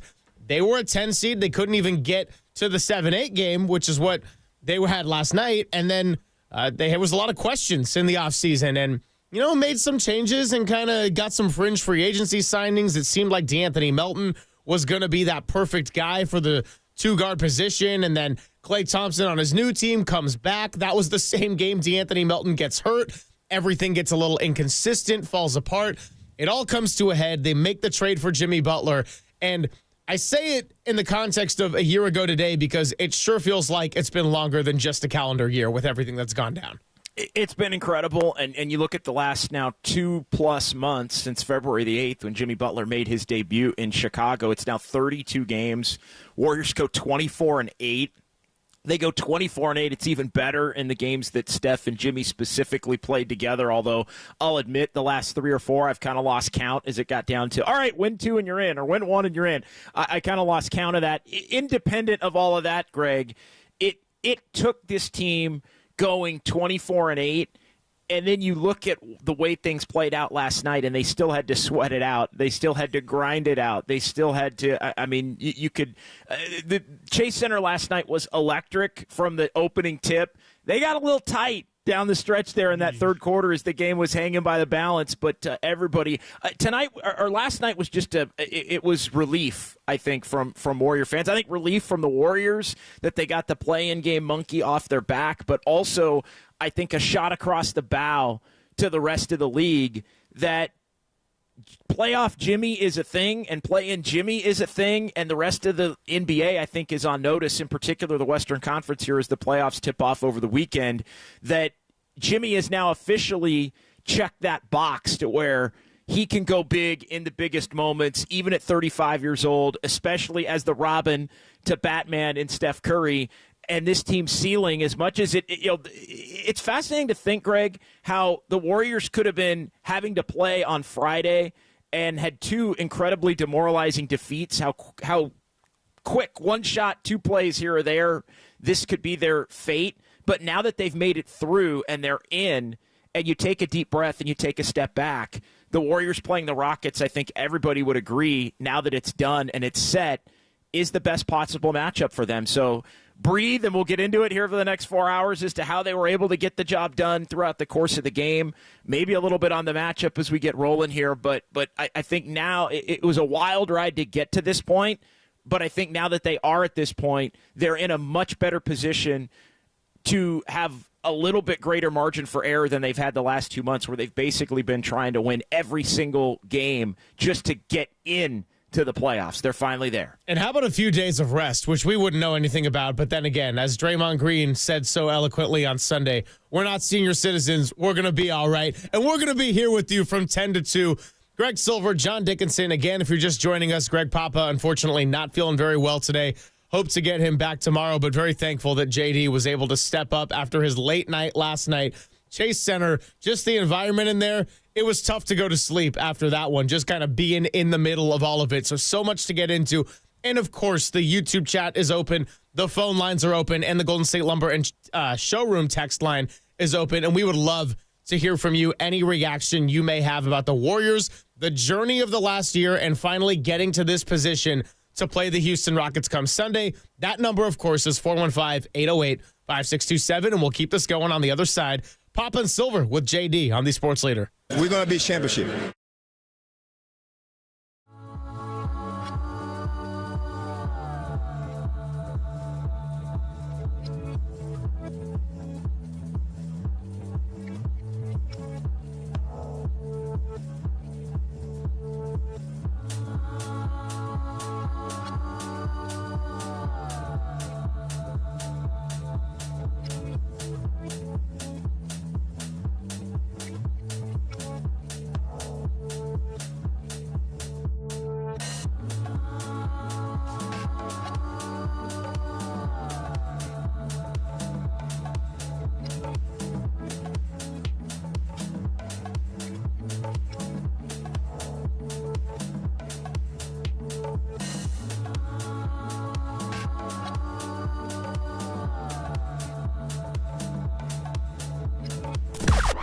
Now, from the O'Donnell Financial Group Sports Desk. Learn more at odfigroup.com. O'Donnell Financial Group, because planning is a process, not a product. The Warriors took care of business last night as they took down the Memphis Grizzlies, clinching that number 7 seed, and now have a date in the first round with the Houston Rockets starting on Sunday. And based on last night's performance, Dub Nation, how are we feeling about this first round matchup? Let us know in the YouTube chat or give us a call at 415-808-5627. That is 415-808-KNBR to join the conversation.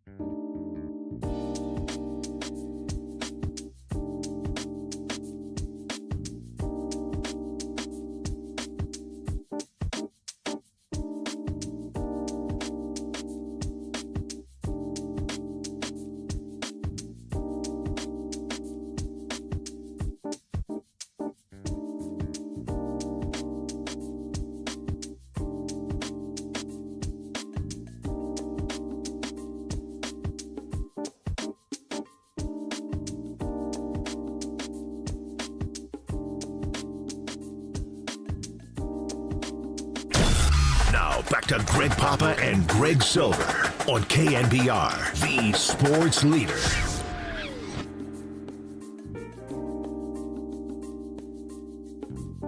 I think, we were kind of headed in the wrong direction, thinking we're figuring it out and never figuring it out this year, throughout the course of this year. And since he's been here, we've walked into every game thinking and believing that we're going to win that game. And that goes a long way in this league. When you walk in the game like, we're probably going to lose this game, it's not good. And so he's brought back that belief, and I think we're going to win the championship. Say that one more time so that everybody here can say that with your chest. I didn't hear you. My earpiece. Because they added Jimmy Butler III. So what did you say? 81. I'm sorry. I said I think we're going to win a championship, but I lied. We are going to win the championship. Wow. I'll tell you this, something about that Draymond Green All-Star proclamation, there was a lot riding on the fate of last night because you lose last night. I know you're not mathematically done, but as Papa and I were discussing yesterday, you're running out of mulligans. Last night was it, and the Warriors get it done. 121-116, 415-808-5627.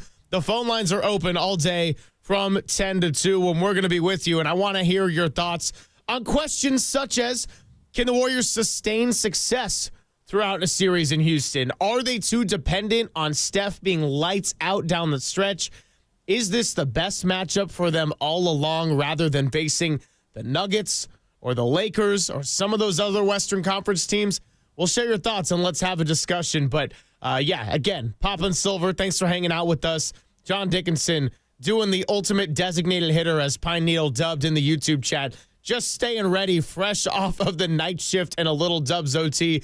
And we're keeping this thing rolling into the morning of April 16th. But at the very least, there's a chance to breathe here for the Golden State Warriors. They don't have to play until Sunday. It's not even the Sunday 12:30 game, which is what we were anticipating. It's going to be the Sunday evening game of 6:30 Pacific. So tons to get into. But, JD, I think we just got to start from the beginning of last night because we're going to unpack it all. And let's just kind of go chronological here. That first quarter, they go out to an 11-2 deficit. Ja Morant's yelling at the crowd from the first jumper he makes.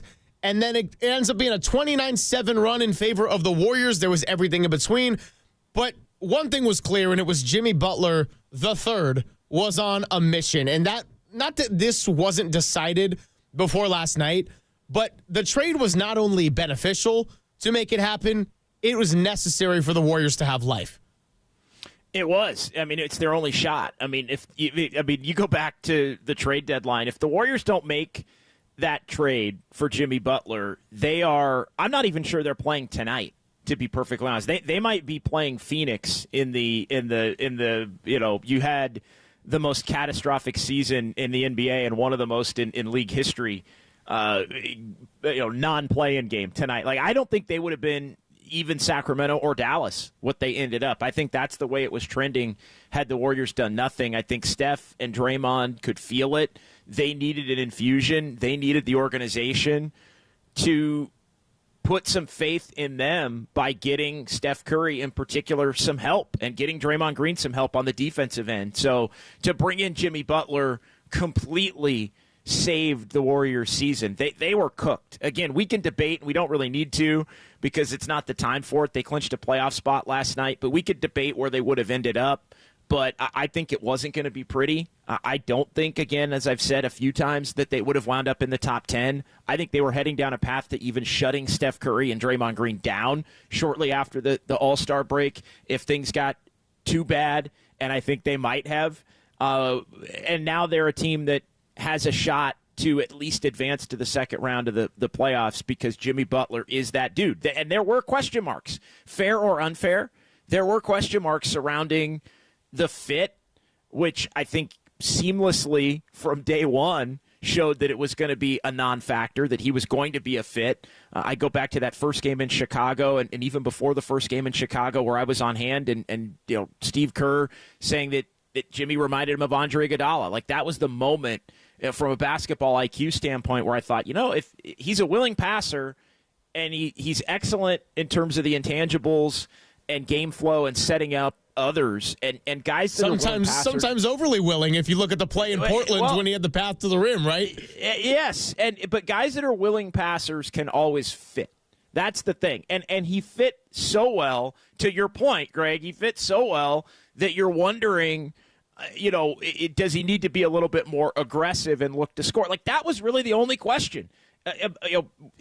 Because there are enough games where the others for the Warriors, it gets a little shaky and you wonder if they can come through. On those nights, the only question was, could Jimmy continue at 35, 2 years removed from when he did it with Miami and leading them to the finals against the Nuggets? Did he have playoff Jimmy, play-in Jimmy, Jimmy buckets, dominant Jimmy? Did he have that still in the tank? Well, last night he showed everybody that he's still got that in the tank, and I think that makes the outlook for the rest of the Western Conference and the rest of the NBA pretty scary here moving forward. But there's no doubt. I mean, he saved their season, Greg. We wouldn't even be talking about him today.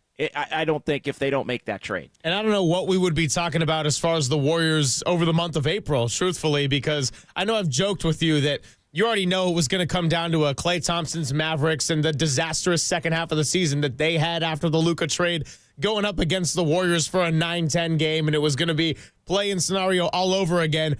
Who knows if they would have been a play-in team at all, and it would have been a Phoenix-like scenario. Anyway, it's all in a hypothetical world. They make the trade. It fit. It worked. Jimmy Butler was on a mission last night, and like we said at the beginning of the segment, 29-7 run is where the Warriors really cranked this thing going after a kind of a rough start. And we can talk about the rough finishes they've had protecting leads in the final minute. We'll get to that in a little bit. But they've also had the issue with first quarters where it's kind of lost them the game, more or less, where it's dug a deep enough hole to where they can't really get out of it. And if it's not Steph's night, or if Steph hasn't been available, like the Atlanta game when they just walked out and Atlanta went and dropped a 40-piece in the first quarter, you kind of lose the game right then and there. So the 11-2 deficit was another mark of the slow start.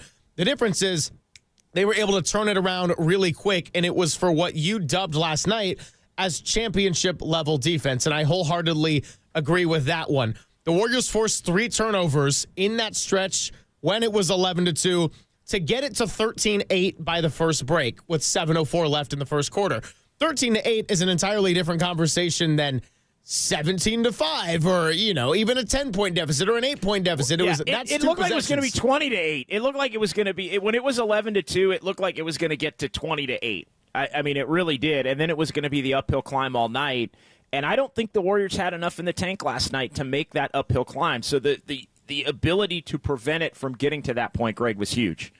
Oh, 100%. And I mean, yeah, like I said, it kind of saved them the game, and Jimmy Butler was the reason, really, for 2 games in a row now. And it is funny, the comparisons we can make over these last 2 Warriors home games, because one ended up being in a loss that was so deflating, and the other being a win that was this emotional release of relief and clinching a playoff spot. So the aftermath of both, entirely different, but the way it kind of played out, actually fairly similar.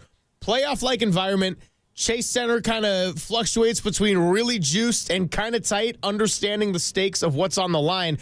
Steph is not necessarily shooting the ball great. He's got the thumb wrap going. Jimmy Butler's being aggressive early. The non-Steph minutes are working out because of it. Steph subbed out pretty early in that first quarter. I think there was over 4 minutes to go, and it's because they were rolling. They had the luxury to be able to do it. I think he came back in with about 9 minutes left in the second quarter. That's usually a little bit of a different subbing pattern than what Steve Kerr kind of has on Steph. And then, it was Steph Curry waking up in the fourth quarter when it finally needed to happen, and they relied on his offense. And Jimmy Butler, who had done the bulk of the scoring for the first 3 quarters, kind of took more of a secondary role, or as the morning show was riffing all morning, the Batman and Robin versus the Batman and rotating and whatever you want to call it. They needed them both last night, because if we're talking about a tertiary scorer, it didn't happen. Yeah, no, it didn't happen, and I think they deserve credit for the grind that they showed, and I'm not surprised at the slow start. I thought there was going to be, especially if the Grizzlies were hitting shots early, which they were, I thought there would be, as crazy as it sounds, a little bit of an emotional letdown coming off of the Clippers game that was played at such a high level on Sunday, and the way that game ended. The Warriors, I think, are big game junkies, but there's levels to it, and I think we've seen that, a game against the Clippers on the Sunday afternoon, final game of the regular season, all of that carries a different weight, like a game in LA against the Lakers, or even the game that I think they were running completely on adrenaline for at home against Denver, coming off the long road trip and the back-to-back after they had beaten the Lakers. They view those games, and even the game in Memphis, because they rarely win in Memphis in the regular season or the postseason when they've had to go there, those games just carry more weight in terms of the Warriors' playoff junkie mentality, big game junkie mentality. And, a home game against the Rockets April 6th after they had won the first 3 didn't quite have that. And the Spurs game didn't quite have that. And the game last night, didn't quite have that. And then the Grizzlies come out, and the Grizzlies are on fire at the beginning of the game. So to be able to hold it together, I thought they ramped, as you said, the defense up to championship level. It wasn't championship level for most of the second half. They got a couple of fortunate bounces, which maybe offset the fact that there was some unfortunate officiating that went against them in terms of some shots that rimmed in and out.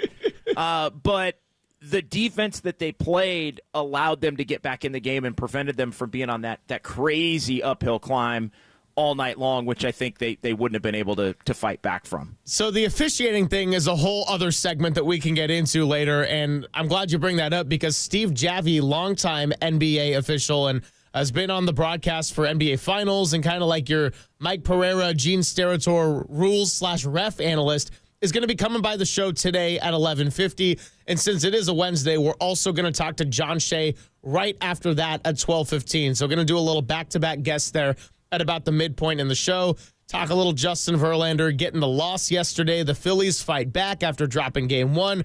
Still 2 to go with the Giants playing on the East Coast, and then they're going to head to Anaheim for the final 3. So tons we can get into. Phone lines are open again. That's 415-808-5627. And on the other side, let's get into why the defense maybe wasn't championship level in the second half after the Warriors built up a 20-point lead in the second quarter. It's all coming your way. Pop and Silver on the Sports Leader.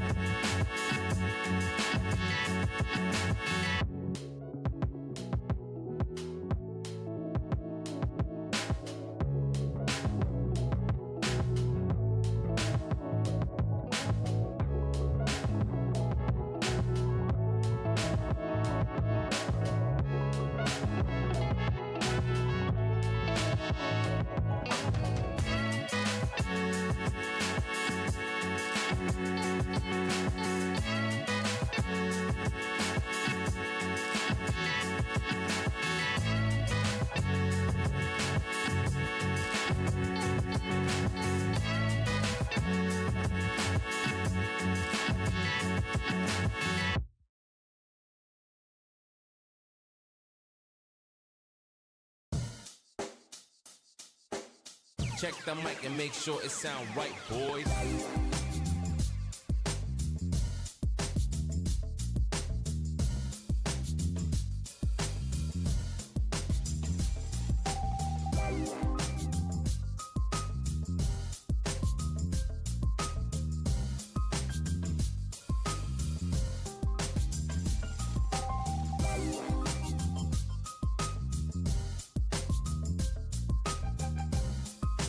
Papa and Silver now continues live from the KNBR Casino Matrix Progressive Jackpot Studios. Casino Matrix. Progressive jackpots are here. Where are you? Just drop in. Please play responsibly. 1-800-GAMBLER.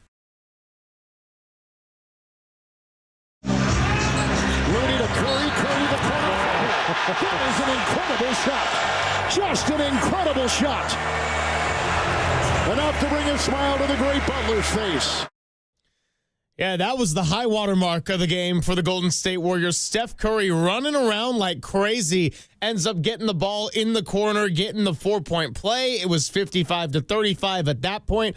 Warriors would go into the break up 12, and then things got a little bit dicey down the stretch. What's happening? Greg Silver, John Dickinson filling in for Greg Papa today, doing the ultimate war daddy, doing his best Draymond Green, because we are not senior citizens. We are not a load management show. We're going to keep talking about everything we absorbed in Chase Center last night. The Warriors sure like to make it interesting, but you can never say it's worth taking for granted. You can never say it's not entertaining to go and witness. And so, JD, as we get back into this discussion, we've been making a lot of noise about playoff Jimmy, the aggressiveness, him showing up when he wanted him the most. I want to play this cut because we did play the old cut. Draymond Green from the All-Star break, we going to be championship. Here's one from before the trade deadline. Steph Curry, when around the time when he made the Twitter fingers comment and the Warriors would have a great win and then they would have a disappointing loss and it was just inconsistent. He said, anyone who thinks I'm okay being on an average basketball team is insane. I want to revisit this one. Anybody who thinks that I'm okay with just being on an average basketball team is insane. Take whatever I said, I still stand on it, but that doesn't mean that you're not in a situation where you're trying to get better, make appropriate moves that help you do that. Mike knows that. We've talked about it. That's the expectation for me, trying to help lead the team where we want to go. Again, that doesn't mean that you're reckless. What people's definition of that is where I was talking about the Twitter fingers thing. Like, trade machines are fun, but what does that actually look like? So we're going to handle our business. Mike's going to handle his. See where we end up. Yeah, and it's good that the Warriors did end up handling their business in the fashion that it happened, because they got rid of Andrew Wiggins, which was a loss. But then if you think about it, by and large, it was a gain of Jimmy Butler, which allowed for the gain of what Brandon Podziemski gave you this season and what Moses Moody ended up giving you this season. Weirdly enough, this starting lineup of Podziemski, Moody, and the big three, not the most dynamic or athletic or sizable lineup, not even really a great shooting lineup, with Podziemski and Moody sometimes being hit or miss, but it's worked, and Jimmy Butler just being the fit and the connector has been the reason why. He has. He's made others better. And again, we've discussed this a lot. It always starts with your best players, and Jimmy Butler has made Steph Curry better just by taking the pressure off of him to have to carry this Warriors team every single second that he's on the court. There is a little bit of breathing room for Steph to have a bad start to a game. Now, look, there are games like last night where they both had to get into the upper 30s for them to end up having a chance to win.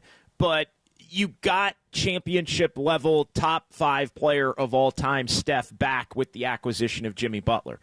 You got defensive player of the year, Draymond Green, back by acquiring Jimmy Butler. Draymond all of a sudden is engaged and flying around. And again, he's getting up there. It's not perfect every single night.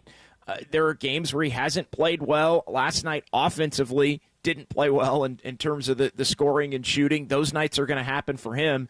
But Jimmy has made those two better, which immediately, exponentially increases the Warriors' ceiling as a team.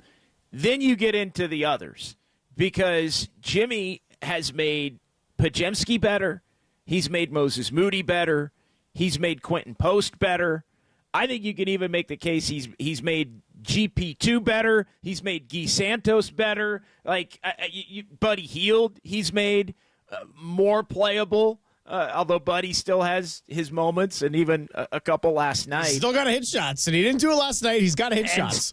And still got to hit shots. But the games where Buddy Hield is just killing you have gone down from where they were, where it was a nightly thing. Every night Buddy would be terrible. It was just consternation everywhere from the Warrior fan base, and rightfully so. But Buddy's not a carrier. He's an extra. And the Warriors signed him to be an extra. So, but the point I'm getting at here is the obvious one, which is Jimmy has made the Warriors' other two best players, their franchise player in Steph and Draymond Green, better at what they do. But he's also made the young players a lot more comfortable because Jimmy can just take moments in the game. And I think this is the differentiation, Greg, from what we saw last night, where he recognized in the moment that the others were not going to hit shots and were not hitting shots. And he could, depending upon who was guarding him, he don't care, by the way, look to attack and look to score and get to the free throw line and hit middies and even hit a couple of threes and all of that. But he has a feel for the game and knows throughout the course of a long regular season he can't look to be that dominant every night. Hell, he might not look to be that dominant on most nights. Play the game the right way, let it get caught on the wash. But last night, he just has a unique ability, old school like, to just rise to the occasion and understand, tonight's a night where I got to go get 30 plus and do it. His top two scoring games with the Warriors are the last two games, which are the biggest two games that the Warriors have played this season, and games where the others have not brought it at the level that we've seen them bring it in this long run over the last 2 months of the regular season. So to me, he has just impacted the entire roster. He's impacted Steve Kerr, Greg. Like Steve Kerr in his press conferences now is talking about how comfortable he is playing isolation. And you know what? Sometimes the best play is just get the ball to Jimmy and space it out and let him go to work. Who is this Steve Kerr? He didn't even say that about Kevin Durant in 2018 when he was in his prime. I mean, no, it's a good point. That's a great call. He did not say that about KD. It's part of the reason KD ended up leaving. But Jimmy has a unique ability to be better at getting others involved. Durant's an elite scorer, a better scorer, more efficient scorer, all those things. But Jimmy is a two-way player, and Jimmy has an ability to make others better. He's impacted everything, top to bottom, in a positive light up and down this Warriors roster. Well, and to your point about Jimmy and the way he's connected and all, I mean, he's also been great in the locker room. He just talks about team. He talks about wanting to win. The way he was talking about Steph last night and being like, that's our Batman. I want to do this for Steph. I want to do this in Draymond. Like, all the drama in Miami, and yes, I get that $112 million is what makes this possible. Okay, yeah, I'm not playing dumb. Yeah. Pay me like a Batman, and I'll be a Robin. That's basically what Jimmy Butler's motto. Pay me like I'm Batman number 2, and I'll gladly be a happy and effective Robin. Sure. So I'm not playing naive to the fact that the money wasn't what is making this all go to action, but still, you got a happy Jimmy Butler. He's fitting great with the locker room when that was a concern, a hypothetical one prior to if he was going to come here at all and he wanted to sign in Phoenix, and then he said he wasn't going to sign here. He got the money, and the money's making it all work. So Joe Lacob, just pop out that checkbook, and this is the results you're getting right now. Phone lines open, 415-808-5627. Before we take a timeout, let's get in our first call of the morning. Austin in San Carlos wants to talk a little Dubs as they get ready for the Rockets. Austin, what's going on? You're on the Sports Leader. Hey, Greg. Hey, Papa. How you guys doing? Oh, we're good. I mean, JD's he's doing great because he doesn't get any sleep. But, that's what coffee's for, right? Oh, right. Sorry. Well, great to hear from you guys. Really entertaining game last night. I got to get your opinion on the officiating down the stretch there. How much do you guys think that affected the game? I know it was a pretty close game. Maybe the Warriors shouldn't have been in that position, playing down to the last seconds with the rest of the season on the line practically. Well, not quite an elimination game, but like you guys said earlier, practically if they end up in the 8th seed against the Thunder. Yeah, that was it. That was it. I know it wasn't mathematically it, but that was the season. Yeah. So thoughts So on the what did you guys officiating? think about the officiating? Is it a stretch to say that there's a conspiracy between the NBA and Nike to suppress Stephen Curry who signed with Under Armour? I'm not going to go that far, Austin, but I will say this. The officiating is not what got the Warriors from up 20 to down 2. It's not what has made them really dicey trying to protect leads late in games.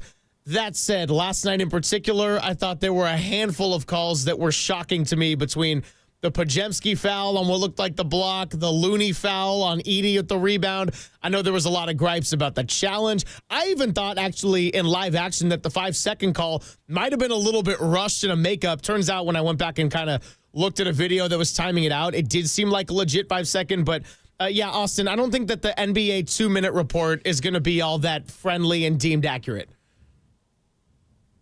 10 stalls on that 5-second as well. There were some phantom calls, but aside from the officiating, I'm sure that'll be an issue down the rest of the playoffs here and there. But what do you guys think about Jonathan Kuminga versus the Rockets? I know he's had a couple DNPs, but I think we're going to need his athleticism, his defense down the stretch in the Rockets. So do you guys think we're going to see some more of him? Yeah, well, Austin, we appreciate the call, and thanks for calling in. Hopefully get those phone lines warmed up, 415-808-5627. JD, we should probably take a timeout, so we'll get into this on the other side. I know we're on the same page on this. Kuminga's gotten a couple DNPs. He's also played some of his best basketball against the Rockets, and both of us do anticipate that he's going to have some kind of a role. Now, what kind of role is that? Let's get into that on the other side. It is Pop and Silver with JD filling in on KNBR 104.5 and 680, the Sports Leader.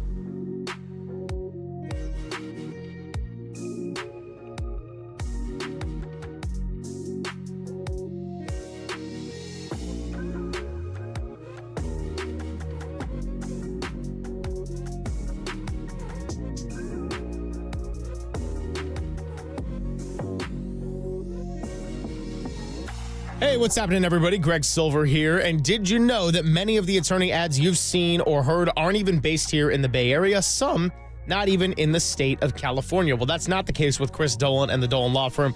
They've been based right here in the Bay Area for more than 25 years.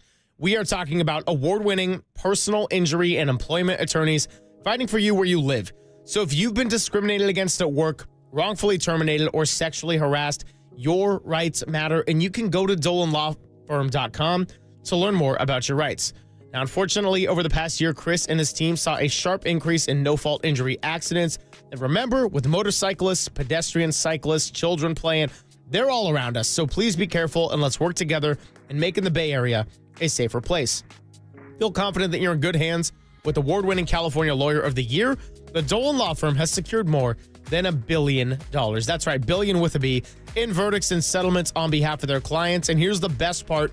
You pay nothing up front, no hourly rates, no upfront fees, and they don't get paid until you get paid. They live here, they work here, they win here. DolanLawFirm.com.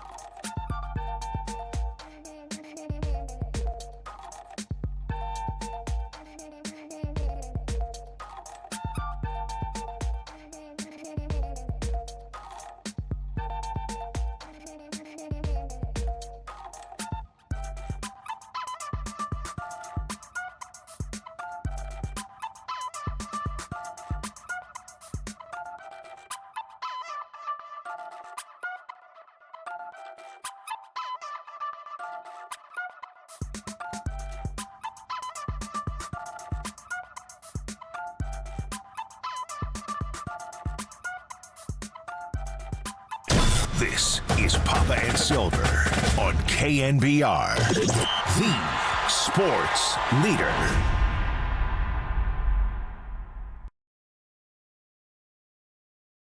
Loser will have to play again with another chance to get in. Butler in traffic. Throw it away! He threw it away! Pippen the other way! Oh, Petrovsky, the block, and the foul! And remember, they have no challenges.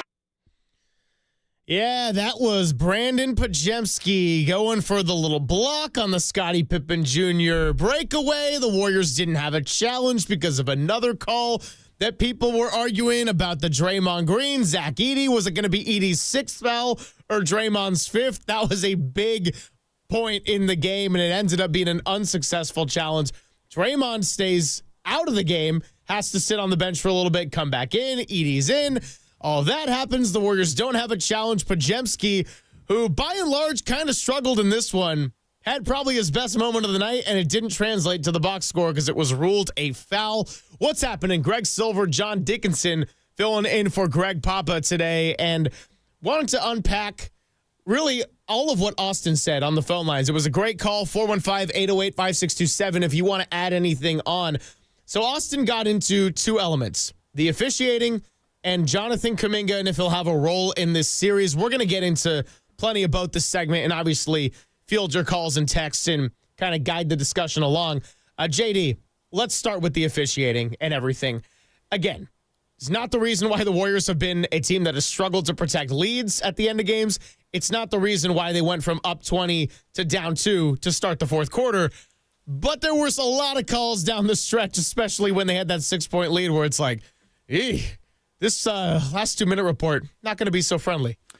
Yeah, we'll make a point to check it when it comes out. It probably will come out at some point during the show before we're off the air at 2 o'clock. It kind of hangs there anywhere between noon and maybe 3 o'clock Pacific time. So if that pops into the email box, I'll make sure that I skim it quickly, and we'll look at what the ultimate decisions were in the post-game evaluation of the officiating. And we're going to have Steve Javy on as well coming up here on the show. We'll get his take on everything. I thought the Warriors got burned. I thought it was a bad challenge. The Kerr challenge of the Draymond play where he picked up his fifth foul going up against Edey on that rebound attempt. I don't think it was a shooting foul. I know there was some debate, like should it have maybe been a shooting foul with Edey trying to tip the ball back in there. But I do think Draymond did get him. Now you could make the case Edey was crashing into him first, and I think there was a caller last night on Dubs OT who made that point. If you go to replay, you're able to review every part of the play and get the call right. I thought that was a foul on Draymond. I get why the Warriors challenged it in the sense that it was Draymond's fifth foul, and Steve didn't want to have to take Draymond out of the game, although when Steve did take Draymond out of the game for about 2 minutes, the Warriors were able to survive it, which was key to ultimately prevailing in the game. I didn't like that challenge. I thought that call was okay. The two that I really had a problem with, and I'm with you, I think the 5-second call after review was fine.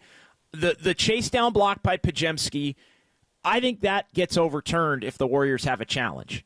And so it's all interconnected here, and I think in the moment, obviously you want the officials to get that call right, but that's the kind of call, and I thought it at the time when they challenged the Draymond play, man, there could be a play that's more obvious later in a bigger moment later, even though it was getting late at that point, fourth quarter, that could, where Steve Kerr would want to have that challenge in his back pocket. Didn't have it. I think that one gets overturned. The other one I didn't like was the loose ball foul on Looney after the Curry miss because it was so late. It was so late. I mean, he was like hardly even in the play. He was in the periphery of it all. That was Moses Moody getting in the jam. Yeah, no, so I think that one is one where it's just a play on in a physical game, especially when it relates to free throws. Like, I think the officials have to know, and I don't know if Steve Javi will go down this road necessarily, but I do think the officials have to know once teams get in the penalty, and I think they do. Once teams get in the penalty, it's really got to be a foul because you're you're basically giving a team 2 free points when it's players competing for the ball in a huge situation. So I think that's something that has to continue to be evaluated, and I think it will. But those are sort of my overarching thoughts on the officiating and the specific calls down the stretch. What did you kind of think of all of that individually?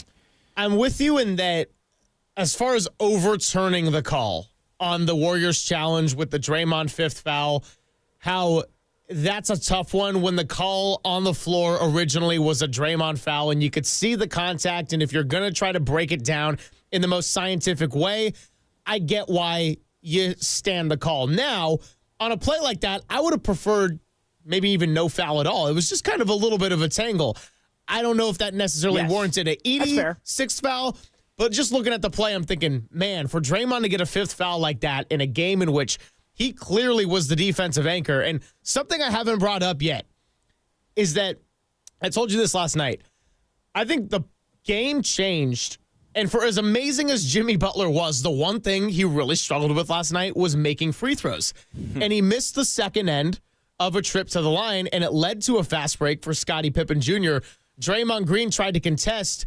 He ends up fouling, and it was an and one. That was his 4th foul, and he had to spend time on the bench. So what were you getting? You were getting a lot of Looney. You were getting a lot of Post. And I love me some Kevon Looney. Quentin Post, the way he was hitting threes last night with confidence, I thought he played a terrific game with those stakes and kind of being in that position for the first time. But defensively, it was not even close to the same with either of those two guys compared to what you were getting with Draymond Green out there. So Draymond racking up the fouls quietly was really hurting the Warriors and getting back into the game. So when you think about it in the context of the challenge, I just wish that there kind of was no foul on that one at all. Dealing with Zach Edey was tough for the Warriors, and when your center and your starting and closing lineup is a 6'6" guy that can defend 1 through 5, it's understandable. That one, again, I can understand why the challenge was upheld, and I understand why Steve Kerr did it because Draymond's 5th foul held so much significance, but I think it's a tough one to overturn. The Podziemski block, again, if you have the challenge, I think there's a 95% chance that one does get overturned. And then the Kevon Looney play, again, Moses Moody is the one in the scram fighting for that ball. And to your point, JD, I know that refs might not always think like this, and we'll get into it with Steve Javi, but that was not just a foul where it was like, okay, no jump ball, it's possession of Memphis. That was 2 free throws in a game in which it stops the momentum. You keep playing. I just thought that in general, there was not enough contact for any sort of whistle in terms of a foul. And then to have Looney be the one of the culprit when he was just kind of on the periphery of it all just made no sense to me. And it's disappointing to see from an objective basketball stance when calls like that are being made at the end of these close, not mathematically elimination games, but play in high stakes type scenarios. Yeah, I think, and we'll see. I think the other thing, to get into, and I think at times this plays a role in how games are officiated, especially early, but it's history between two teams. That's the other thing I'm interested to get into with Steve Javi and how officials prepare and kind of lay out for a specific series. in a specific series where there's been a heated back and forth, like the game that we saw between the Warriors and the Rockets, now that these two teams are going to be playing the game at Chase last Sunday, and some of the back and forth over the course of the season in some of these matchups. So I think that's something else to get into and kind of moving forward here. But I think typically, most calls that we think are wrong end up being right. I think, sometimes in the moment. But I think it's hard to let teams play a lot throughout the course of a game, which I think did happen at times, and then make calls that basically give teams points when you're talking about getting them into the penalty down the stretch, which can be problematic. Let's get into Kuminga. That was the other thing Austin wanted to get into, and I mean, give your take on it. Again, I think we're fixating on it a little bit too much, probably still. But it is a topic. He is somebody that's been touted as, someone who is a must for the Warriors to increase their ceiling to championship level. He's got to be a major factor. People keep touting that. I keep hearing that, Greg. I'm not sure the Warriors coaching staff or their best players view it that way. But we keep hearing it from the media that Jonathan Kuminga has to be awesome for the Warriors to win a title or even contend against the Rockets. He didn't play again last night. I was a little bit surprised, although in hindsight, I don't think we really should have been. What did you think of another DNP for Kuminga and just where things stand here now with a few days off before they play the Rockets? Well, first of all, I'll tell you all that you're listening to KNBR and KNBR FM San Francisco, the sports leader, a Cumulus media station. Hour number 2 here, JD and Silver. Hopefully, Papa can be back and well enough to come back tomorrow. Obviously, hope he's hanging in there. Does not sound like he's missing the day off for any kind of leisure. And we got JD going full marathon here, so very much appreciated. But yeah, the Kuminga topic is, I can understand why it's a discussion. Now, personally, doing this for 4 hours a day, 20 hours a week, and kind of talking the ups and downs of the Warriors season, there are times where I feel a little bit fatigued by the Jonathan Kuminga discussion. And truthfully, I think that both sides of the spectrum can get exhausting very quickly. The he can do no wrong crowd and the he's useless crowd, right? Because it is very much not black and white. It is gray. And I got to credit our guy, Ron Kroichik of the San Francisco Chronicle, giving me that color analogy last night when we were kind of getting into it. And he was talking about one of the recent columns that he wrote on it. Here's the thing, though, and this is why it is a worthy discussion. I think Jonathan Kuminga is the type of player where his positive attributes, such as the length, the explosiveness, the athleticism, can be very valuable in certain matchups. And I know that people don't like going down the, it's all matchup dependent road. But that's kind of what the NBA playoffs is. If you're playing the Lakers, it's very different than if you're playing OKC or Houston. And two teams in which I thought Jonathan Kuminga could have a really nice role in this series, even if it's a small role minutes-wise, could still be an important role, are the Los Angeles Lakers. And you just saw you in person down in LA, have one of his best games of the year, being in the closing lineup, and rightfully so. And then the other team is the Houston Rockets, and he did it twice without Steph and once without Draymond for the most important moments of the game in overtime when he fouled out, and the second time was without Steph and Draymond altogether, where Kuminga against a team like the Rockets, a little bit younger, they're lengthy, they're athletic, they can be a little bit inconsistent on the offensive end. That's actually where his skill set has come to the best use. So I do anticipate that even after a couple of non-DNPs, I don't think he's going to be straight DNP for the duration of this series.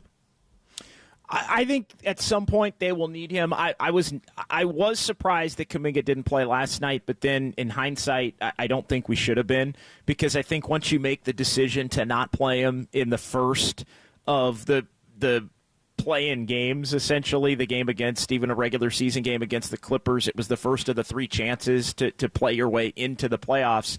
If you're out of the rotation in the first game, you're out of the rotation in the second game. And I think it didn't mean that he wouldn't have played, but I think the spot that Kuminga finds himself in, and I think this is the spot that he remains in at the beginning of the Rocket series, I don't know that there is going to be a planned Game 1 role for Jonathan Kuminga. I do think there's a chance for that, because these are not play-in games. These are series games where there's days off and it's 4 out of 7 and not you better win one of the next 2 or you're out completely, or if you lose tonight, you're out. So I think that added margin for error gives Steve Kerr a little bit more margin for error in conjunction with the fact that he played well against the Rockets. The one thing that must be added to this Rockets conversation, because we're going to hear a lot about Kuminga and the Rockets over the next few days.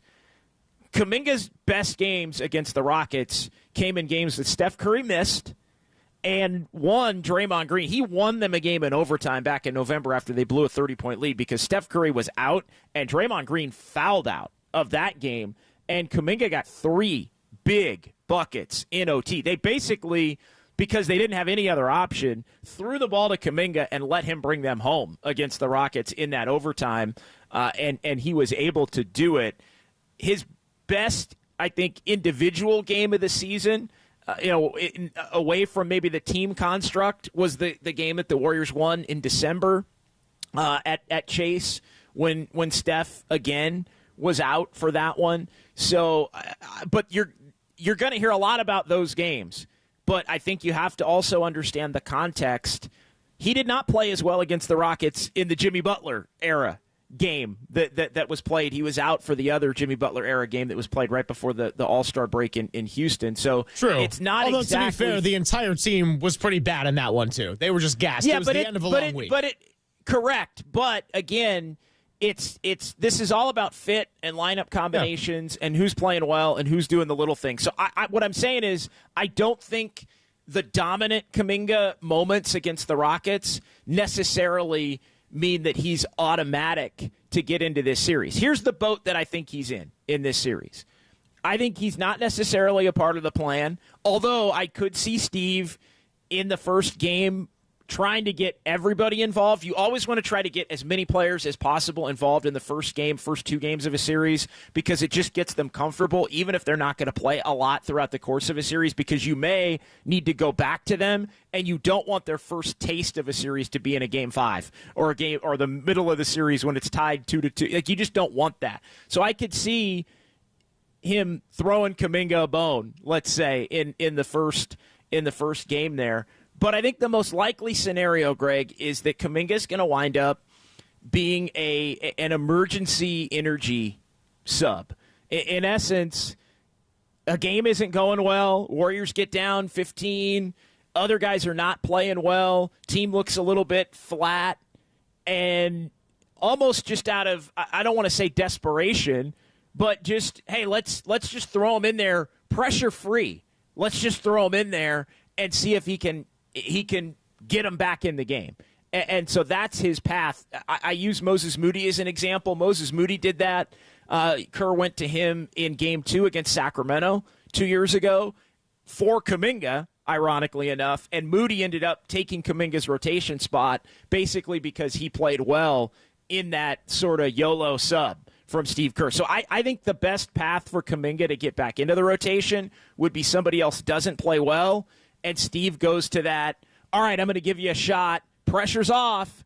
If you perform, you may get an opportunity to continue to play, and then that's where maybe the matchup against the Rockets makes Steve more comfortable to be able to continue to work him in. No, I mean, I think you bring up some great points, and let's also be fair in that Guy Santos right now is ahead on the pecking order of needing a spark plug, and he gets you some offensive rebounds. He's not quite the same level of athleticism, but he can also hit outside shots a little bit more reliably. And by the way, the Warriors got to find somebody to hit outside shots, not named Steph Curry. And Quentin Post did it last night. Jimmy Butler hit a couple, but really everyone else who were not doing it. I almost thinking, so the Golden State Valkyries had their first ever draft pick this week, and their fifth pick was Juste Jochite from Lithuania, a lefty sniper. I'm like, can we get her flying out here overseas, get some shots up going right now? Because can't be like that for the duration of a series. But that's neither here nor there today. That's going to be a Sunday problem. On the other side, let's continue to get into this discussion. And I want to play a clip from Draymond Green when he was asked about Jonathan Kuminga and if he anticipates that he'll have a role in this series. So we'll continue to unpack this. And, of course, 415-808-5627, the number to chime in. And real quick, 707 on the Golden State Lumber and Showroom text line. JD, thanks for all you do. You deserve extra credit and Bay Area Nation appreciates you. Look at the positive vibes. Appreciate it. Love it. I live for this. I live for nights like last night and being on today and flying to Houston and being in Houston and doing Dubs OT and coming back and being a part of the draft show. It's going to be a wild couple of weeks here, and I wouldn't have it any other way. Sickos unite, and we'll continue to do it on the other side. It is Pop and Silver with JD filling in on the Sports Leader.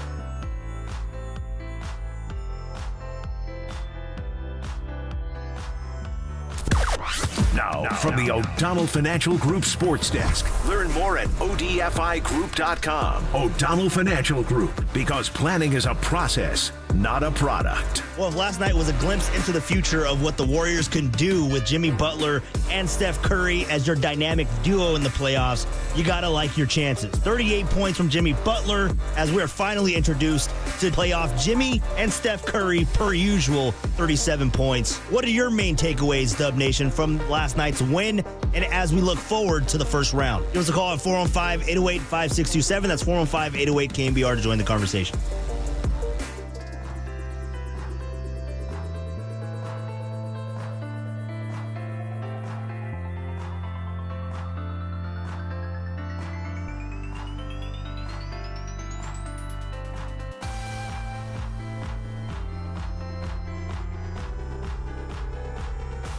Hey, what's going on? Good to catch up with our friend Steve Moskowitz here on a Wednesday. Founder and tax attorney at Moskowitz LLP, always helping out the people of the Bay Area and beyond who listen to KNBR. And today, Steve, let's talk about unfiled tax returns.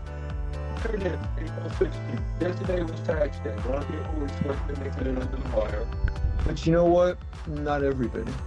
There's some people who didn't file by yesterday. And you know what? It wasn't just yesterday. It was the April 15th before that, the April 15th before that. Folks, it's time to do something about it. You don't want to live your life looking over your shoulder. You don't want to live your life, is this the day the IRS agent comes knocking on my home, my business, ruining your life, your business, your marriage? There's so many good solutions. If you can't pay your taxes, that's okay. We'll work the deal out for you. We'll file all the old back returns. We'll give you your life back. Don't wait until the government does something. We have a free consultation. We'll explain everything to you. We've been doing this for so long, for so many years. We have a lineup we want to give you. And just think how you feel when this problem is in the rearview mirror. The only thing you have to do is pick up the phone and say, "Hey, Steve, take care of this for me." There he is, Steve Moskowitz, founder and tax attorney at Moskowitz LLP. And if you want to get some help, you can give him a call now at 1-888-TAX-DEAL, 1-888-TAXDEAL, or you can go to MoskowitzLLP.com.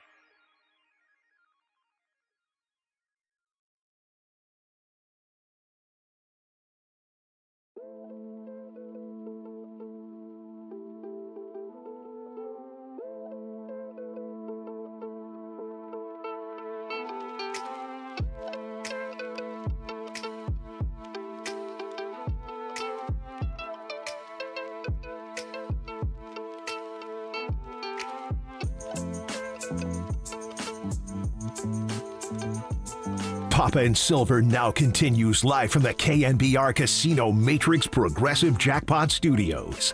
Casino Matrix. Progressive jackpots are here. Where are you? Just drop in. Please play responsibly. 1-800-GAMBLER.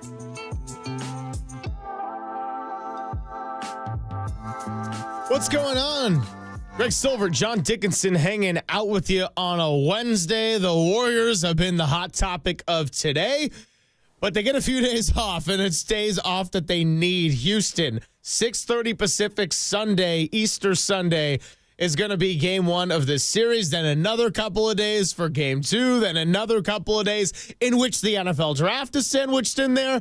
And then you're going to have game three, and it's all coming your way. And, of course, JD is going to be on the forefront of it all, our Dubs OT guy. You can catch him and Kyle Haar after each and every game and every Saturday from 10 to noon for a little bit of just Dubs. So, JD, there were times in this year in which we were wondering how much mileage you're going to get out of this team, how much mileage are you going to get out of these shows, and then it's all flipped, and now this is really all they can ask for in the sense of having a chance to fight out a 7-game series in the playoffs and play some meaningful basketball. It's so fascinating, and I won't go full schedule nerd on you, as you know that I am, and those who listen regularly, but the Warriors are going to play game one, obviously, Sunday and Sunday night. Big surprise. I thought it was going to be Sunday afternoon in that 12:30 Pacific slot with the Warriors winning the game last night. It's 6:30 Pacific, 8:30 Central for game one on Easter Sunday. So that game is buried, really, by in the national landscape of things and on TNT. Then they're going to play game two on Wednesday night. So you get the extra day in between game one and game two. And I was just thinking about this because you mentioned the NFL draft. The entire NFL draft will take place. All 3 days of the NFL draft will take place in between game two and game three, because game three is going to be a 5:30 tip on Saturday afternoon on ABC, the Saturday night showcase for the second week of the playoffs. And the draft is going to be ending, about 90 minutes or a couple hours before on Saturday with the long day and rounds 4 through 7. So the whole draft is going to take place in between game two and game three. 808 KNBR, did they do this for the 49ers? Kind of crazy. You can focus. We can focus on the Warriors, and obviously we'll be focusing on the Warriors and the reaction to Game 2. But then you can get your Niner fix in for a couple of days there, and then get right back to the Warrior fix in addition to that. Yeah. So I want to throw up to a piece of sound here as we kind of had the discussion on Jonathan Kuminga and if he would have a role in this series. And here was Draymond Green at the podium last night when just asked if he thinks that Jonathan Kuminga will contribute in this series. Here's what he had to say, and I think he had some really good thoughts to chew on. Kuminga's had some good games against Houston this year. He's obviously taken 2 DMPs the last 2. How have you seen him handle that, and how much do you still expect him to possibly contribute? He'll contribute. He's great. He's getting his work in. That's all you can do in that situation is get your work in, and he'll be meaningful for us in that series. I have zero doubt about that. I think the challenge for him is to stay mentally engaged, as is for anyone in that situation. But I have zero doubt in my mind that he's going to help us in this series. He will 1,000%. So those words by Draymond Green, I should tell you, are also brought to you by Redwood Credit Union. Redwood Credit Union's auto loan sale is here. Save 0.75% now through April 30th. Ask for RCU financing at your dealership or apply online at redwoodcu.org. The staying ready mentally element is what I wanted to get into, JD, because Jonathan Kuminga's 21 years old. He has had an up and down kind of relationship with this coaching staff and his role with the team. There's been a lot of questions about his fit. Now he's in year 4. He's due to get paid some big money. It's seeming like after these last couple of games, the Warriors don't want to pay him that much money because they're not using him at all. But the staying ready mentally is worth chewing on, because there could absolutely be a scenario in which Jonathan Kuminga has a small role in the series, maybe even a medium role, and maybe, because we know Steve Kerr loves to tinker around in the playoffs, could even be closing games. It's just all on the table. The question is he ready mentally? And then when he does get out there, to just kind of be within the flow and not overthink and get so tense to where it's a quick yank and it's kind of this negative feedback loop that keeps perpetuating. Yeah, and again, I mean, there's just too much focus on Kuminga every night. I get it. He's a popular player. I think there are, a lot of media members, and look, we're all media members. I'm not really being critical of the media. Everybody's got a job to do and all that, but there are just so many that are so invested in him, being a big part of it, I think, because there are a lot of people that are basically coming to grips with the fact that they're wrong about his impact and the level at which his impact can help this team. Doesn't mean it can't help this team in line with what Draymond is saying there, but I just feel like Kuminga is kind of this media concoction. The idea of Jonathan Kuminga and what he can do is just so much greater than what he actually brings to the table on the highest end, and it's incredible to me that becomes such a big part of the story after the Warriors play the last two games that they've played and now have advanced. Again, whatever, that's kind of a side little tangent as somebody that's seen his role and impact, I think, more clearly and accurately than anybody in the Bay Area by far, maybe anybody nationally to boot at that point. Here's the deal. I'm with Draymond. I think he will probably get an opportunity, but if he doesn't play well, he's just not going to play. So if he doesn't play well, then that's fine. He's just not going to play. And Steve Kerr will find other players who can play. And the one thing that we've seen is actually the opposite of what everybody keeps saying. The Warriors can win games without him. The Warriors can compete without him. The Warriors can beat really anybody without him because they've played a lot of games with him either playing a limited role or not playing at all in the stretch where he was injured when Jimmy Butler came over. So that's the part for me that I'm just kind of done with. Like, he may get an opportunity. If he does and he plays well, he'll get more opportunities. I don't think there's a cap to that. I agree with you. I think if he plays well enough in an individual game, he could wind up in a closing lineup. I think because he played well against the Lakers, maybe he winds up playing against the Lakers. Like, all those things are true. But the one thing that I think I'm frankly just done with, and I thought we were with the DNP's gonna be done with it, but nope, they're playing Houston, so you gotta he played great against Houston, so is he gonna play against Houston? Like, it's just like, okay, I guess we're that starved. But again, he's such a polarizing figure. I understand it. I don't want to be acting like I'm being Mr. Media decider as to what's quality content or not. It's all fair game. I get it. He's a polarizing player. He's a on the surface talented player. Again, he's kind of the perfect dream in terms of content because the idea of him is much greater than when he actually gets out there. When he actually gets out there, you have to acknowledge, did he play well? Did he not play well? And then it looks a little bit different. But when he doesn't play, you can still act like he might play well in the next game or the next matchup, and it just continues this loop that you're talking about. But my thing is, Greg, and you know this because we've gotten into it a lot. We've been on the air for 90 minutes. I think we've spent pretty close to 2 segments talking about Jonathan Kuminga, and it just, enough is enough at some point. If he plays against Houston and plays well, good for him. I think there is still time for him to be impactful. But if he doesn't, or if Steve Kerr chooses not to play him, that's also okay. And I think we can evaluate, he is no different. And I think this was the most telling part of the Kuminga. It was, Steve keeps getting asked about it, becoming more, I'll use what Tim Kawakami said, more terse with each question about Kuminga and his role still. He also compared him to Guy Santos, right? He also brought, I thought we missed Guy Santos in game one. Could have used more Guy Santos.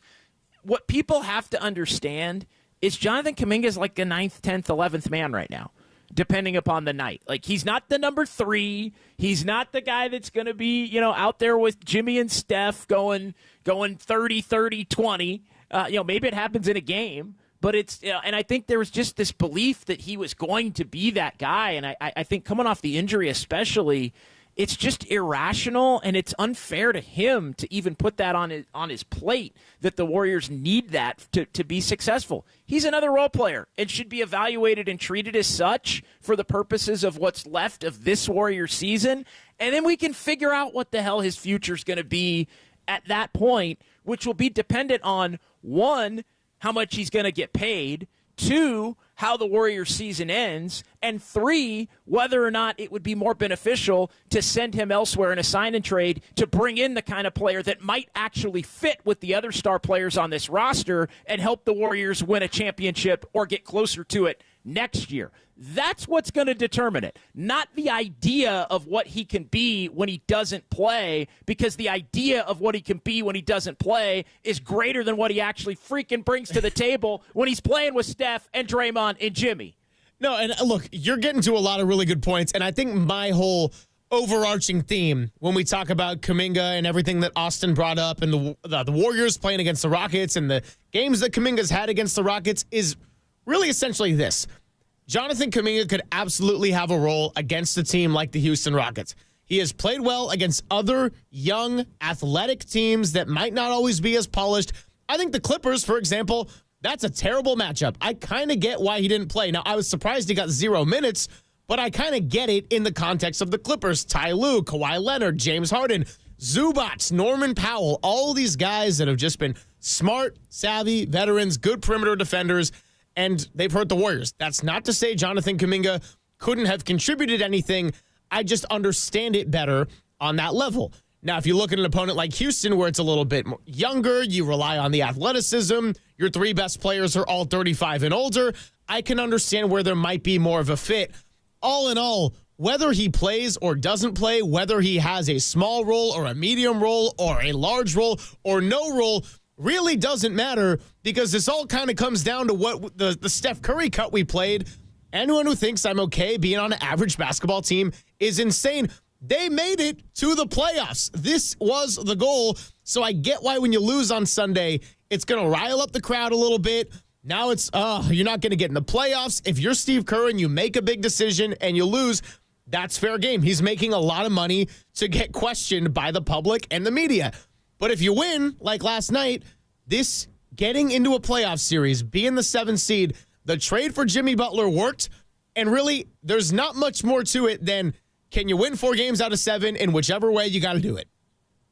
Yeah, there's just always this belief that if Kuminga doesn't play and the Warriors lose, that he would have helped. And I think that's not always, and maybe that's true, but it's definitely not a given. And I think we need to stop living in that world where when he doesn't get his run and something doesn't go well, it just becomes this automatic that the Warriors are doing it wrong, and he he automatically could. We don't know that he's going to be an automatic net positive in those situations. No, 100%. And the way I want to just kind of tie a bow on this whole segment as I kind of go up and down the Golden State Lumber and Showroom text line is a 510 saying, what is this? Did the Warriors win Game 7 of the NBA Finals? Geez. Well, no, dude, but they saved their season last night, and that's what this whole thing has been about since they were kind of waffling up and down after the 12-3 start. They preserved a chance for those 2 precious, valuable words that were getting thrown around, meaningful basketball. So, yeah, Houston has been a really good team. They have been ahead of schedule on their rebuild. They are well coached by Ime Udoka, who knows the Warriors well from the 2022 finals. They have length on the perimeter. They add a little extra flavor of spice and pettiness and sometimes toughness. And they got an all-star in Alperen Sengun that gave the Warriors hell the last time they played. But at the end of the day, this is all you can ask for. They preserved the season. I don't think it turned into an utter failure, which, by the way, if they lost last night, it was really headed in that direction, whether they would have won Friday or not. You get 4 days of rest. You get a chance to win 4 out of 7. And we get to talk about it on the radio. That's really all you could have asked for in the end, even though there were some bumps in the road along the way. No question. No, and that now they have a chance officially. This whole final 31, now 32 games was to give them a chance to be able to compete in the playoffs and possibly see could they be good enough to contend for a championship. That was never going to be on the table if they had gone the other direction. Now they're in the playoffs, and I think they have the most favorable matchup they could have hoped for in the first round of the playoffs. And you see how it shakes out. If this team proves to be too old to get the job done, that might be their fate. If the other players that need to make shots like Podziemski and Moody can't do it consistently and they lose, then that's that you learn about what next year needs to look like by virtue of getting a sample in the biggest games with this team now. It's invaluable, the experience, even if they wind up losing to Houston. No, you say it well, and that actually is going to bring me to another point to feed off of that. But I'll catch a breath and let's pay some bills, and we'll pick this up on the other side and get ready to bring in Steve Javy, who's going to join us at 11:50. Also get into some Giants talk with John Shea, who's going to come by at 12:15 as the Giants get ready for their third game against Philadelphia. They split the first two. Robbie Ray on the mound today. By the way, 3-0, looking to make it 4-0. So we'll get into that with Shea at 12:15 and continue this with the Dubs. On the other side, it's Pop and Silver with JD filling in on the Sports Leader. KNBR, the Sports Leader.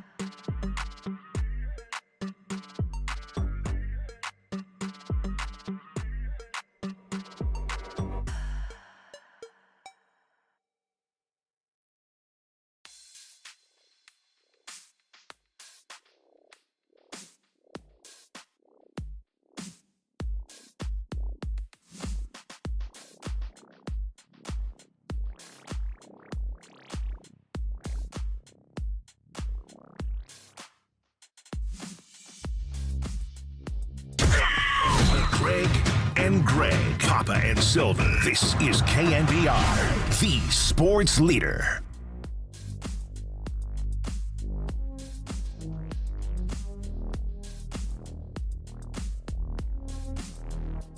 The whole point of the game was to win the battles, just to win every loose ball, every rebound. This is a big, strong team, great rebounding team. And you saw it happened a few times because they got 16 offensive boards. Edey had 7 himself. When they get an offensive board and they're kicking it out to Jaren Jackson or Desmond Bain, I mean, it's a wide open 3. And so the focus was really on scrapping and getting to every loose ball. I thought the guys really fought hard. Guy only played, 6 minutes, but, 3 rebounds. He was flying around out there. Every possession matters, and I thought our guys played that way. Yeah, Steve Kerr, after being a little bit critical Sunday, saying they left a few opportunities on the table, a few loose balls on the table. To JD's point, they really fought through their fatigue. Quentin Post got the loose ball memo early, diving for one. Moses Moody was a lot more scrappy, and he was dealing with the back spasms before the game, but overall looked really good and did a nice job starting out on Ja Morant. And, Moses Moody, the way he's upped his defense, I mean, the Ja Morant type of guards are usually the ones he kind of struggles with. The Kyries, the Ja Morants, the quick, explosive, athletic freak kind of guards, whereas maybe someone more like a Jalen Brunson who is smart and crafty, but just kind of like a little thicker, uses angles well, but isn't just going to blow by you with sheer athleticism. Those are the ones he does well on. Moses Moody has completely upped his defense and absolutely someone they need going into the playoffs. And 415-808-5627. Phone lines are open. Still time to sneak in a call now, and then plenty of time on the back half of the show. We got Steve Javie coming up in 10 minutes. It's Greg Silver. It's John Dickinson. And JD, what I wanted to piggyback off of our discussion before we went ahead and took a break was part of what made this Warriors team confusing and at times very frustrating, especially during the moments we were doing shows together back in the fall, is that after the DeAnthony Melton injury, it was a lot of directionless basketball and a directionless team, not just in terms of the inconsistencies, but you were kind of asking yourself, what's the end game here? What's the path? What is their ultimate goal out of this year or the next 2 or 3? So signing Jimmy Butler saved your season. We rehashed that from segment number 1. It also gave you a very clear sense of direction of what you're trying to do for the next 2 years. Where's Steve Kerr's contract at? Where's Steph Curry's contract? Where's Draymond Green's? Oh, Jimmy Butler, you're coming to the Bay, and we're giving you that 2-year extension. Yeah, they were aimless. I think they had an original plan, and we talked about it when I was in Hawaii, even going back to training camp. I think it was a sound plan, that the team that they built at the beginning of the year. They got off to the 12-3 start, but that plan was only going to be an initial plan. That was a plan to get you through the beginning of the season, preferably until you could go out and get the big ticket item that was still lacking on this Warriors roster, which is the number 2, the Robin to Steph Curry's Batman, to use what Jimmy Butler has characterized it as here in the last 24 hours after the Warriors' big win last night against the Grizzlies to clinch and get into the playoffs. So the initial plan, I do think, was sound. It got them off to the 12-3 start, but it was not going to be sustainable. I think we realized that relatively quickly with the next 15 games where they go 3-15, and then there's injuries, and you're thinking, hey, this team's going to have to do something. Otherwise, forget about making the play-in or the playoffs or whatever. They're just going to become completely irrelevant in a time where Steph Curry is still one of the greats in the game. Even at now 37 years old. So they had to do something. I don't think the initial plan necessarily failed. I just tend to look at it more as the initial plan was to get you to the point where you could add to that initial plan with the second star. It was cut and dry to me at that point that they needed to do it.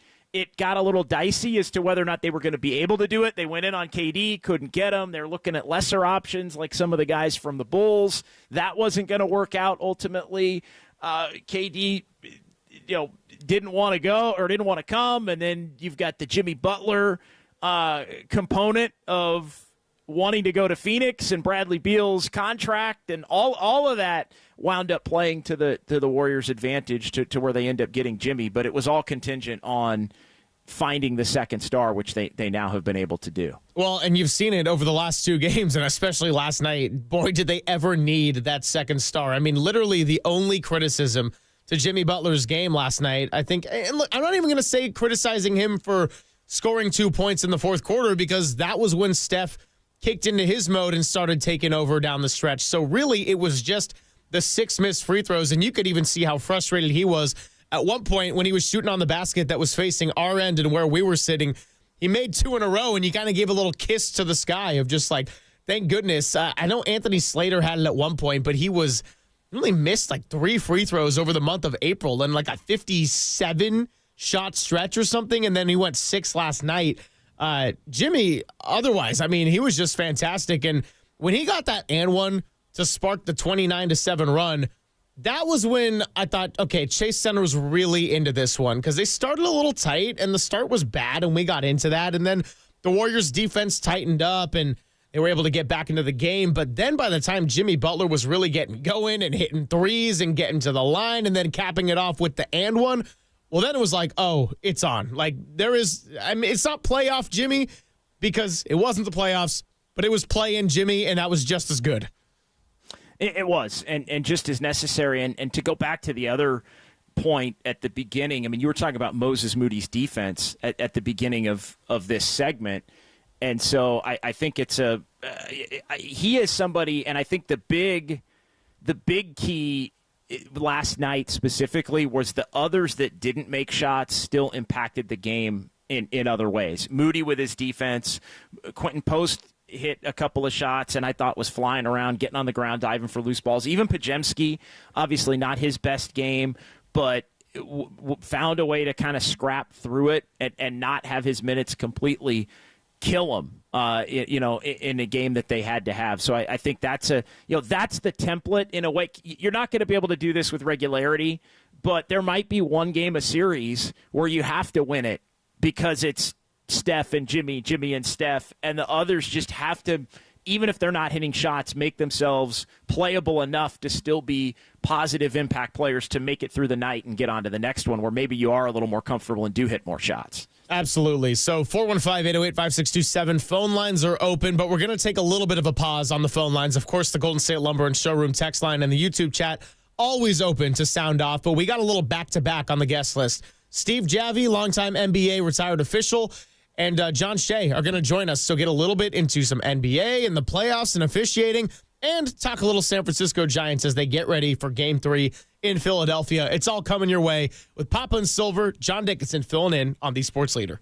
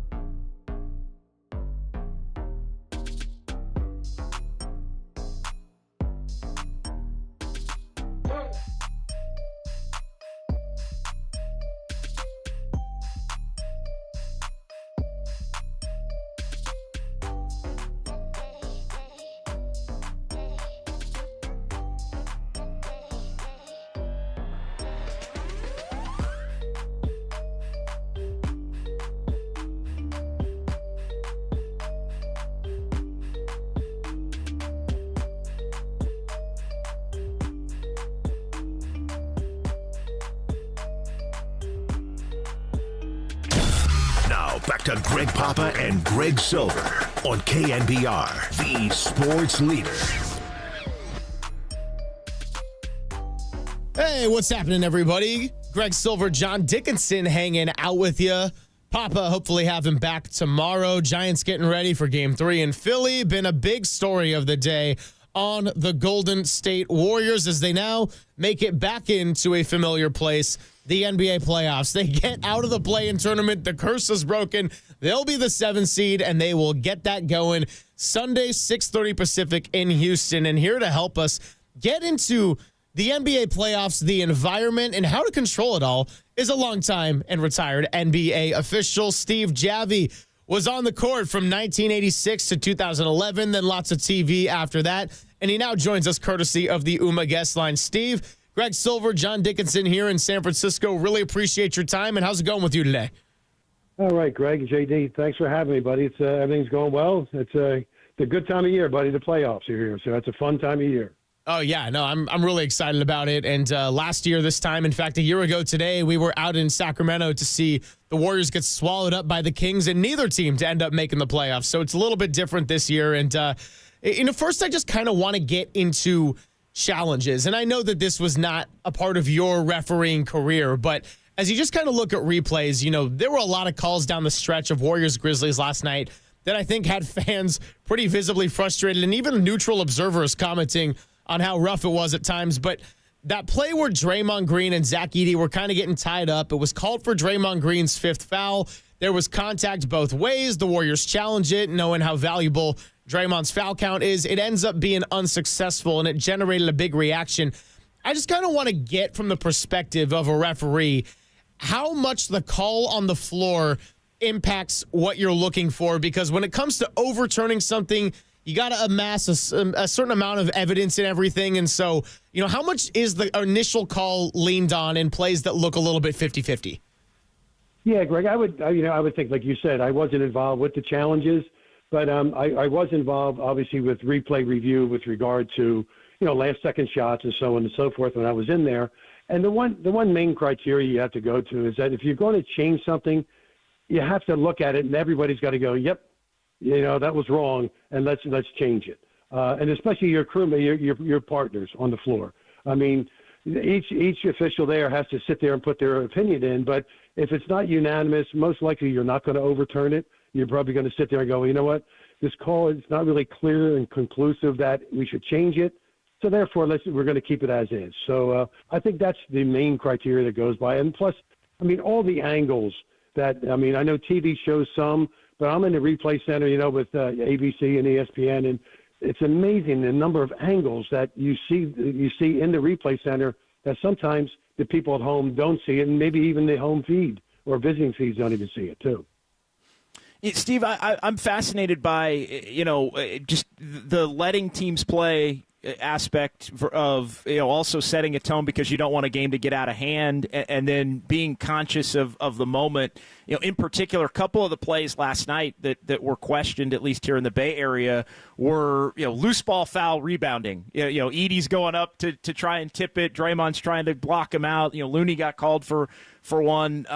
Going for the ball. How cognizant are officials in the just those kinds of plays, especially once teams get toward the penalty, where sometimes you got to call it a foul's a foul. It's in the penalty. It's gonna be a couple of free throws going the other end. But those I feel like have such a greater ability to cause variance in maybe the outcome.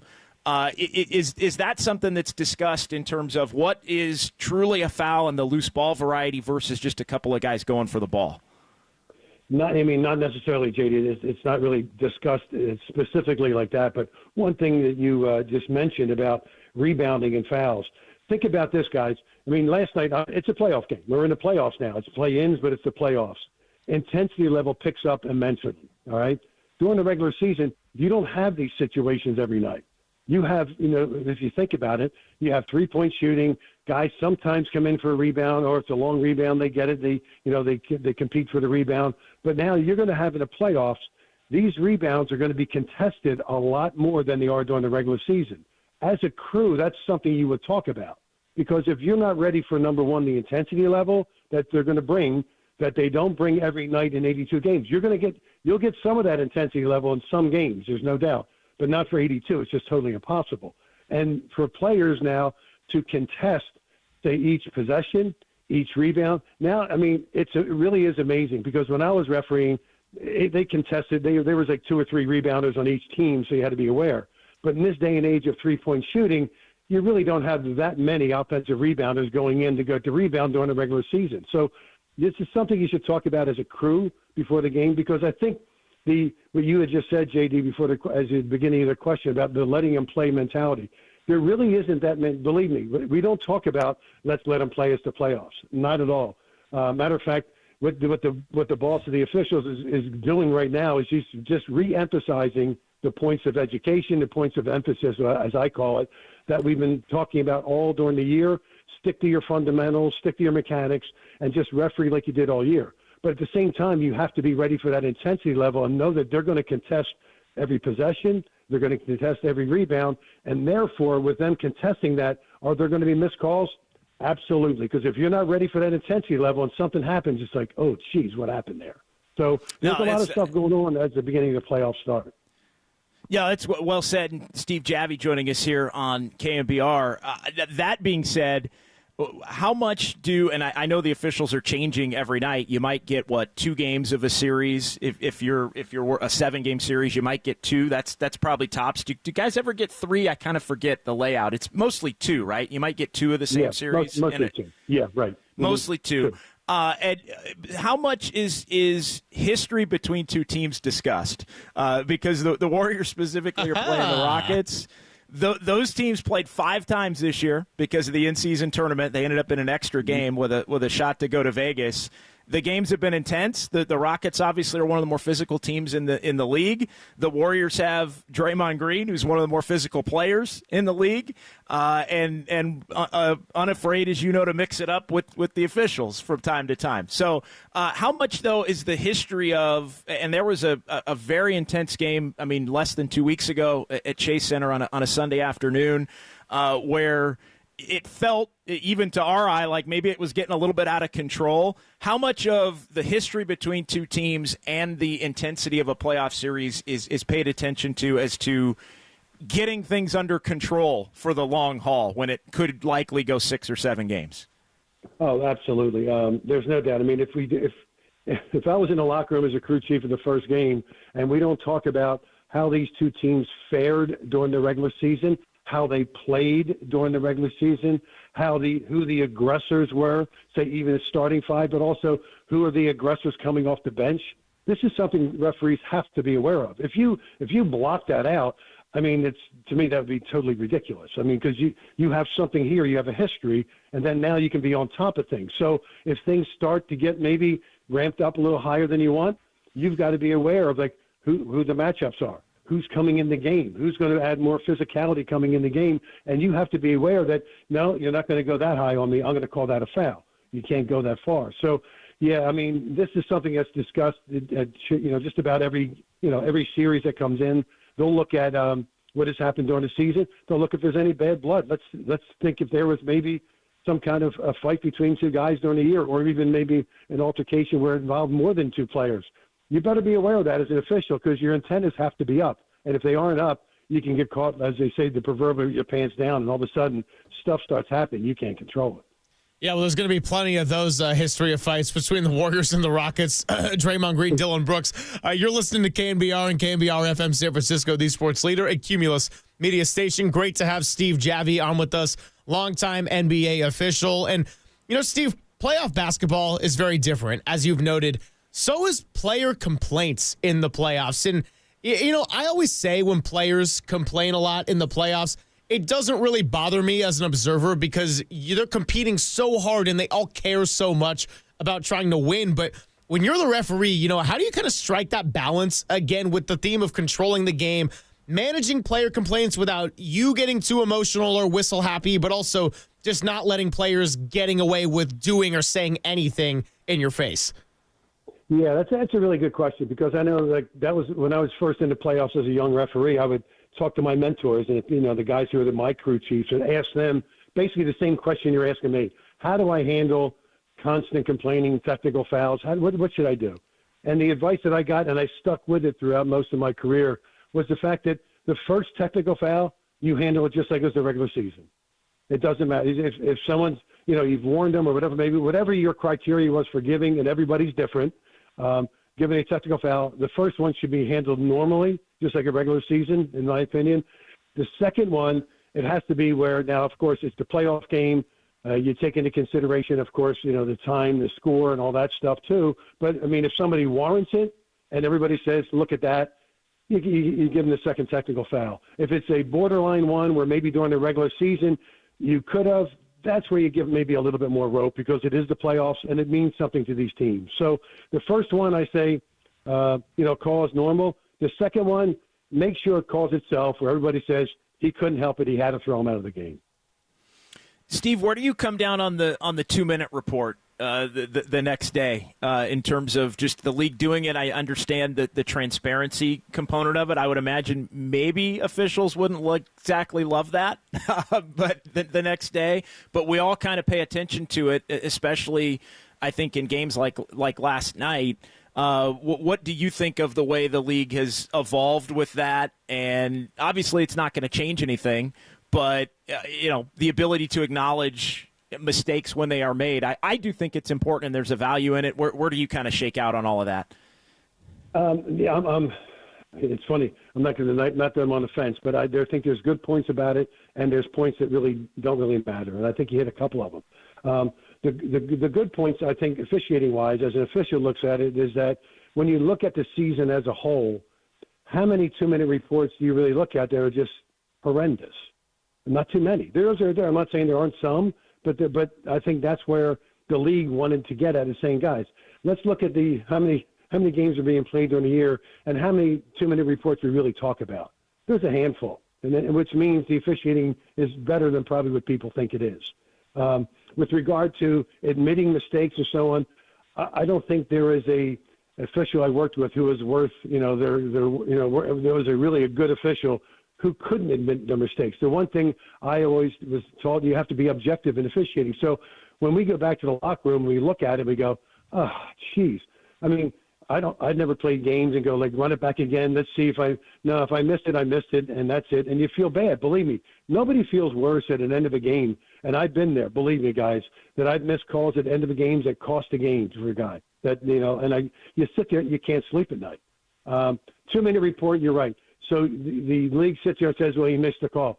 Everybody knows by that time he's missed the call. There's no doubt. But I think it's just a way of the league saying, we're admitting it. I'm sure the official knows it. But the teams, I don't think the teams really care if you admit it because they know what they see. They know if, the official could even maybe tell the coach or somebody afterwards, I'm sorry, I missed the play, that kind of stuff. So I think it can be good because it shows officiating is better than what people think.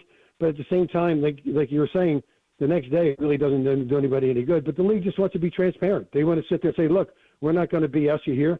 These guys, missed the play or missed, something happened with the clock and they should have fixed it, whatever it may be. So it goes both ways. It really does. Steve Javie, the voice you hear with us on the UMA guest line. I got to ask the question that's going to have a lot of the Bay Area basketball fans very, very interested to hear from a longtime NBA official.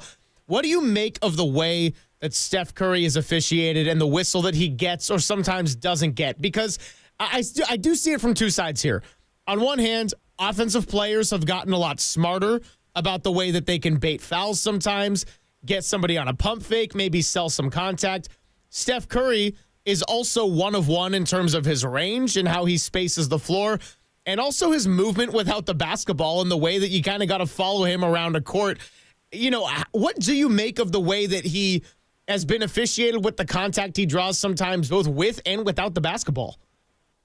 Yeah, you know what? I personally, I don't think Steph is that hard to referee myself. Now, that's not saying that he's not intelligent, and he's really good, and he knows the rules, and and every player does this, and no matter what area you're in, they try to, circumvent that rule by doing this, doing that, and that's why the league obviously reviews certain things that maybe players, especially shooters, have been getting away with. I remember, and I'll get back to Steph in a second. Remember Reggie Miller? I mean, I had to referee him, going around picks and kicking his leg out. And And then so if you watch enough film, guys, I'm telling you, you get to know the players' tendencies. And if you watch enough film, if somebody's like you're having a tough time refereeing somebody, let's say I was having a tough time refereeing Steph Curry because either I got it right or I got it wrong, whatever it may be, I would watch film all the time on that player. That's how I got the referee, Reggie Miller and guys like that. And I just saw that, why am I missing this player? Why am I calling it wrong, incorrectly?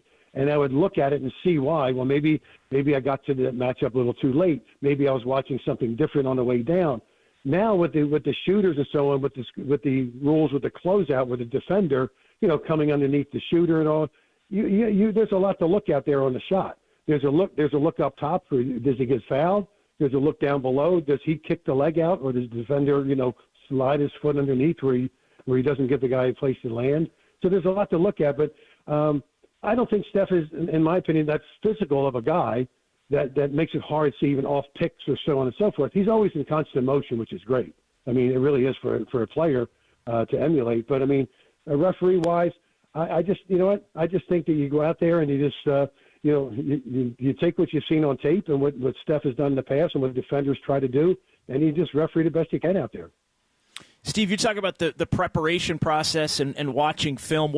How much do officials do that? I guess on the one hand to learn players and tendencies and ways that they're defended that maybe could turn into calls that need to be made and the like. And the thing that I always like, and it's so great having you, is just so the fans can kind of understand the level at which officials are evaluated at this point, because I think there is, among fans, it's that this call was missed, this team got the short end, whatever, and there are mistakes that are made for sure, but officials do hear about those mistakes, and there is a grading process and all those different things. Kind of let everybody know what that's like, but also the first part, the preparation process. Like what is kind of the typical day like if you're prepping to do game one of one of these series?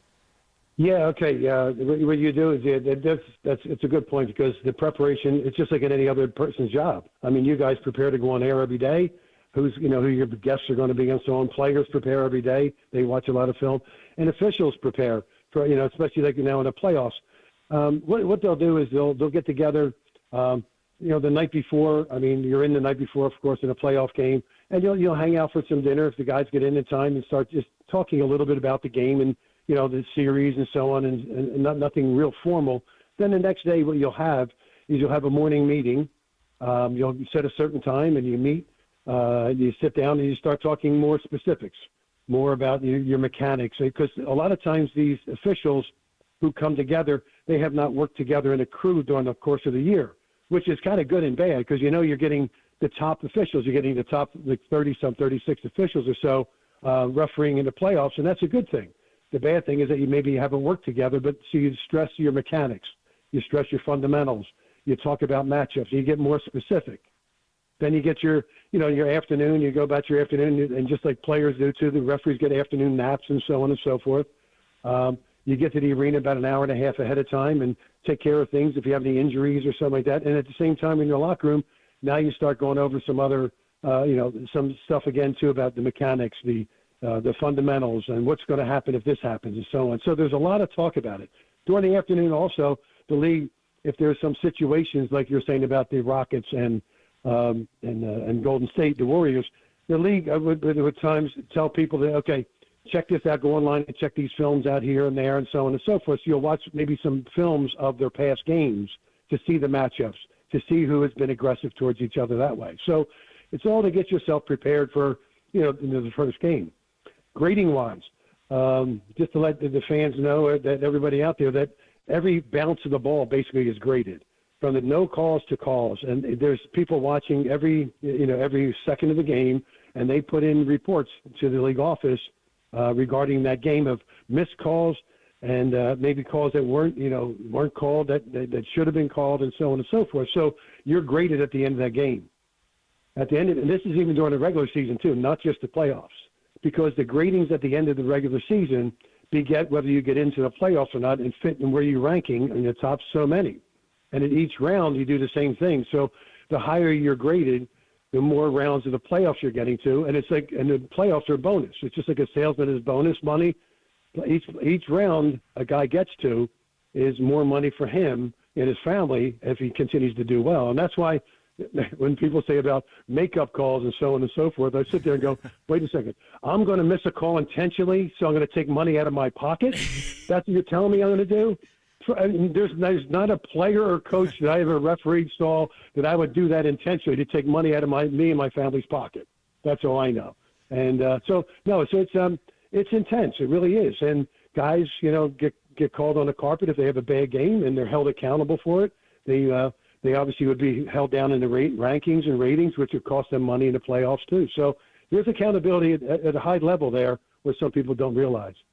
Steve, thanks so much for coming by with us. I mean, our live chat right now is talking about what an interesting interview this is. And I learned a lot myself because, it's not every day that we'll have a retired referee on. We get a lot of writers, we get a lot of reporters and broadcasters, but this was a really new and great perspective to have as we get ready to follow the Warriors being in the NBA playoffs for the first time in a couple of years. So really appreciate you coming by. Well, guys, I appreciate you having me. If you want to talk later on the playoffs, be more than happy to. Awesome. Yeah, we're going to take you up on that for sure. All right, guys. Thanks so much for having me. He is Steve Javie, longtime NBA official. Lots to chew on there, and we can do that a little bit later in the 12 o'clock hour. But guess what, JD? We got a little back-to-back from one John and John Dickinson to another in John Shea. He'll join us from Philadelphia next on The Sports Leader.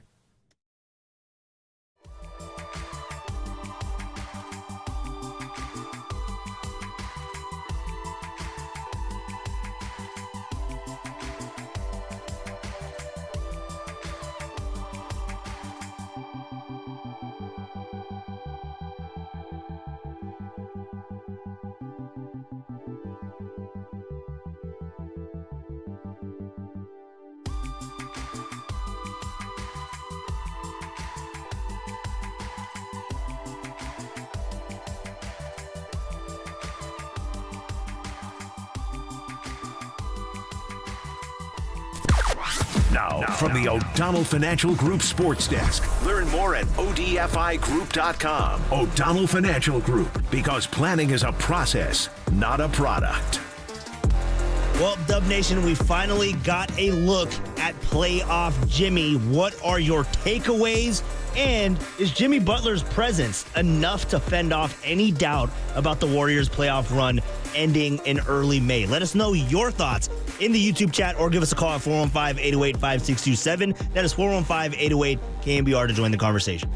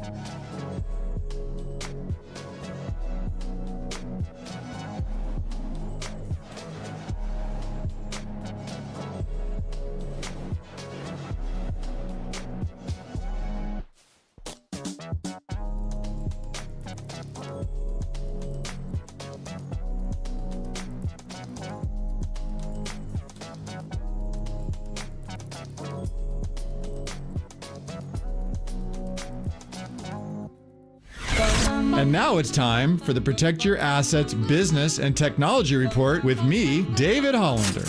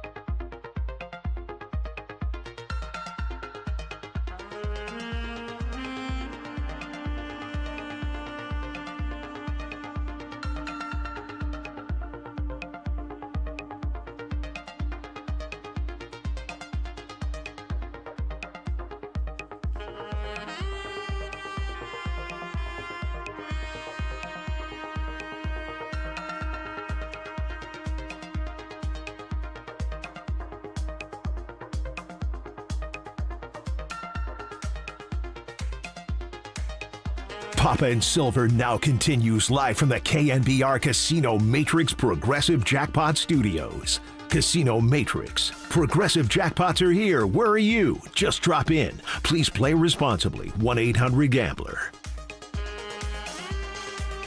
Hey, what's happening? Greg Silver, John Dickinson. Hope to have Papa all good and healthy to go by tomorrow. Obviously, wishing him well and looking forward to when we do have him back. But JD has been the ultimate Warrior today, and that's been the bulk of our discussion. Although, got to get a little bit into some San Francisco Giants as well. They dropped yesterday 6-4 in Philly. Justin Verlander was going for win number 263. It did not happen. The Giants lose the game. And as we do every Wednesday, it is my pleasure to welcome in our friend of the San Francisco Standard, John Shea, who joins us on the Yuma guest line.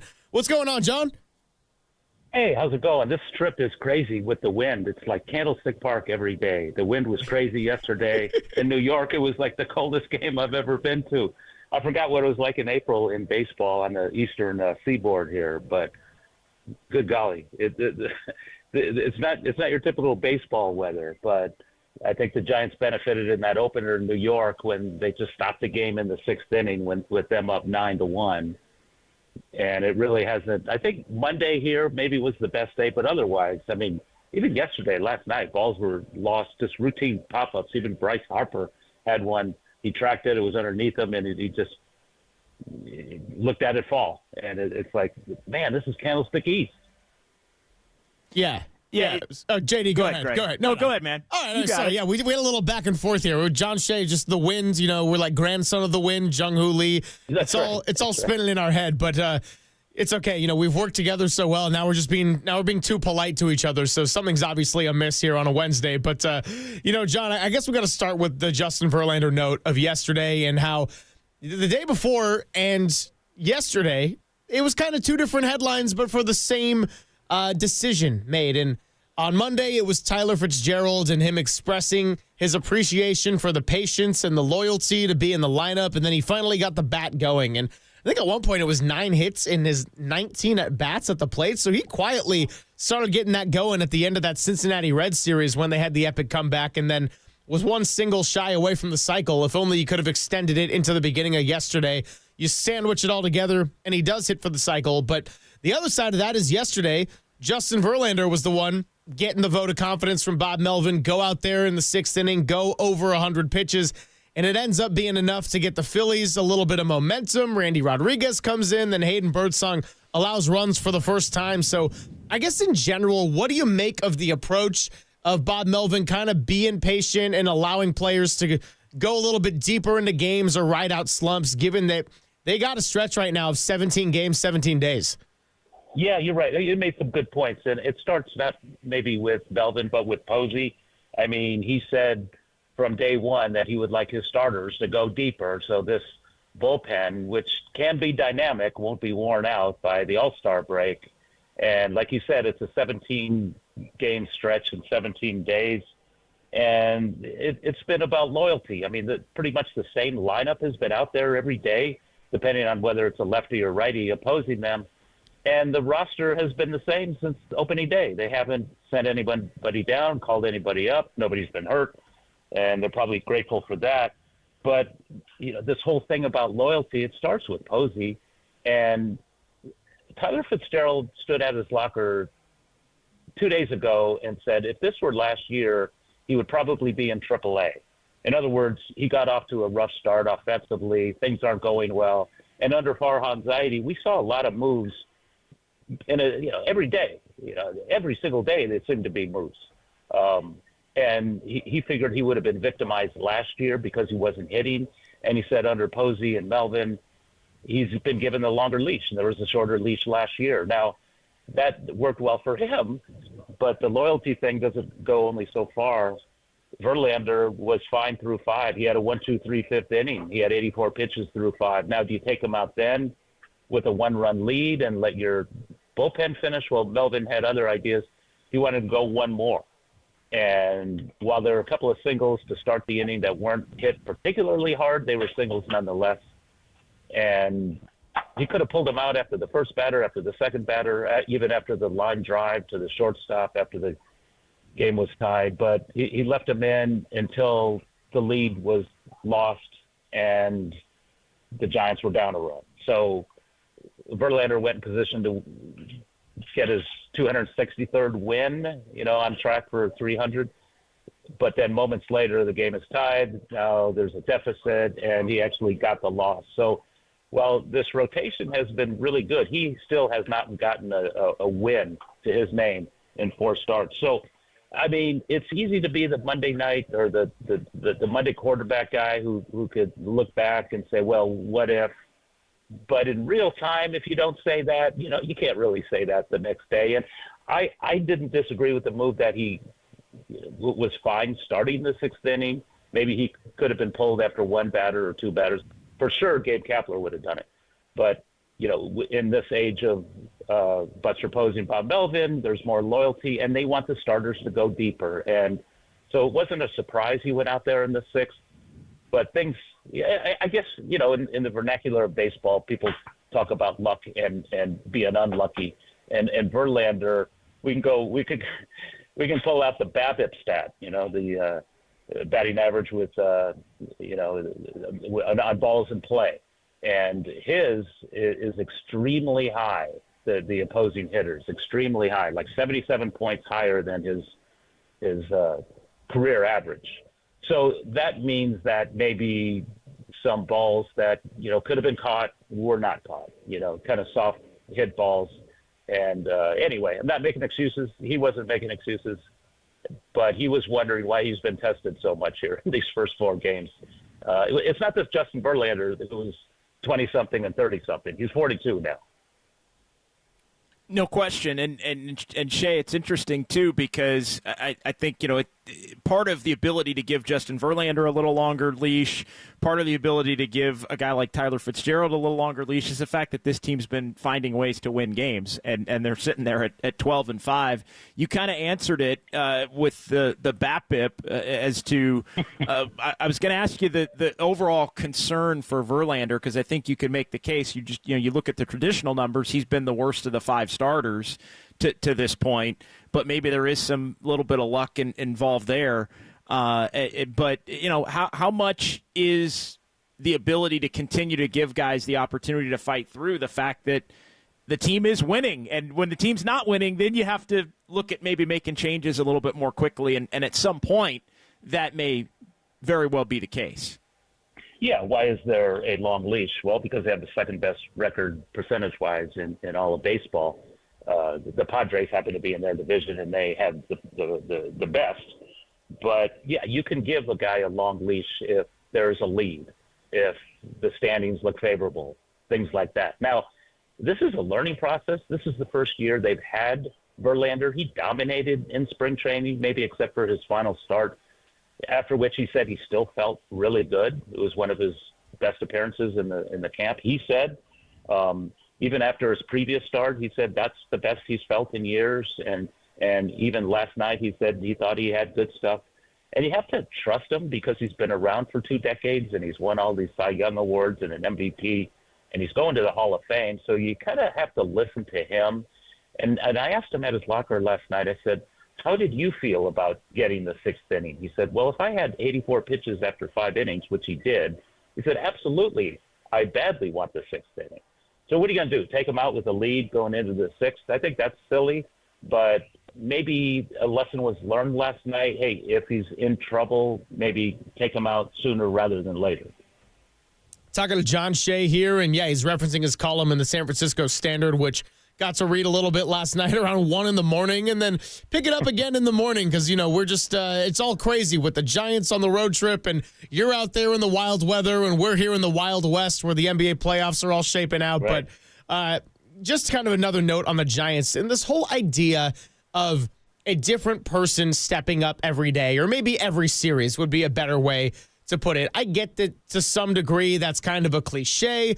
Jung-Hoo Lee, the star of the New York series, then you got Tyler Fitzgerald kind of going. But I guess just on the note of continuity and everything that we've been getting into in this hit, what about this different people stepping up and one guy having a slump, someone else picking him up, is making this start for the Giants sustainable to this point?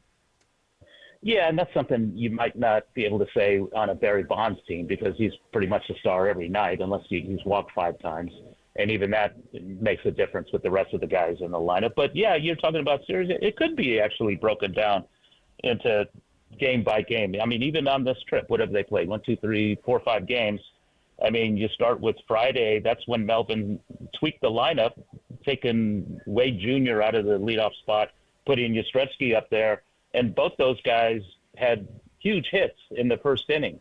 And that was the big win in the opener. The next day, Wilmer Flores, they score 4 runs, and he drives all of them in. And then, like you said, Jung-Hoo Lee on Sunday hits 2 more homers. He had 3 in the series, and he dominated the Sunday game.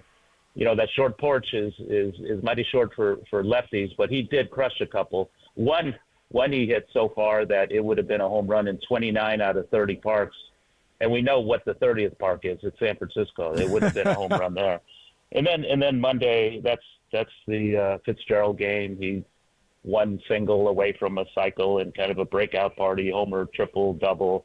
And he credited Barry Bonds last homestand with the technique of, instead of launch angle, hey, swing down on the ball. I mean, where have you heard that? From Little League to high school.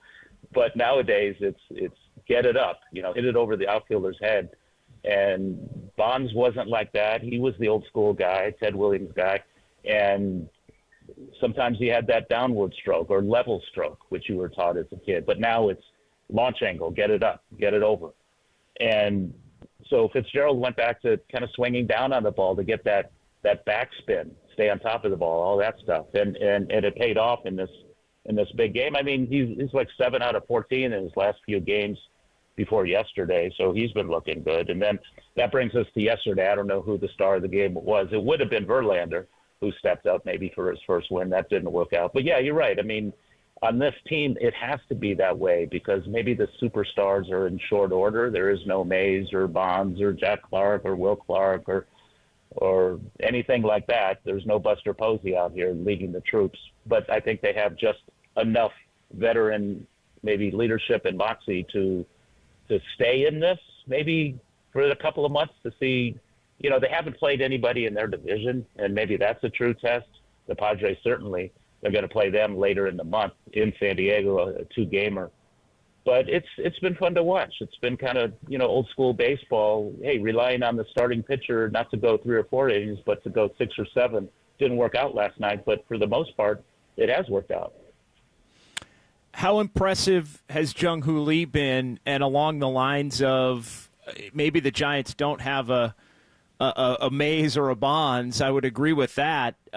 Could Jung-Hoo Lee, though, become an all-star caliber player, and how important would it be if he can become an all-star caliber player? That would be fun, wouldn't it, if he were in Atlanta representing the Giants in July at the All-Star game? You know what? If he stays healthy, he's got bat-to-ball skills, and he's doing it despite not knowing the language, despite not knowing these ballparks, despite not knowing the opposing pitchers. So it's all foreign to him. And he's making great contact. I mean, he's hitting the ball hard. He's crushing it. He has great hand-eye coordination, and he uses the whole field. In New York, he pulled everything because why wouldn't you there, but he often goes opposite field. And I think, they spoke about him as a number 3 hitter. I think Melvin was a big proponent of that because he doesn't draw a lot of walks, but he makes a lot of contact, 90% plus on his swings. Whether it's a foul ball or fair ball, he makes contact 90% of the time he swings.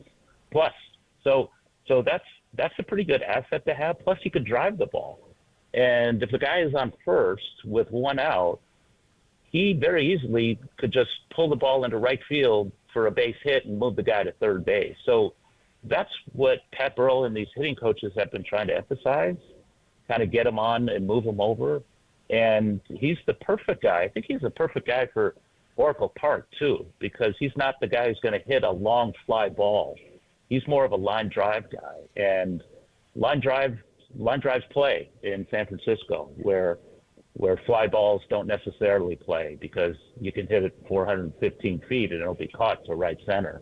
And he's a left-hander. So yeah, he's a fun guy to watch. And plus, I've seen a lot of balls caught in right center at Oracle Park that in years past weren't caught. And that's because of him and Yastrzemski in right field. So their defense is a lot better than it's been in many years.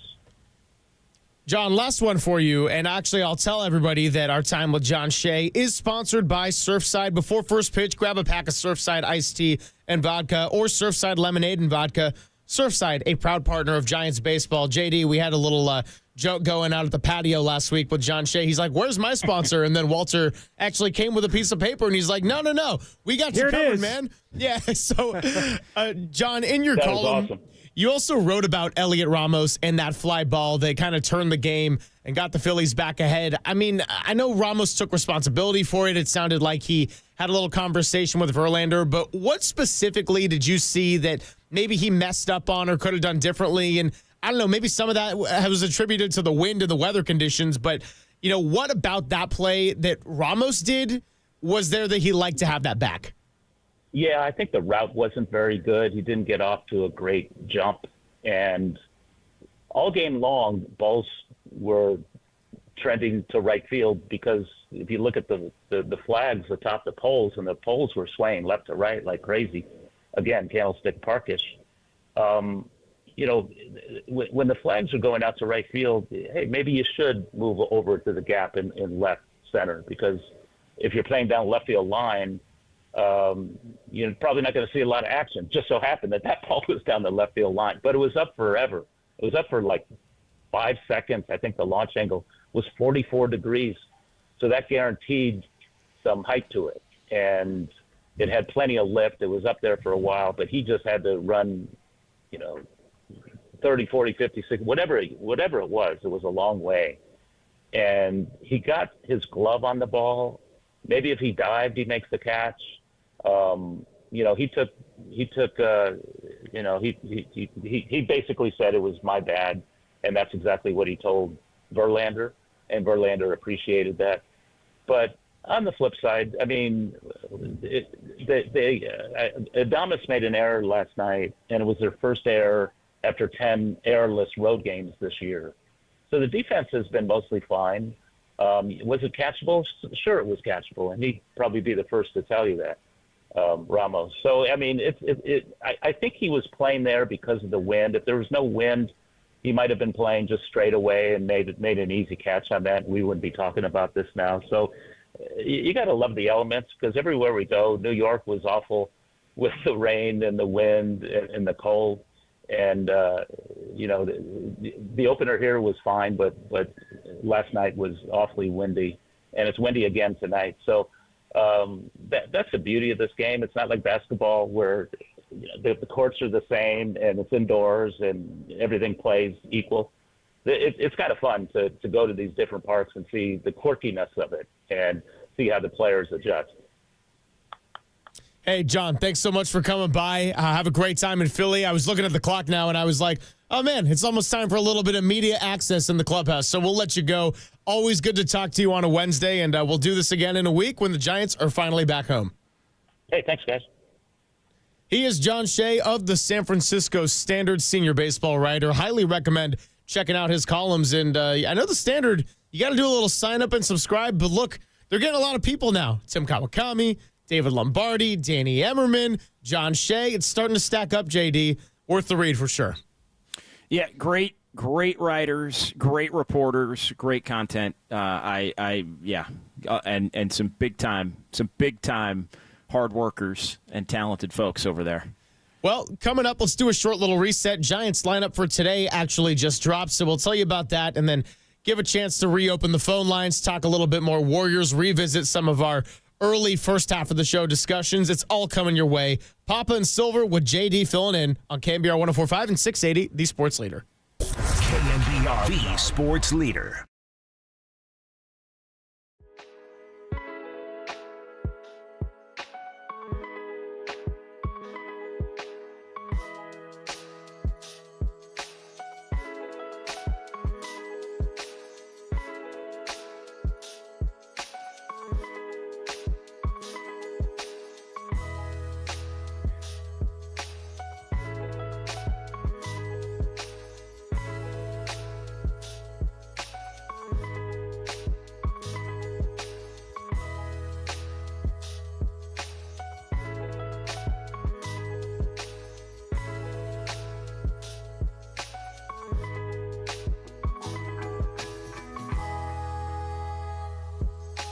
Hey, what's going on? Greg Silver to ask you a very important question on a Wednesday. Did you know that many of the attorney ads you've seen or heard aren't even based in the Bay Area, some not even in California? Well, Chris Dolan and the Dolan Law Firm have been based right here for more than 25 years. Yeah, we're talking about award-winning personal injury and employment attorneys fighting for you right here where you live. So, if you've been discriminated against at work in any way, wrongfully terminated, sexually harassed, or had your rights violated, well, your rights matter to the Dolan Law Firm, and you can go to dolanlawfirm.com to learn more about your rights. Over the past year, Chris and his team unfortunately saw an increase in no-fault injury accidents. And remember, Bay Area is a busy place. We got cars, motorcyclists, bicycles, children, senior citizens. They're all around us, so please be careful and let's work together in making the Bay Area a safer place. But if something does happen, feel confident that you're in good hands with award-winning California Lawyer of the Year. The Dolan Law Firm has secured more than $1 billion in verdicts and settlements on behalf of their clients. And here's the best part. You pay nothing up front, no hourly rates, no upfront fees, and they don't get paid until you get paid. They live here, they work here, they win here.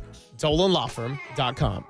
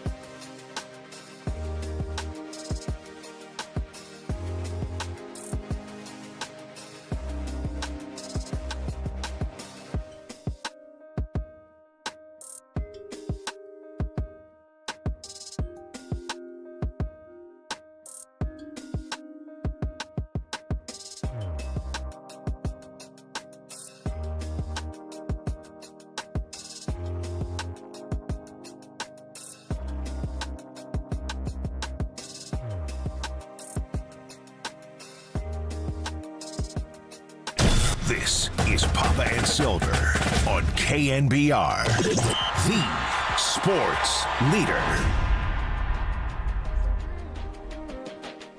What's happening, everybody? Good to be with you. Just had a nice long conversation with John Shea. If you missed that interview, you can just scroll backwards on YouTube at KNBR 1045 or twitch.tv/thesportsleader. Or if you wait a couple hours, it'll be available on KNBR.com, the KNBR app, or wherever you get your podcast. We also had Steve Javie on. So a couple of really great back-to-back interviews. And, of course, the phone lines are open once again, 415-808-5627. Greg Silver, John Dickinson here with you. And we want to hear from you. Big focus of the day has been the Golden State Warriors. We're going to get back into them coming up in just a bit. But the San Francisco Giants have also released their lineup for game number 3 at Philadelphia. It's going to be Mike Yastrzemski leading off, playing right field. Willie Adames 2, Jung-Hoo Lee 3, Matt Chapman cleanup, Elliot Ramos 5, Lamont Wade Jr. 6, Wilmer Flores the DH at 7, then Patrick Bailey, Tyler Fitzgerald, and Robbie Ray, who is off to a 3-0 start, is going to go against Aaron Nola, who is off to an 0-3 start. Little chance for the Giants to bounce back, JD, and if they can get this one, it'll be a 4-2 start to a road trip that was looking pretty daunting going into it. Yeah, I heard Murph and Marcus talking about it a little bit at the end of the show as we were getting set to come on, and I echo what Murph said. I think if the Giants can get one of the next 2, you feel great about this road trip overall, going to Anaheim in the 3-game series over the weekend against the Angels, who are playing, I think, surprisingly better than people would have expected here at the beginning of the season. Totally. But yeah, winning a series at Yankee Stadium and then splitting the 4 with Philadelphia, I think, is exactly what you would sign up for. So, yeah, bounce-back opportunity. And, look, this team has shown that they probably will bounce back to this point in the early part of the season. And, yeah, you look at that lineup for the Giants in this game, and it's just it's the consistency. Other than the Yastrzemski-Lamont Wade flip, it's basically been the same lineup. With Yastrzemski was hitting 6th there for a while, and Wade was hitting leadoff, and now they flipped it here over the last few days or week, and it's paid dividends. So, yeah, that consistency and the longer leash and believing in the players and showing faith in them is something that was a point of the offseason. And to this point, it's paid some big-time dividends for Bob Melvin, and as you mentioned, for Buster Posey, who I truly think, in conjunction with Melvin, have set that tone. You know, how can you make it different? Well, yeah, you can get Jung-Hoo Lee back, and you can sign Willie Adames, you can bring in Justin Verlander, but how do you make it different for the guys who have been here? It goes to that point about the confidence and the faith shown in guys like Tyler Fitzgerald to keep him in the lineup through some struggles. Easier to do when you're winning, but when you get a guy on track off of showing confidence in him when he's struggling, it's the kind of thing that can help a player carry through and be a productive one for an entire season. Yeah, no question about it. And Sean Estes, or Papa likes to bring up this one, that Sean Estes was very into last year, the stat about when the Giants score first, that was big for them. Interestingly enough, I think that I last saw when they lost, it was 6-4 when the opponent scores first. So still a winning record, and obviously very early into the season.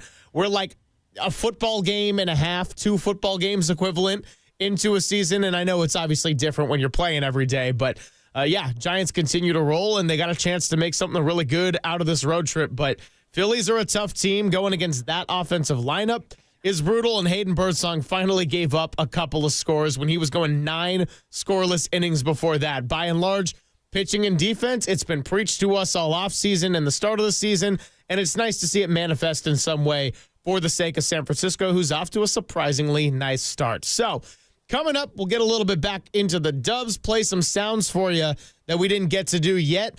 And, of course, if we want to hear from you, the phone lines are open. 415-808-KNBR. That's 415-808-5627. It is Pop and Silver with John Dickinson on KNBR 104.5 and 680, the Sports Leader.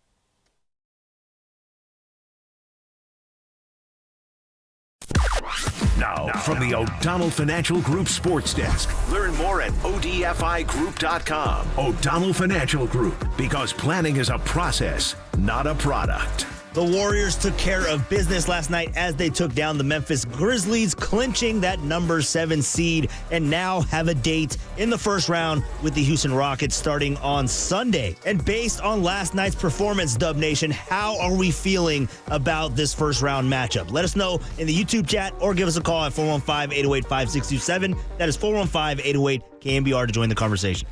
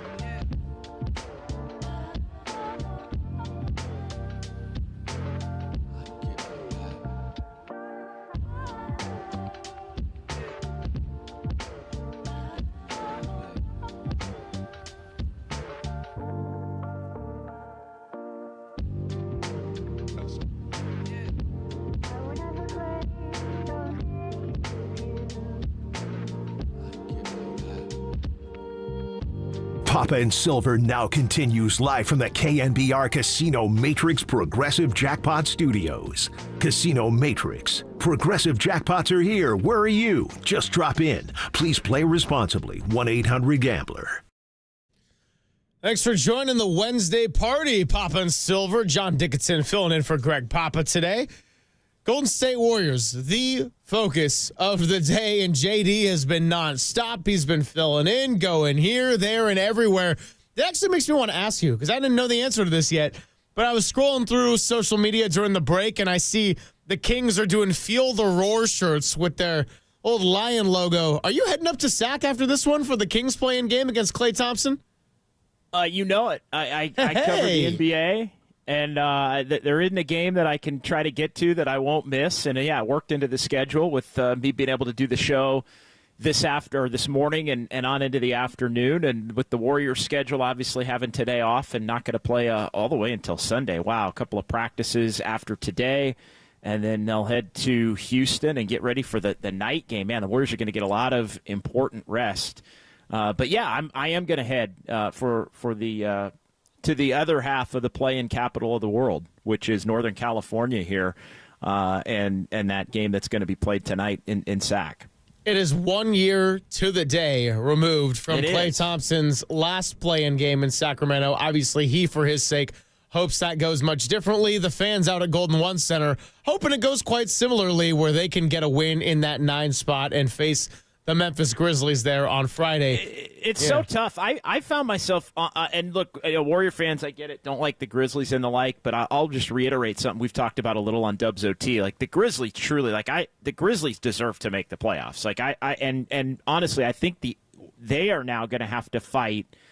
I think what the Warriors had to fight last night was the fact that they played so hard to try and win to get the 7 seed and didn't come through victorious, that now they have to, and I think it helps that they get the 2 days off in heading back to Memphis to host that game, whether it's against the Kings or the Mavs. But they have to now find, I think, and fight a little bit of the emotional letdown that comes from losing the way that they ended up getting beat, kind of like the Warriors did after losing to the Clippers, and I think kind of like the Warriors did going all the way back, different teams, to that 2021 play-in where they got beat in a hard-fought game against the Lakers and then just did not have it in them to play the same high level of game against the Grizzlies, and the Grizzlies that year came in and were able to beat them. But the Grizzlies, I thought, showed well, and I think for the most part the Grizzlies have showed well since their coaching change. There's going to be an 8 or a 9 game difference in wins between the Grizzlies and whoever they wind up playing. It's 9 Dallas, 8 if it's the Kings. They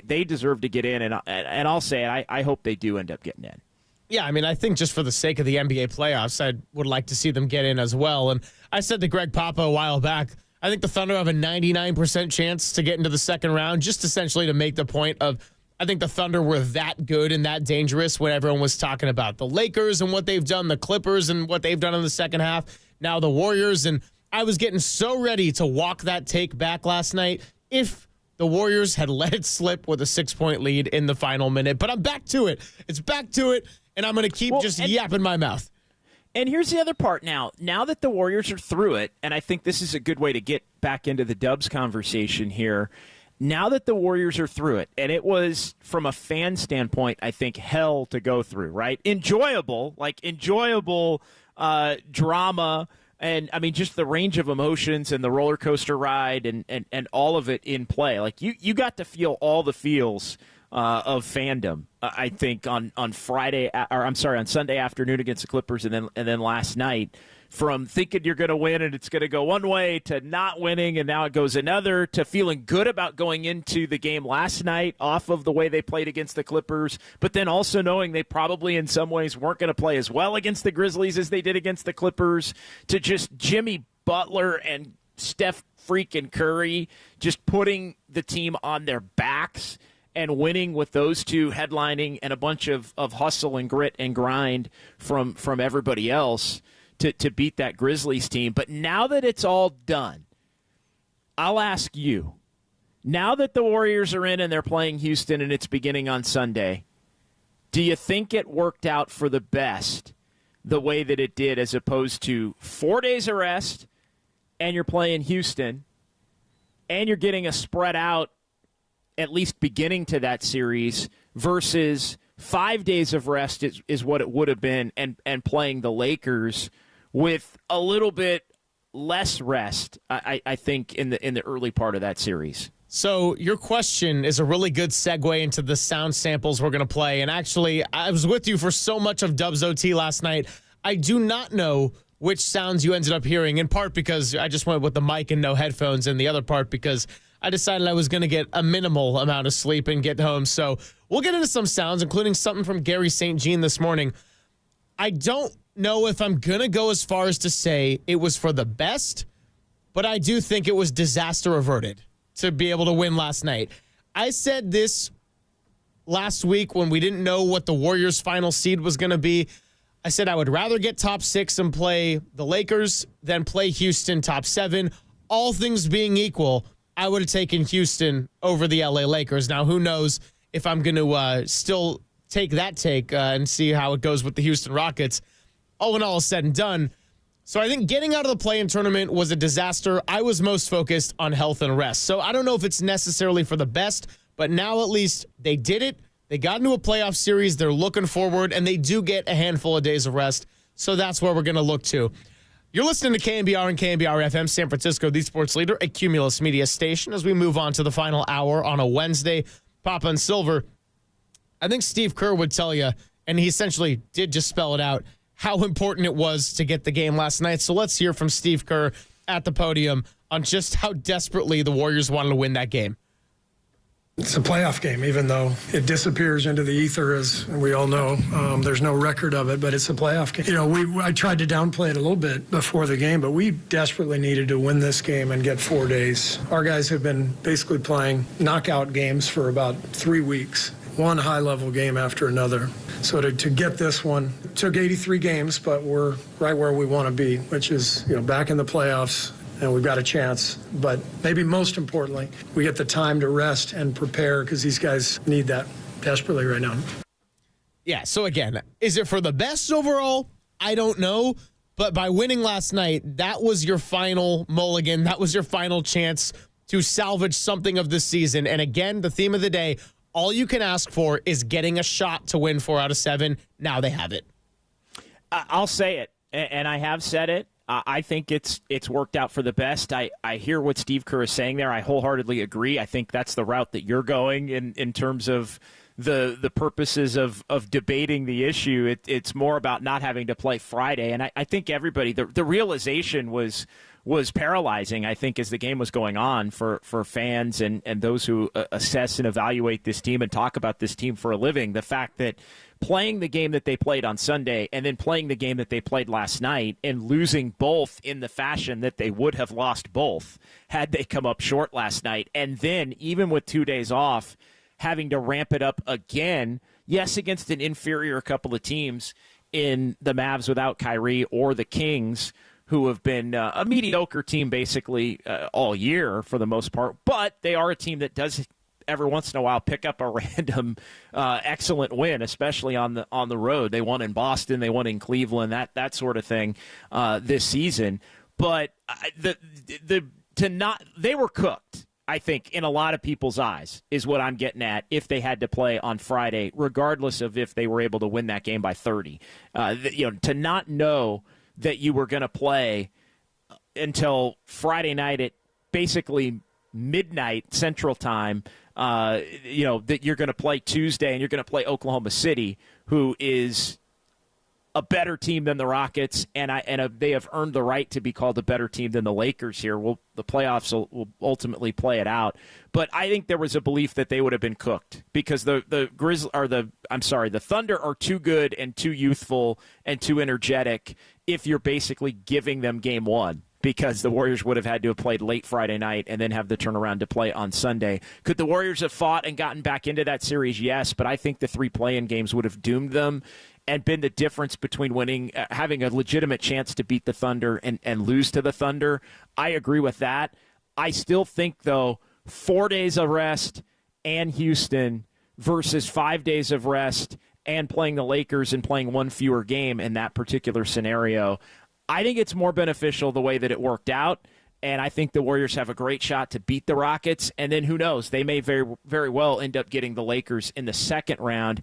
And I'm going to say that, too. I think it's better to get the Lakers in the second round than it is to get them in the first round. I think I need to see more of the Lakers and just how they operate and function in this series against the Timberwolves. I think they'll win it, but I think more that they can put out there on film would benefit the Warriors in a series where I think the athleticism gap is definitely much tighter than it is for the Warriors. It would have been against the Thunder and would have been definitely against the Rockets. That's something the Warriors are going to have to combat. Well, that's a fair take, and I will say this. This wasn't ever a scenario that was on the table, but if you had to win last night to get the Lakers, that would have been a really brutal scenario. To already go into a rest deficit situation against the LeBron James, Luka Doncic team and give them a couple extra days, that would have been brutal. So if you can get them on somewhat of an even plane in the second round, now if the Lakers win their series in 5 and the Warriors got to take it to 7 and you get the Lakers, that's going to be a tough turnaround.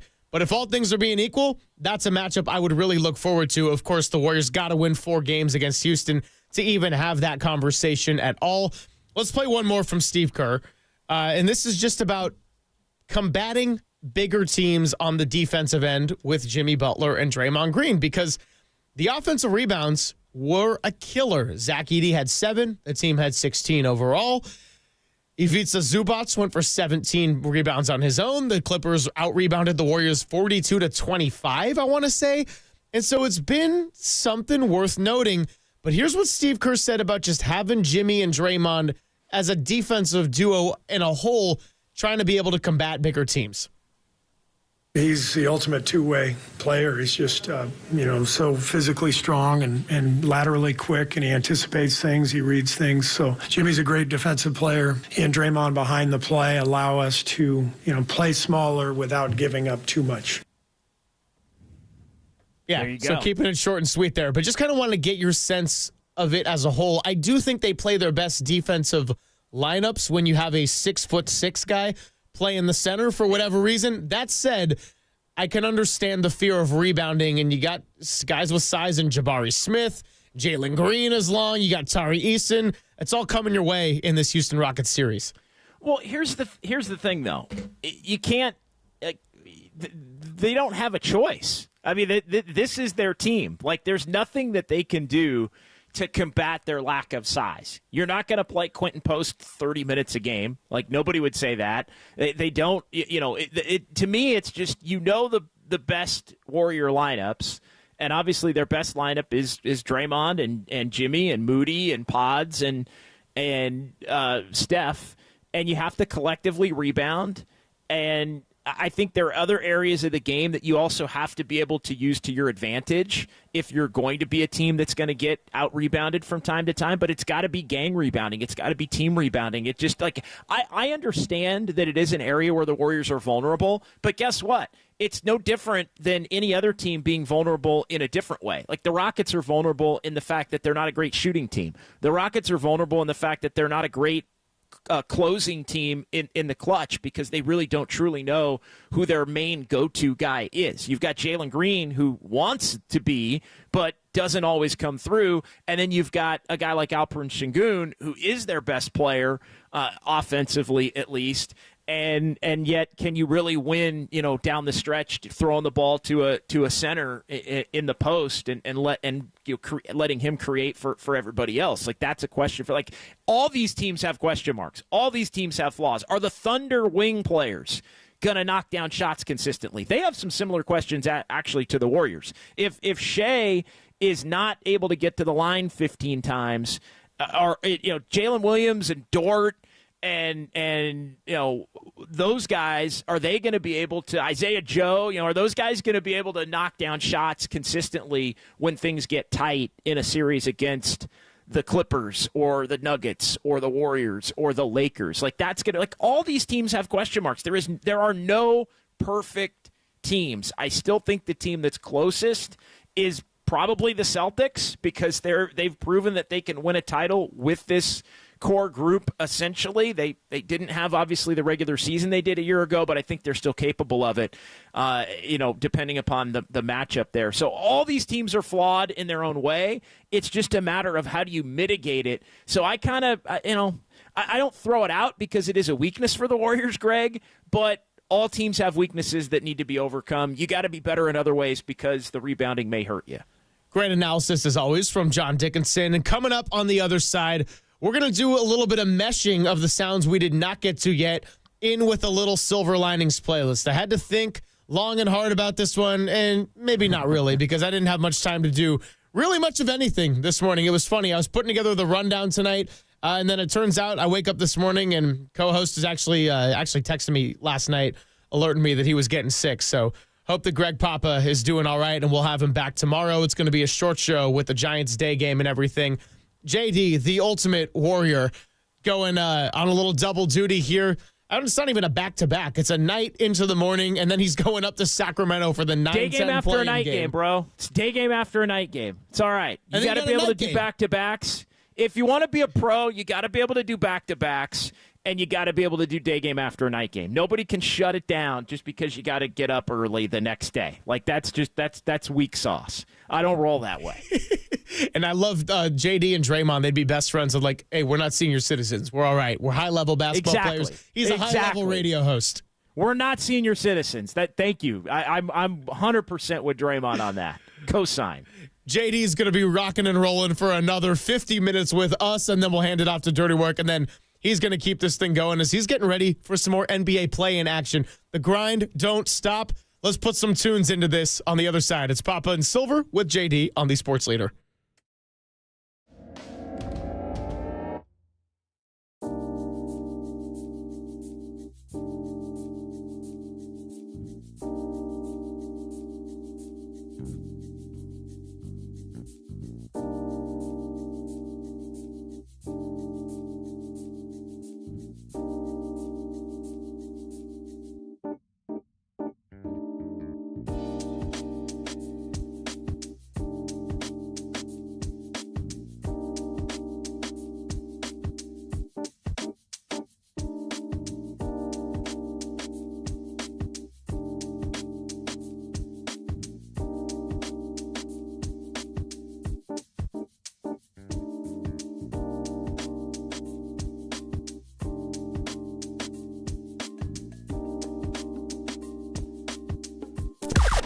Now, from the O'Donnell Financial Group Sports Desk. Learn more at odfigroup.com. O'Donnell Financial Group, because planning is a process, not a product. Well, if last night was a glimpse into the future of what the Warriors can do with Jimmy Butler and Steph Curry as your dynamic duo in the playoffs, you got to like your chances. 38 points from Jimmy Butler as we're finally introduced to playoff Jimmy and Steph Curry per usual, 37 points. What are your main takeaways, Dub Nation, from last night's win and as we look forward to the first round? Give us a call at 415-808-5627. That's 415-808-KNBR to join the conversation.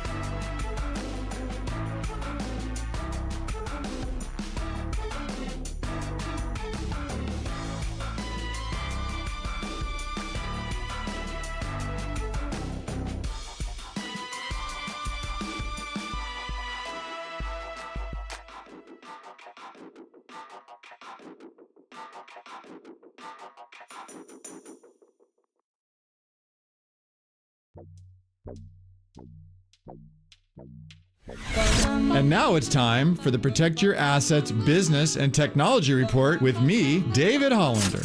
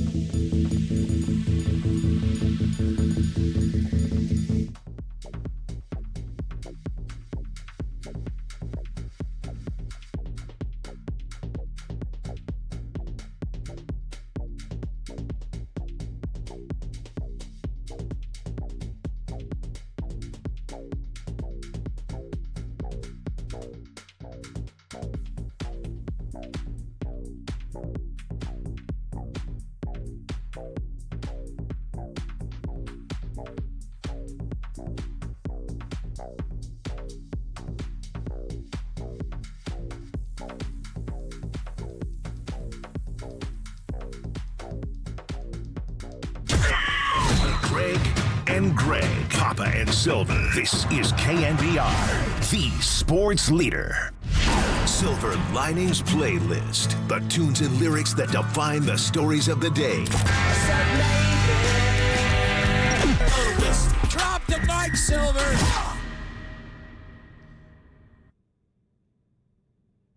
Curry will be on the inbound. He's the most dangerous guy to get it back. And he gets it out to Morant. 5 seconds. 5-second violation. They could not inbound. 5 seconds. Oh, my goodness. Calamity. Well, we're missing Greg Papa here today to let me know to drop the mic. But I will tell you that our time with Bob Seeger here is brought to you by Redwood Credit Union. That's right. Redwood Credit Union's auto loan sale is here. Save 0.75% now through April 30th. Ask for RCU financing at your dealership or apply online at redwoodcu.org. I was trying to go so many different directions with this one, JD. And the reason I wanted to settle on Against the Wind, the year 1980 from Bob Seeger, is that number one, just what a great, relaxing song, and the sigh of relief that cast over Chase Center last night, and just the release of the season it's been and the uphill climb that the Warriors have had to go through.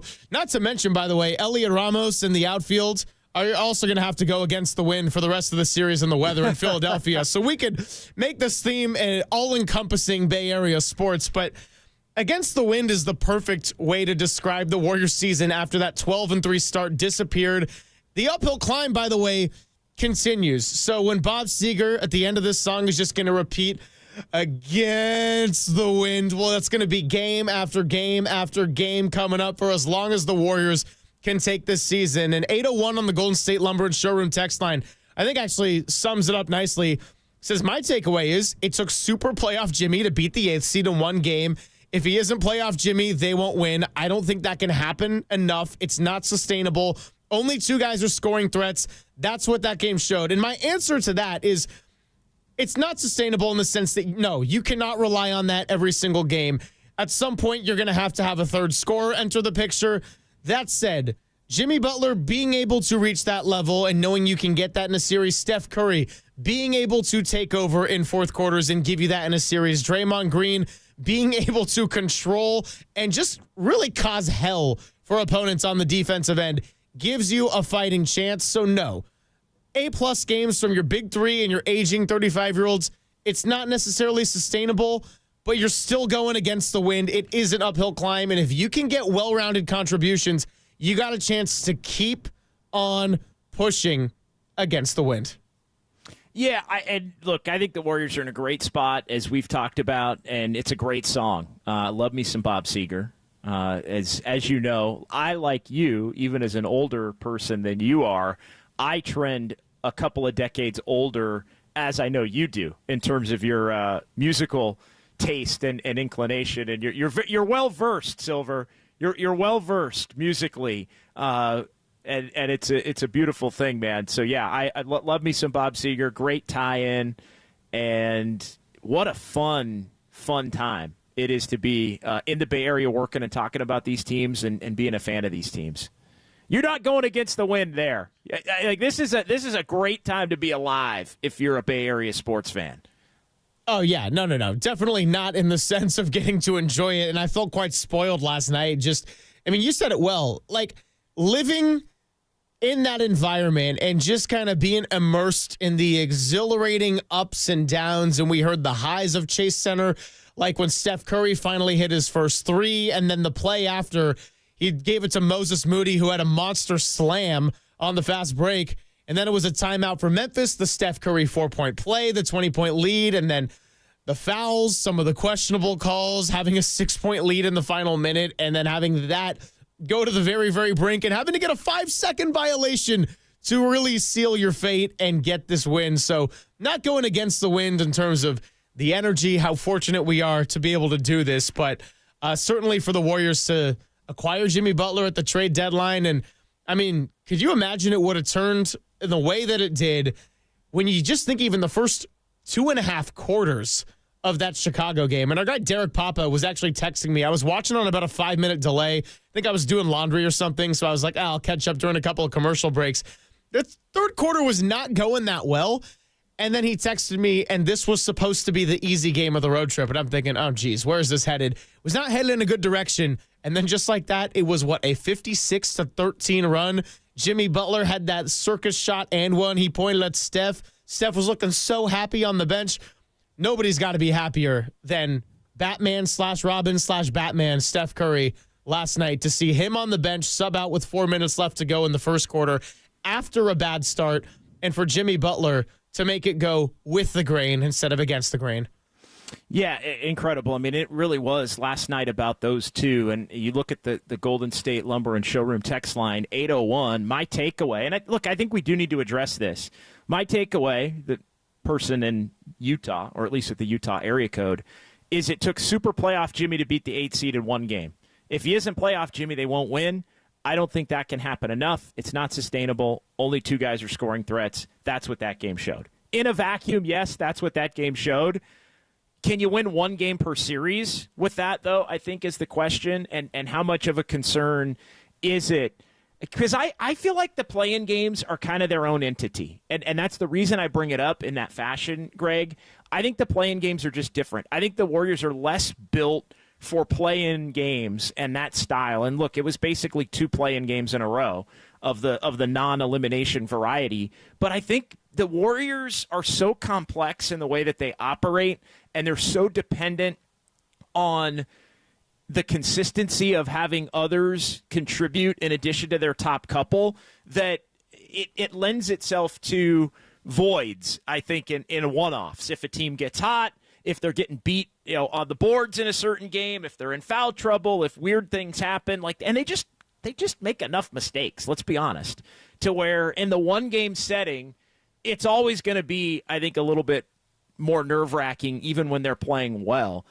In a series setting, Greg, I think this team is built to allow for a little breathing room for some of the young players to grow, right? We were talking about Jonathan Kuminga earlier. We both believe Kuminga is going to get dusted off against the Rockets at some point, and whether he plays well or not is going to be on him. If he does, he's going to get more opportunities to play and potentially maybe even close because he's got success this season specifically against that Houston team or the Lakers down the line if they get to that point. The big thing, though, for me is that now beating this team 4 times out of 7 is a hell of a lot tougher than beating this team one of one when maybe they're a little bit off and you're on. And the reason is because I think in a 7-game series, Greg, you can win 4 different ways. You can win one game like last night. You can win one game maybe because Steph scores 50. You can win another game because it's actually a game where Moses Moody does hit shots, or Brandon Podziemski has a triple-double, or there does tend to be a little bit more of the variance of a regular season in a playoff series just because there's more games that are going to be played. No, I agree with what 801 said in the sense of, you can't have Jimmy Butler and Steph Curry have those kind of performances, not get the external support, and expect to do that 4 times out of 7. I agree with what you said. You can win in 4 different ways, and you're probably going to have to win in at least a variety of ways. But if you can get one game where maybe Steph Curry goes berserk and he's just hitting everything he throws up, if you can get a game where Jimmy Butler decides, you know what, I'm just going to push 35 points and I'm going to get to the line 20 times. And by the way, I think he's gotten to the line 62 times in his last 5 games. So it has become a nice little art form with the Jimmy Butler ISO ball, which seemed like it was going to fit in so poorly with the way that the Warriors played. But between Jimmy's experience, the strength, and his free throw efficiency, it's all worked well enough. But yes, Brandon Podziemski did not contribute offensively last night in the way that you needed him to. 1 of 5 beyond the arc, 1 of 7 overall. Moses Moody, 1 of 4 beyond the arc, and a couple of open ones that just didn't drop. Draymond Green was 0 for 3. You'd at least like to be able to get 1 or 2 out of him.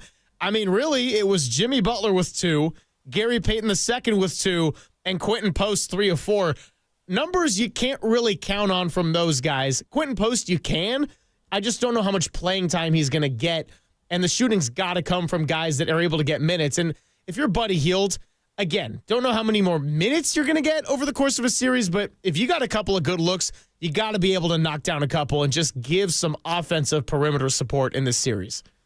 Yeah, no, I think that is 100% gonna have to be the case. That they're gonna have to find. Look, there is a rare, and this is one of the other reasons why I like this setup with the Rockets. The Warriors are the better shooting team, I think. Like going in, like I'm not saying, I'm not looking at the numbers specifically, but like you trust the Warriors to hit shots, I think, more consistently than the Rockets in that series. Now, especially late in games, and that's typically something where, other than Steph and Jimmy Butler, you wouldn't say that for the Warriors in most of these matchups. Now, again, you're dealing with physicality and the fact that you may end up in a fist fight in the first 6 minutes of the first game on Sunday night, and that could have some potential ramifications. But I just think that this matchup is set up well.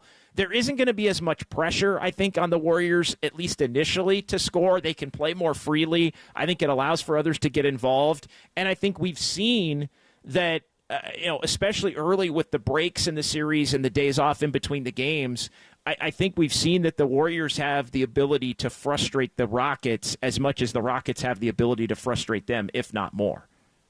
Golden State Lumber and Showroom text line 925. Now that we know how it played out, would you guys rather have the Warriors play the Lakers with 2 extra days rest or play the Rockets? Hey, 925, just rewind about 30 minutes on YouTube or Twitch. We got that whole discussion ready to go for you. Let's play a couple more sounds that we did not get to. Phone lines also open, 415-808-5627. About a half hour here to sneak in some calls with JD and Silver. Hope to have Papa back tomorrow. And we'll keep this conversation moving up until 2 o'clock. It is Papa and Silver with John Dickinson on KNBR 104.5 and 680, the Sports Leader.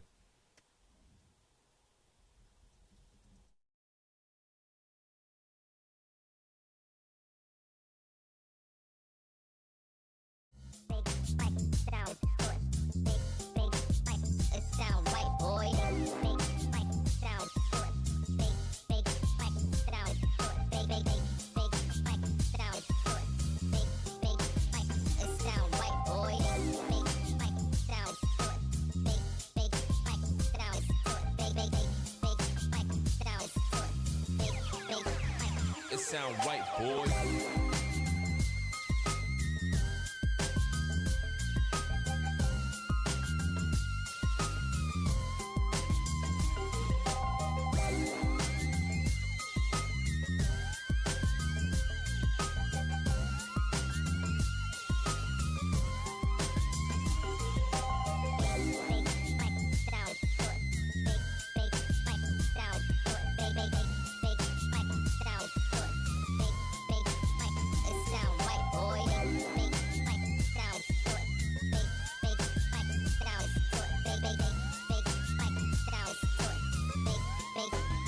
It sound right, boy.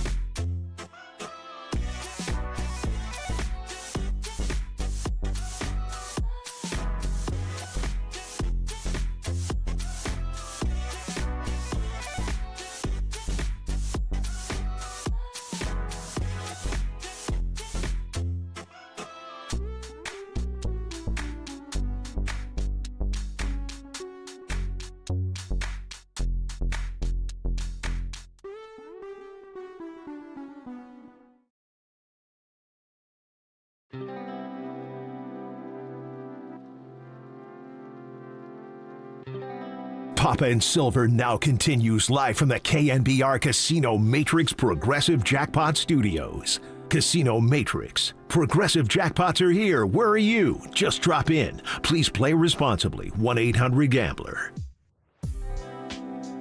What's going on? JD and Silver hanging out with you for another half an hour. Then we'll get ready to hand it off to Dirty Work. Dirty Work's going to have a lot to squeeze into 45 minutes because not only they got these Giants games to get ready for, they got a whole bunch of what we've been getting into. We've been playing some sounds around town. The Golden State Warriors. Here's one that I wanted to get to, and I know for a fact you did not play this on Dubs OT last night for Sounds of Dubs OT because it came by way of this morning when Gary St. Jean joined Murph and Marcus. Now, Gary... Love Saint, right? And his son, Greg, another Greg, joined us at the St. Lee's 9 to 9 event on the phone. Awesome. Assistant coach. He's still working for the Lakers, exactly. right? Yeah. Assistant coach on the Lakers staff. So, Saint's got a little bit of insight, and he roots for the Lakers in the games in which maybe they're not playing the Warriors, and then I don't know where it all goes for Saint's heart. But he did say that he thinks the Lakers would have been a better matchup for the Warriors than the Rockets. And I know you disagree with this, so I wanted to get Saint's thoughts on it and then have a little discussion based off of that. Here's what Saint had to say. My son, Greg, is an assistant coach with J.J. Redick in the Lakers. Mm-hmm. So I did not want that series. One, because, wow, I would have had a hard time emotionally dealing with that. That would have been really tough. I have a hard enough time when they play at Chase and I go down there. But I'm going to share with you, maybe the Lakers would have been a better matchup because you had Green and Butler to match up with Luka and LeBron. And they're not big. So when you're same size, I think the Warriors beat a lot of teams because of that. Okay, so Lakers, he thinks would have been a better matchup for the Warriors. You say Houston Rockets. I want to hear why. I don't necessarily disagree with the thought process and what Saint's saying there, but I think the experience level, first and foremost, like the lack of it for the Rockets, I think makes them against the OGs and the guys who have championship experience, the primary, Steph and Draymond. And look, let's be honest. I mean, Jimmy Butler hasn't won a championship, but Jimmy Butler's a championship caliber player. I think we can safely say that among all players in the league who don't have a title, he's probably at the top of the list of guys that have that dog in them. So I don't think that's a question at all here. But to me, it's about the matchups. It's about the fact that while the athleticism and some of the size can hurt the Warriors, I think the lack of skill, I think the lower basketball IQ, I think the inexperience is a pathway to the Warriors winning. And I think the fact that the emotional stability of the Rockets is something that's going to be tested. You've got Ime Udoka who's pushing his team to the line, over the line, get to the brink of the line. Like, I think if things start to not go well for the Rockets against the Warriors in this series, where we know the Warriors are going to be, I think, at their most composed because they've beaten teams in playoff series because they've allowed for the other team to basically melt down.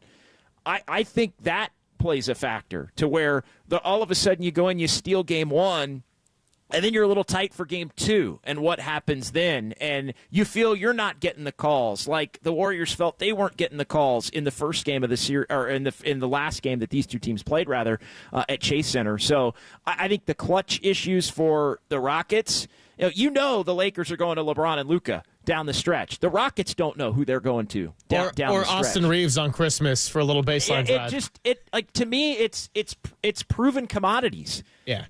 And I understand the lack of athleticism, which plays well for the Warriors. I think that's a fair point. The Lakers' lack of athleticism, which plays well in a matchup for the Warriors.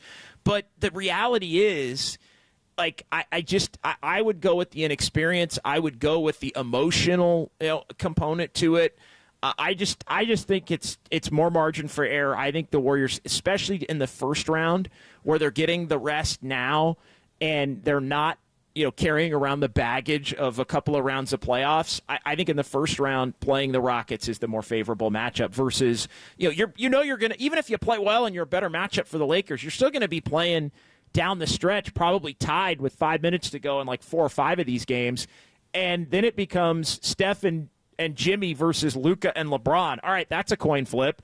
And I think the other part of why I don't love the Lakers matchup as much is the simple fact that it comes down to, I think the Lakers have other players that over a lengthier sample size, even though it's small, have been able, Austin Reeves one, Hachimura another. They've had players that have come through, Dorian Finney-Smith. Do you trust those three more than maybe Pods and Moody's ability to make shots if it in fact comes down to that because the stars cancel each other out? I think there's an experience advantage for the Lakers that would have been in play there, in addition to having LeBron and Luka. And look, Luka, the Warriors made Luka look bad in the game at Crypto.com Arena a couple of weeks ago. They really did. But there also could be a game where Luka hits 7 step-back threes and scores 50 points, and you lose the game because of that. And, yes, there may be a game you win because Steph does that, and another game you win because Jimmy does that, but there also might be a game you lose because LeBron goes for a 45-point triple-double. I mean, how many times have we seen it with LeBron and Kyrie, right? It just, to me, I don't know. I get it. You never, as a fan, want to show fear, especially in the Steph-LeBron rivalry and all of that. Give me the inexperience. Seriously, think of it this way, Greg. Would you rather face Jalen Green and Jabari Smith Jr. and Alperen Şengün than LeBron James and Luka Doncic, and sure, we'll throw Austin Reeves in there? Hello? Again, yes, Steph and Jimmy are just as good in their own right or better, but come on. Let's be real here. You'd rather face Jalen Green and Şengün and Jabari Smith Jr. and Fred VanVleet and those guys. Yeah. It's just reality. No, you'd rather go with the unproven, and that's why I said... Love you, Saint. That's why I said all things being equal. If you could pick your 3 seed and you get the 6, I would take the Rockets over the Lakers. They had to win last night. They do a couple days of rest loss, but you kind of saw how the schedule shook out in their favor with the couple days of rest in between games 1 and 2, and again in 2 and 3. I also think 925 brings up a really good point on the Golden State Lumber and Showroom text line. If we're just going to talk about matchups and if the Warriors are able to win a series, and again, this is getting ahead of ourselves, but this is talk radio, and we're reactive and we're overreactive sometimes. I like the side of the bracket they're on a lot better. If you can make it past the Rockets round 2, you get Timberwolves, who they've fared well against this year, or the Lakers, who are a new-look team, and Anthony Davis is no longer there, who would just kill the Warriors. That was like their measuring stick last year. Anthony Davis was hurt. You could beat him, but if he was healthy, he always found a hard time or a way to just give you some hell. On the other side, you get either Denver and Jokic, or the Clippers, who have just been red hot and a matchup problem for the Warriors, or you get Oklahoma City and the Thunder. So if you're just avoiding that side of the bracket for a little bit longer, and if you can keep winning, I would much rather face a Houston, LA/Minnesota reality than I would a Clippers, Nuggets, or Thunder reality. Yeah, the side of the bracket is another, the way it all shook out. And again, I paid less attention to that just because, the Warriors were not in as of Sunday, and you didn't know until almost 10 o'clock last night that they were going to be in beating Memphis, and really had to sweat that game out. But yeah, it's very similar to the way I look at it with regard to Denver and the Clippers is going to be a terrific first-round series. They're actually all, I think. I mean, we'll see what happens with who OKC plays. I think they're the team. Memphis would be their toughest opponent, obviously, as the 48-win team. OKC is the one team in the West that's got the closest to a bye, I think, especially if somehow Sacramento or Dallas get in there. But beyond that, the other 3 series, I think, are going to be awesome. I think Denver, and we'll find out just how much they're in shambles or not against the Clippers. Clippers, I think, if Kawhi can hold up, big if, hasn't been able to do it regularly in the past, I think the Clippers could win the West. I think this is to me the best version of the Clippers they've had since the Lob City era, maybe 10 years ago when they choked it away against the Rockets, and the Rockets ended up playing against the Warriors in that Western Conference Finals when the Warriors won the first championship in 2015. But that's going to be a great series. The Warriors-Rockets series we've talked about is going to be a great and feisty and physical and angry. Just everything I love that series is going to be with 2 teams and a lot of individual personalities that don't like each other. And then I think the Lakers and the Timberwolves is an awesome series. Ant against LeBron and Luka. The Lakers, I think, will be tested in the first round but you definitely want to be on the side of avoiding the Thunder and I think the Nuggets with Jokic and the Clippers, who the Warriors can't beat. Warriors just can't beat. It's matchup hell. It's just matchup hell. It's matchup hell, and they come close, but the Clippers just out execute them as we've seen. So we'll see if it gets to that point. But yeah, anytime you can take, I look at the bracket that the Warriors are on, that side of the bracket, and I go, well, the Lakers are the other team really on that side, and then you've got 3 on the other side that are a threat. So anytime you can be on the side where you only got to beat 1 as opposed to potentially 2, that's the spot that you want to be in, because OKC's going to have to play a very difficult second-round series. All right, one more piece of sound I wanted to play, but we're going to get to that on the other side. Final segment coming your way, then we'll get ready to hand it off to Dirty Work, and they'll get you ready for Giants pregame. 2:45 with the first pitch at 3:45. It is Pop and Silver with John Dickinson on KNBR 104.5 and 680, the Sports Leader.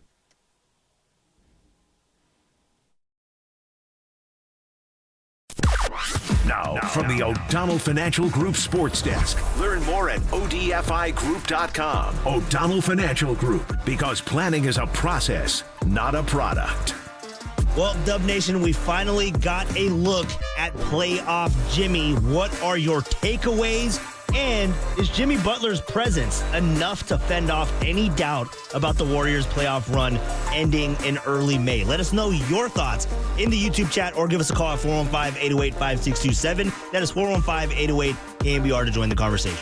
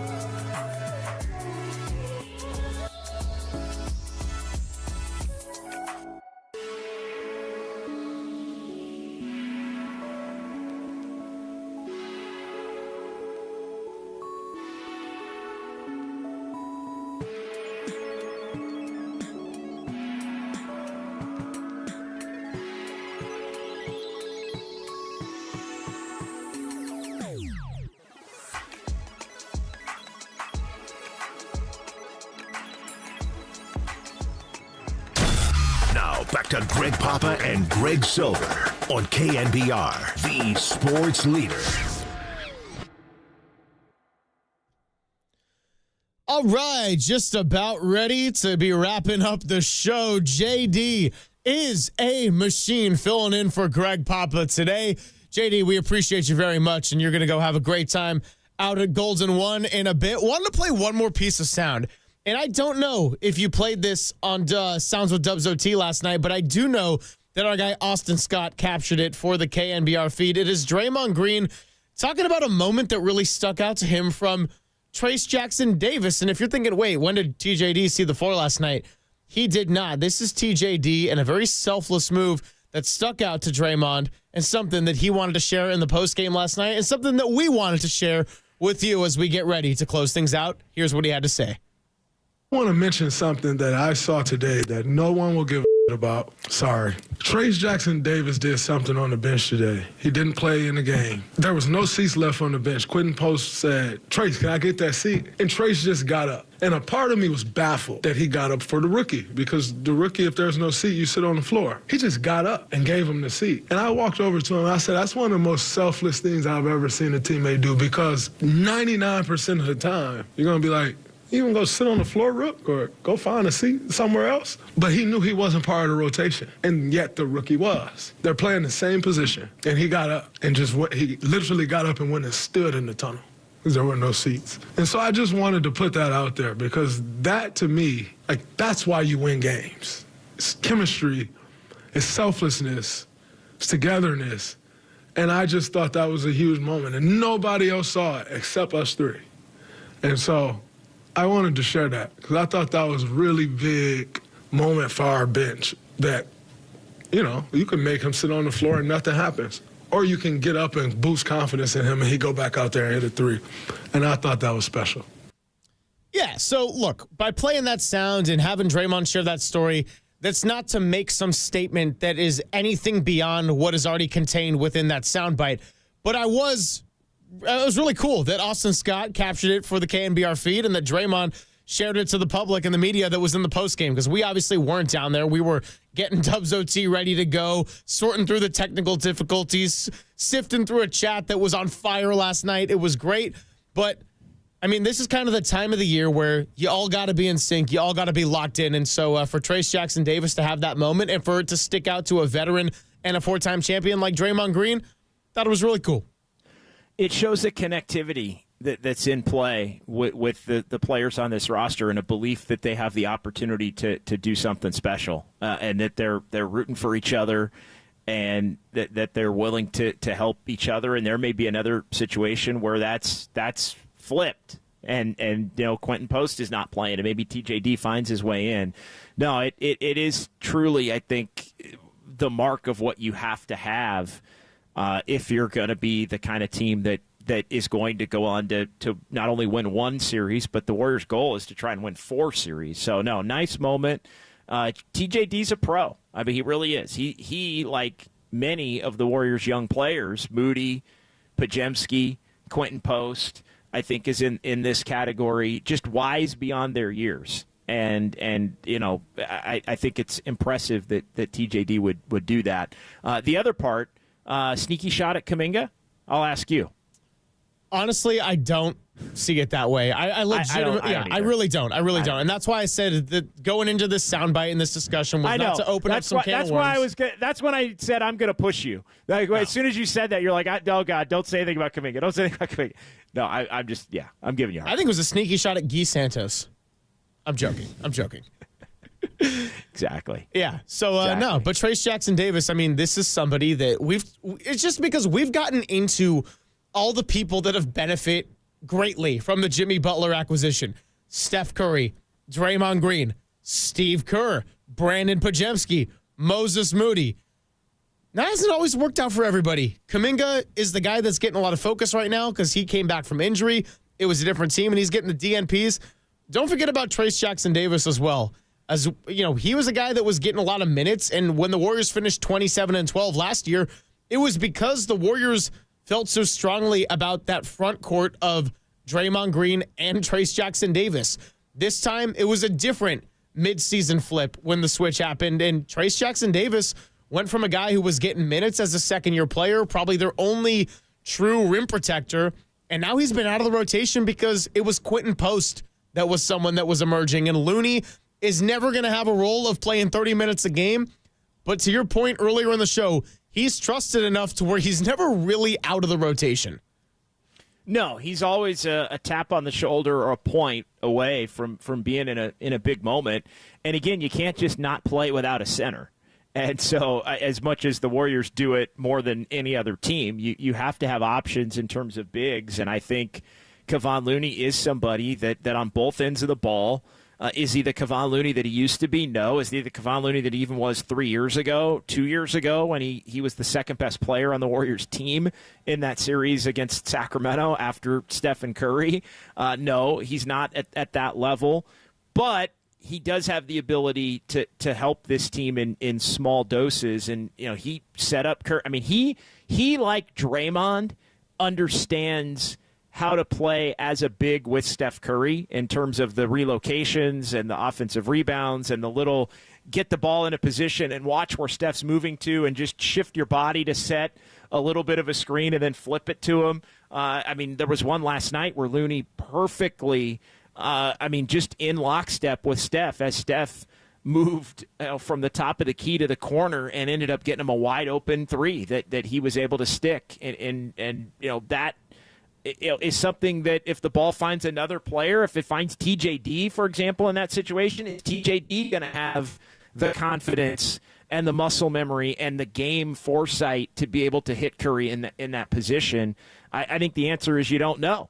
But Kevon Looney has the ability to speak almost seemingly telepathically to Steph Curry as to knowing where he's going to be, a lot like Draymond Green has that ability. Well, look, I got to say, this season we have revisited some old sound bites, and maybe it's being in this role now and keeping better track of sound and the dates of everything that kind of has me conscious of it. So the 49ers were playing Sunday Night Football against the Dallas Cowboys out at Levi's. So I was actually on site for a little Dubs OT. We did the podcast the next day, but I was down home there opener. Getting some videos for digital. That's right, the home opener. And Steve Kerr said in the pregame, talking about Lindy Waters, who was the 13th guy when Steve Kerr was doing the 12-man rotation, he's like, I almost feel bad not playing Lindy. I've been so impressed with him, I'd feel comfortable starting him. Fast forward a week later, Steph Curry has to miss a couple games. Lindy Waters, 2 days later. Yeah, Lindy Waters does end up starting. And so that was kind of a weird telepathic one. So I almost wonder with this Draymond Green cut, look, maybe it's just a feel-good story. Quentin Post, the rookie, got some good playing time last night. But I do kind of wonder, with the way things have gone, and we even opened up the show with Draymond Green and his championship proclamation, maybe it doesn't go that far to where it comes true. But I do wonder if we're going to be playing this Trayce Jackson-Davis story in the context of, hey, how cool, because look at Trayce Jackson-Davis. He contributed in a playoff series. Yeah, we'll see. Again, I do think there may be a time, foul trouble or otherwise, where he does end up on the court. I think the job that he does behind the scenes to keep himself ready is going to be important for the future of his ability to be impactful, even if it's not. There's a chance next year maybe Kevon Looney's not on the roster and TJD is, and that means TJD is going to have to fill some of the void that is left by a Kevon Looney. So all of the things that he's watching now, even if he's not actively participating, have the ability to benefit him later as a player. JD, it's been awesome to go into the late night and then again the early morning and afternoon. Really appreciate you stepping up and filling in this way. We'll get some final thoughts in just a second and thank our guests. But what are you looking for? Kings-Mavs tonight, play-in, round 2. I think the Kings win tonight. I don't know, just a funny feeling. I think, they're going to obviously want it. They're playing at home.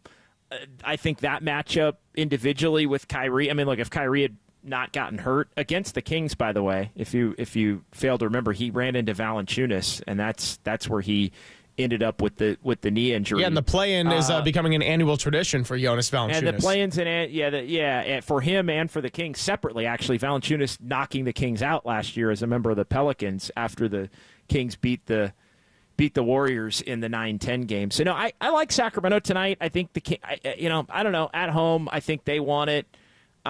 We'll see. Dallas has played better lately. The Kings swept them. Didn't face Luka one time, but swept Dallas.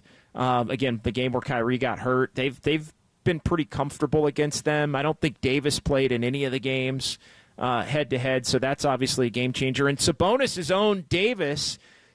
Davis had never beaten Sabonis in his career. Yeah. And then the Lakers this year, the Lakers swept the Kings, and Davis beat him, I think, 4 times out of 4. So it's flipped. That matchup's always a fun one if you're looking for things to look at. But no, I think the Kings win tonight, and the Grizzlies beat the Kings Friday. That would be my pick. JD, appreciate you as always. You're the man. Have a great drive up to Golden One. I'm sure we're going to catch up very soon. Big thank you to Walter, as always. Thank you to Steve Javi and John Shea, our guests today. And it is time for Dirty Work, another short show. Giants getting ready for Phillies. Pregame starts right here at 2:45. First pitch, 3:45 on KNBR, the sports leader. And you're listening to KNBR and KNBR FM San Francisco, the sports leader, a Cumulus media station. Okay, the fun's over. They've done the dirty work of the radio business. Anybody messes this thing up for me tonight is through. Engineering, board operating, and producing. Not only are you fired, your life is over. And now they have the microphone. What could go wrong? Nobody messes up. You understand me? Don't mess up.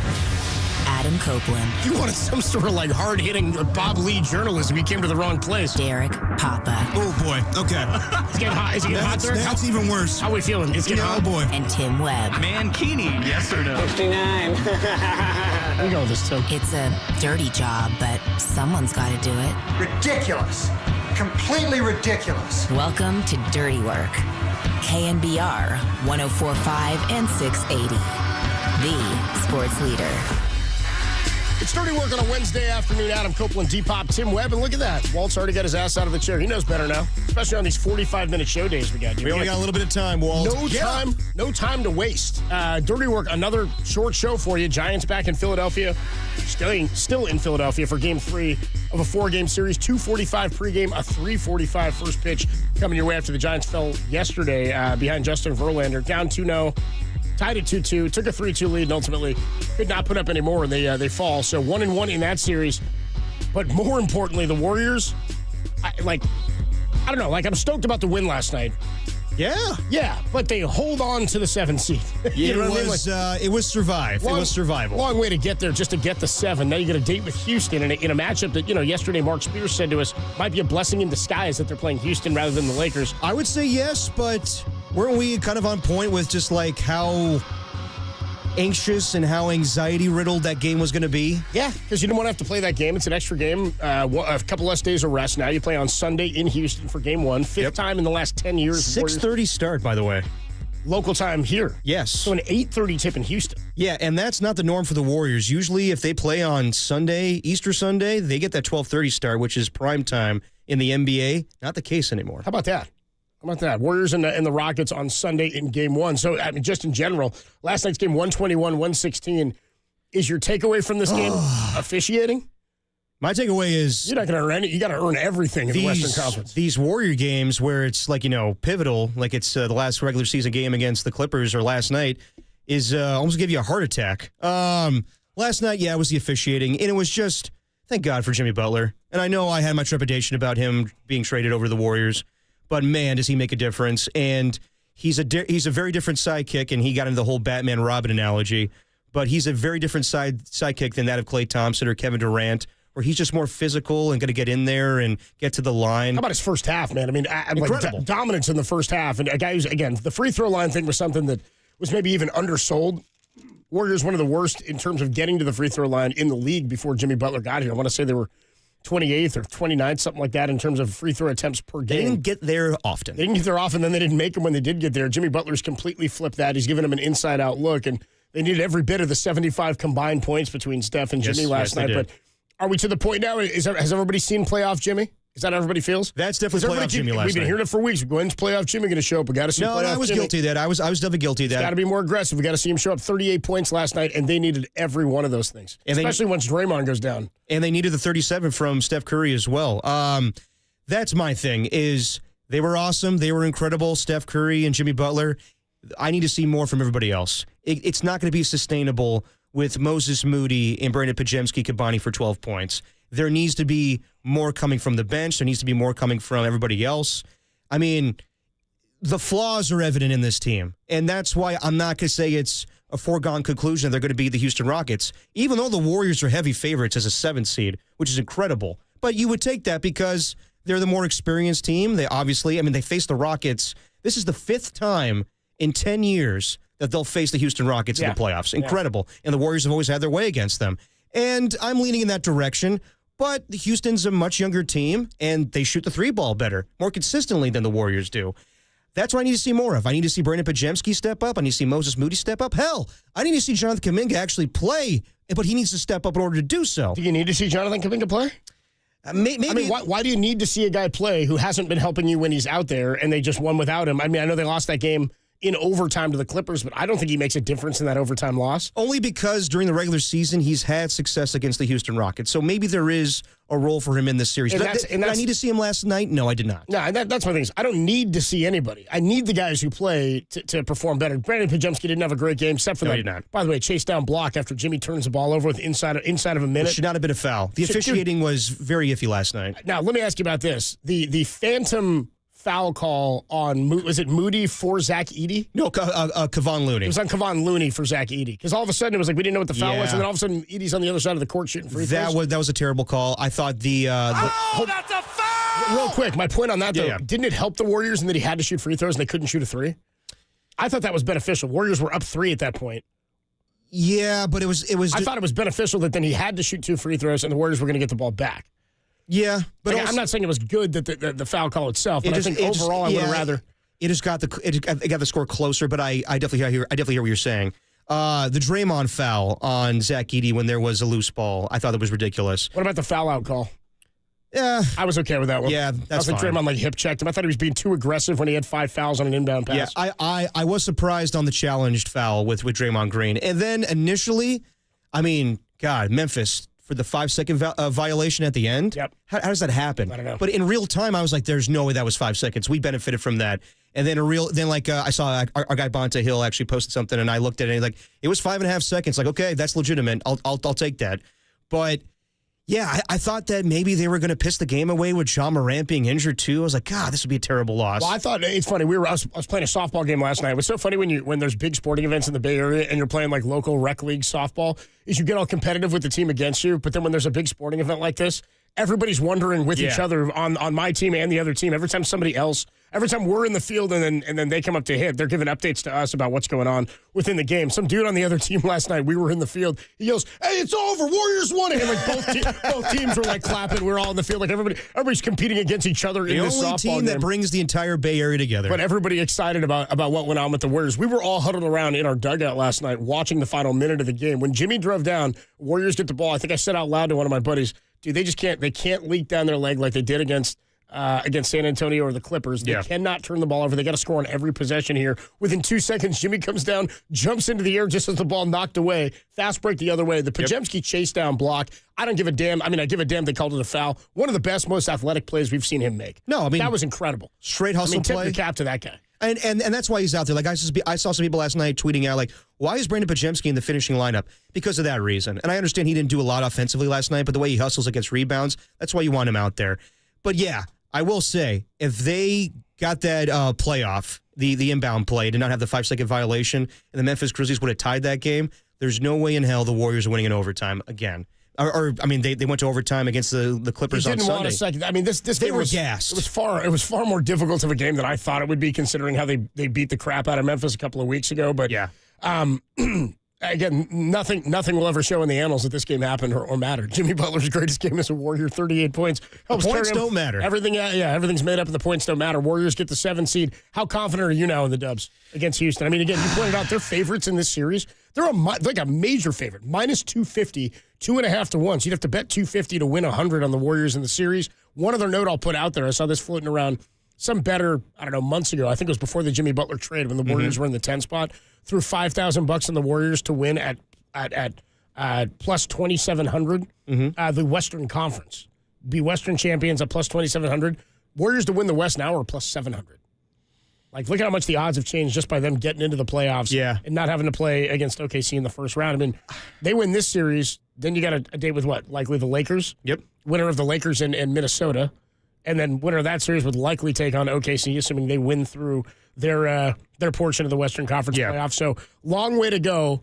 Is this the best matchup for the Warriors in the first round? Absolutely it is, because of the inexperience of the Houston Rockets. But then again, like I said last week when they beat the Warriors, I've been sleeping on the Rockets. And Ime Udoka is a really good coach. And you have experienced players, championship players in Fred VanVleet and Dylan Brooks, not a championship player, but has been to the playoffs with Memphis. I don't know yet. Give me some time on this. I do think the Warriors are the better team, but I definitely have been sleeping on Houston, and the Warriors have a favorable record against them this season with a 3-2 record. But I keep going back to if it's a 7-game series and how much energy the Warriors are going to have against a much younger team. That's my only worry, along with the inability to shoot threes, consistently. I mean, Steph Curry could do that, obviously, but is Brandon Podziemski going to always, knock down shots? And also, Draymond Green's been incredible, but it's evident that he needs help playing the 5 when it comes to defense. Zach Edey was all over him last night. Size. I mean, the size of the size opposition is evident. It's why Houston, I don't think, is going to be as big of an issue. But if you end up playing OKC or somebody like that, even Denver, if you end up with a series against a team like that in the playoffs over the course of a 7-game series, is going to be far more difficult. Well, Şengün could be a problem with Draymond, but we'll see. 925 checks on the Golden State Lumber and Showroom text line says Steve Kerr doing everything in his power to make sure Lacob doesn't retain Kuminga next year. Yeah, we'll see if there's a role for Jonathan Kuminga. That's a conversation in the offseason. I think he's gone. Well, I sort of think about him in the way that we were talking about Camilo Doval. Like, have they already lost him? Even if they put him out there, have they lost him now? Brian Windhorst made a great point today on Get Up where he was like, it looks like Jonathan Kuminga's in his warm-up attire when he's in the game, like almost like a foregone conclusion, like he knows I'm not playing, I have no interest in playing. So I don't know if that's true. No one asked Steve Kerr that in the postgame. But things are a little weird right now with Jonathan Kuminga. Warriors are back in the playoffs. They're the 7th seed. They are big favorites as they take on Houston in Game 1 of the first round of the Western Conference playoffs on Sunday. Sunday night, 6:30 local time here. Easter Sunday evening tip you'll get for the Dubs and the Houston Rockets. A little bit more on Jimmy and Steph, the Batman and Robin of the Dubs. 75 combined points last night. They needed every one of them. Does Draymond need more help at the 5? How much should we expect to see Kevon Looney? What are these rotations going to look like against Houston? More to come. Dirty Work on a Wednesday. We're only with you for about another half an hour. Susan Slesser joins us at 2:30 talking some Giants baseball. And then Giants pregame, 2:45, first pitch at 3:45. It's Dirty Work. It's the greatest show in America, and it's only 45 minutes long on the Sports Leader.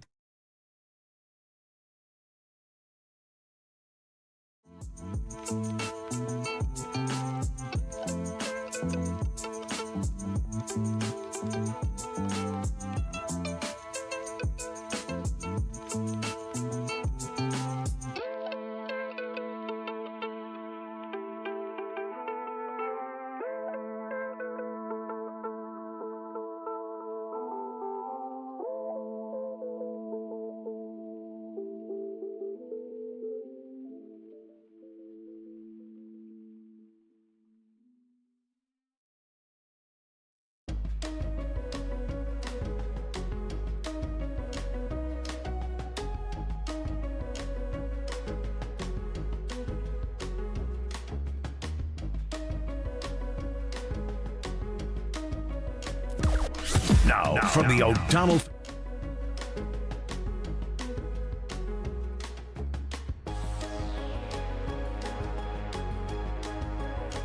The Warriors held off the Memphis Grizzlies last night, 121-116, to advance to the NBA playoffs behind a combined 75 points from Steph Curry and Jimmy Butler. Up next, the Houston Rockets. Sunday.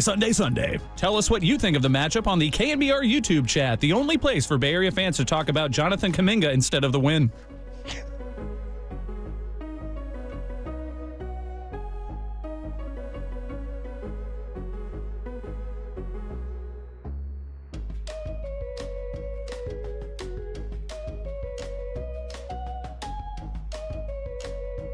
We talking Taco Bell? That's right. Adam Copeland here for Taco Bell. I kid you not. I got Walter bringing up some Taco Bell for me right now from downstairs. Just got dropped off. When you order through the Taco Bell app, like I do, you can get exclusive rewards like the Cantina Crispy Chicken Taco, the Beefy 5-layer Burrito, the Soft Taco, all for free just by signing up with the Taco Bell rewards when you download the Taco Bell app. You can earn points on every order in the app at a kiosk or a drive-thru. I'm not joking. As soon as I finish this read, I'm sinking my teeth into some crunchy tacos and a beefy 5-layer burrito. What's better than get rewarded for eating your Taco Bell favorites? Plus, you get exclusive insider access, limited time offers, and drops. You can be the first to hear about menu launches and member-only events. And is there a better place to earn and redeem points than the Taco Bell Cantina downtown? It's just off 3rd and Townsend. It's a block from the stadium. It's a perfect spot to grab a pregame snack. And when you're leaving the ballgame, you want to keep the good times rolling. Stop by, get yourself a taco, maybe a pop, and keep the good times rolling. I promise your taste buds will thank you. Stop by that Taco Bell Cantina downtown for a cold drink, good food, and as always, don't forget to live Moss.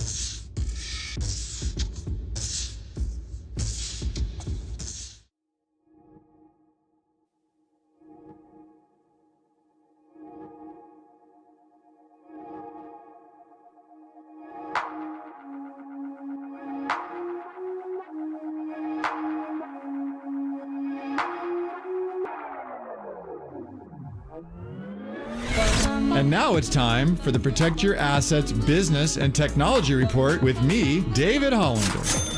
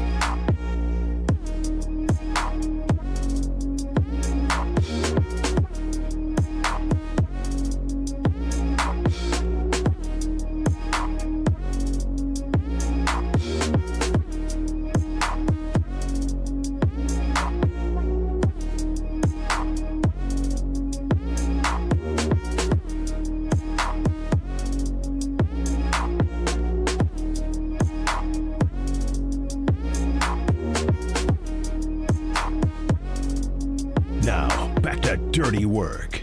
Adam Copeland and Derek Papa on KNBR 104.5 and 680 AM. The sports leader. I get to play Robin.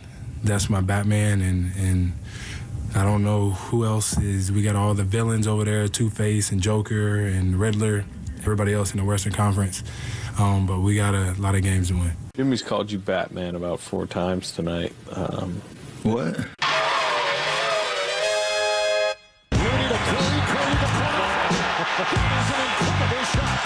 Just an incredible shot. It's Curry off the screen. Fakes. Fires. Stuck it. He just stuck it. Timeout. That's a Batman if I've ever seen a Batman. Always coming to save the day. Butler with 3. Think about that. Butler got it. Oh! An acrobatic play.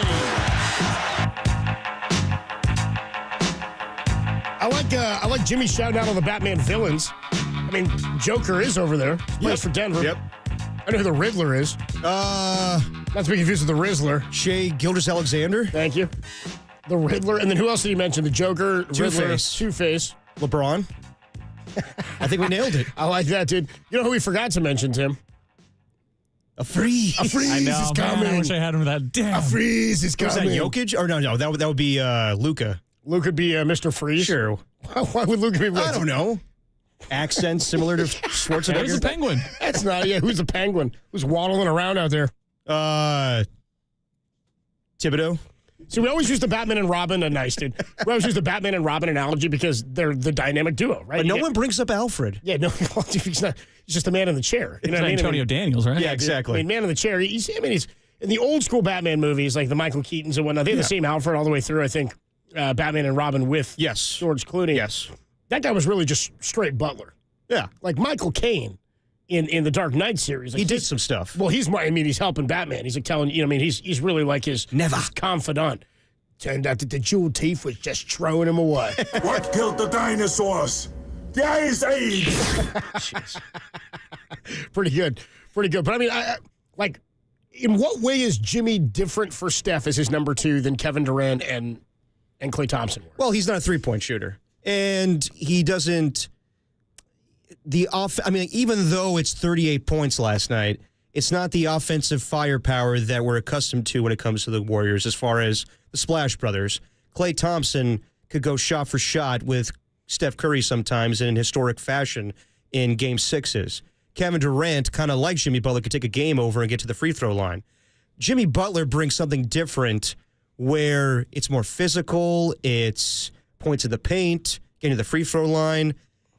But that's the one thing that I'm kind of worried about where, yes, Jimmy Butler was playoff Jimmy last night, but when it comes down to it, where we second half, they were blocking him up a little bit, and that's where you saw, like, the Warriors had a 20-point lead at one point, and then the Memphis Grizzlies came back, and they got back in the game because Desmond Bane was making shots. Yeah. That's what I worry about with the Warriors when Brandon Pajemski is not going to be that guy, that other splash brother that can consistently get more shots, get more threes, extend the lead. That's what happened last night where they got a little stagnant. And Steph Curry was incredible last night, but he also was not at his best. I mean, it's misleading. What was he, 9 of 22 last night? Yeah, for 37, is that right? Yeah. I mean, it's a great performance, but at the same time, he was a little off because of the thumb injury, and you saw it in the closing minutes. I was going to ask you about that. How severe? I mean, at one point they had a little close-up. It was concerning. It was concerning. That thing looks pretty fat, dude. The way that thing is swollen up and the thing is it's all wrapped up and he's got that special guard on it. I mean, how severe is that? I mean, one bad pass, one jam thumb on a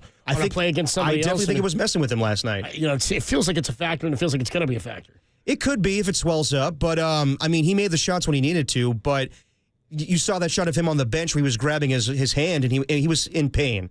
And Steph Curry gutted through it, but that's just, I worry about that. I worry about, Moses Moody and Brandon Pajemski. Those guys need to step up consistently. They are not going to win the championship if those guys don't help out. They need help from every role player on the team. Like it's always been strength in numbers, not dating back to just the 2015 NBA Finals, but even the Durant years. They need help from Andre Iguodala knocking down shots. So it needs to be more of everybody. They are not going to beat the Houston Rockets if it's just going to be Steph Curry and Jimmy Butler combining for 75 points. How much different do you think this rotation looks going into that series. Because, I mean, Draymond, Jimmy, Steph, Moody, Pods are going to be your guys.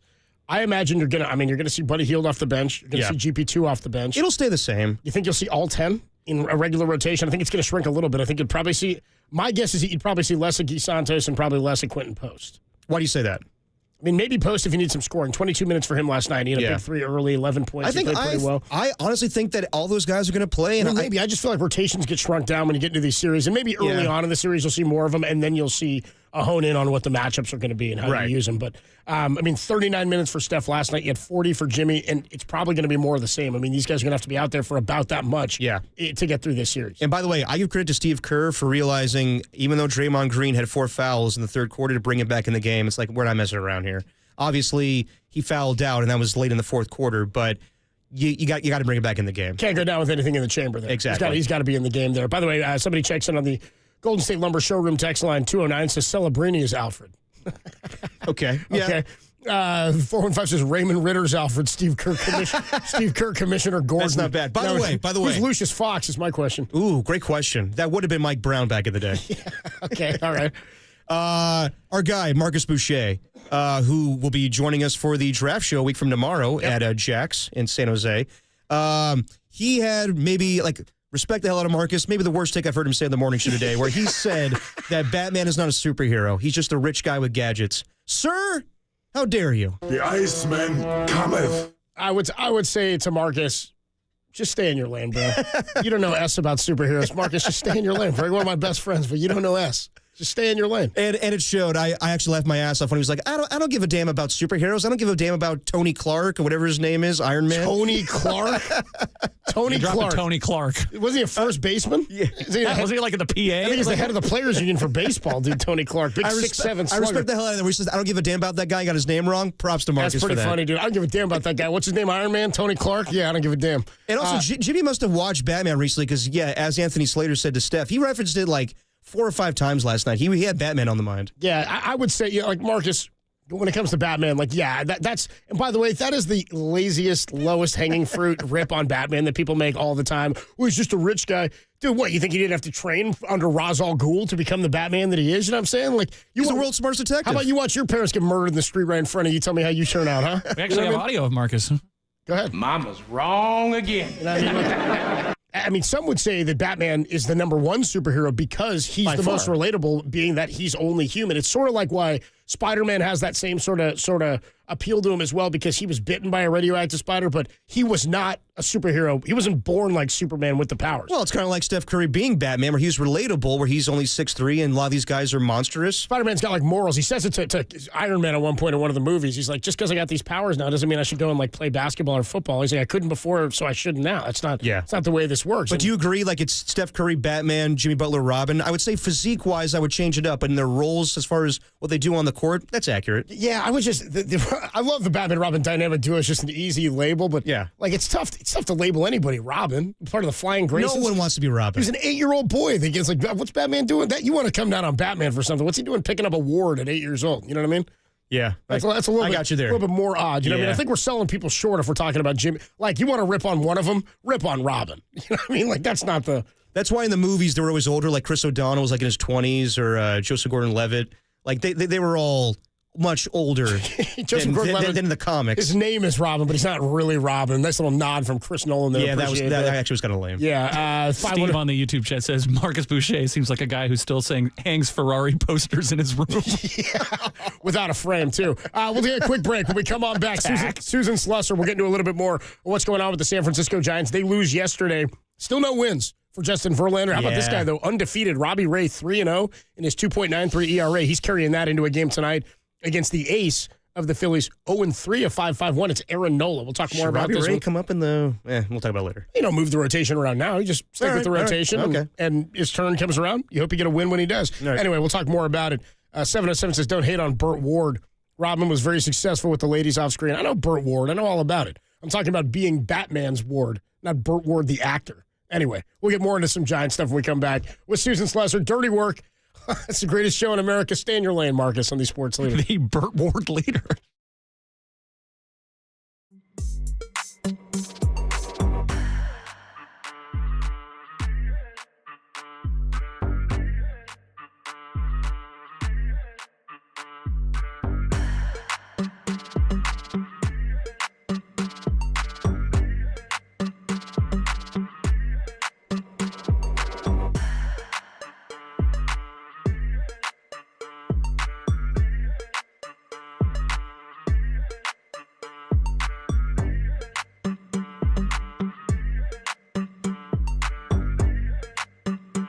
Hey, what's going on, everybody? Adam Copeland here. My good friend Steve Moskowitz is hanging out on the line. Steve, tax day has come and gone, but people are still sitting out there with questions. What happens if they still have unfiled tax returns? They should call us. Today's April 16th. Tax day has come and gone, and a lot of people missed the deadline. And they didn't just miss it yesterday. They missed it the year before and the year before that. And they say, you know what? They don't have the money, and that's that. That's not, that's it. There's a lot we want to do to help you, take care of you before some IRS agent comes knocking on your home door or office door, ruining your life, your business, your marriage. There's a lot of good solutions. Most people don't file because they don't have the money. Not a problem. We'll file all the old back returns you need to file. Then we'll make a deal for you with the IRS. And then you can have a normal life. Think of the burden this will relieve off of you, your spouse, your business. Let us take care of it. We have a free consultation. Call up. We'll explain everything to you. And if you want us to, we'll do everything for you so you don't even have to talk to the IRS. Steve Moskowitz can help. Give him a call, 1-888-TAX-DEAL, or find him online at moskowitzllp.com.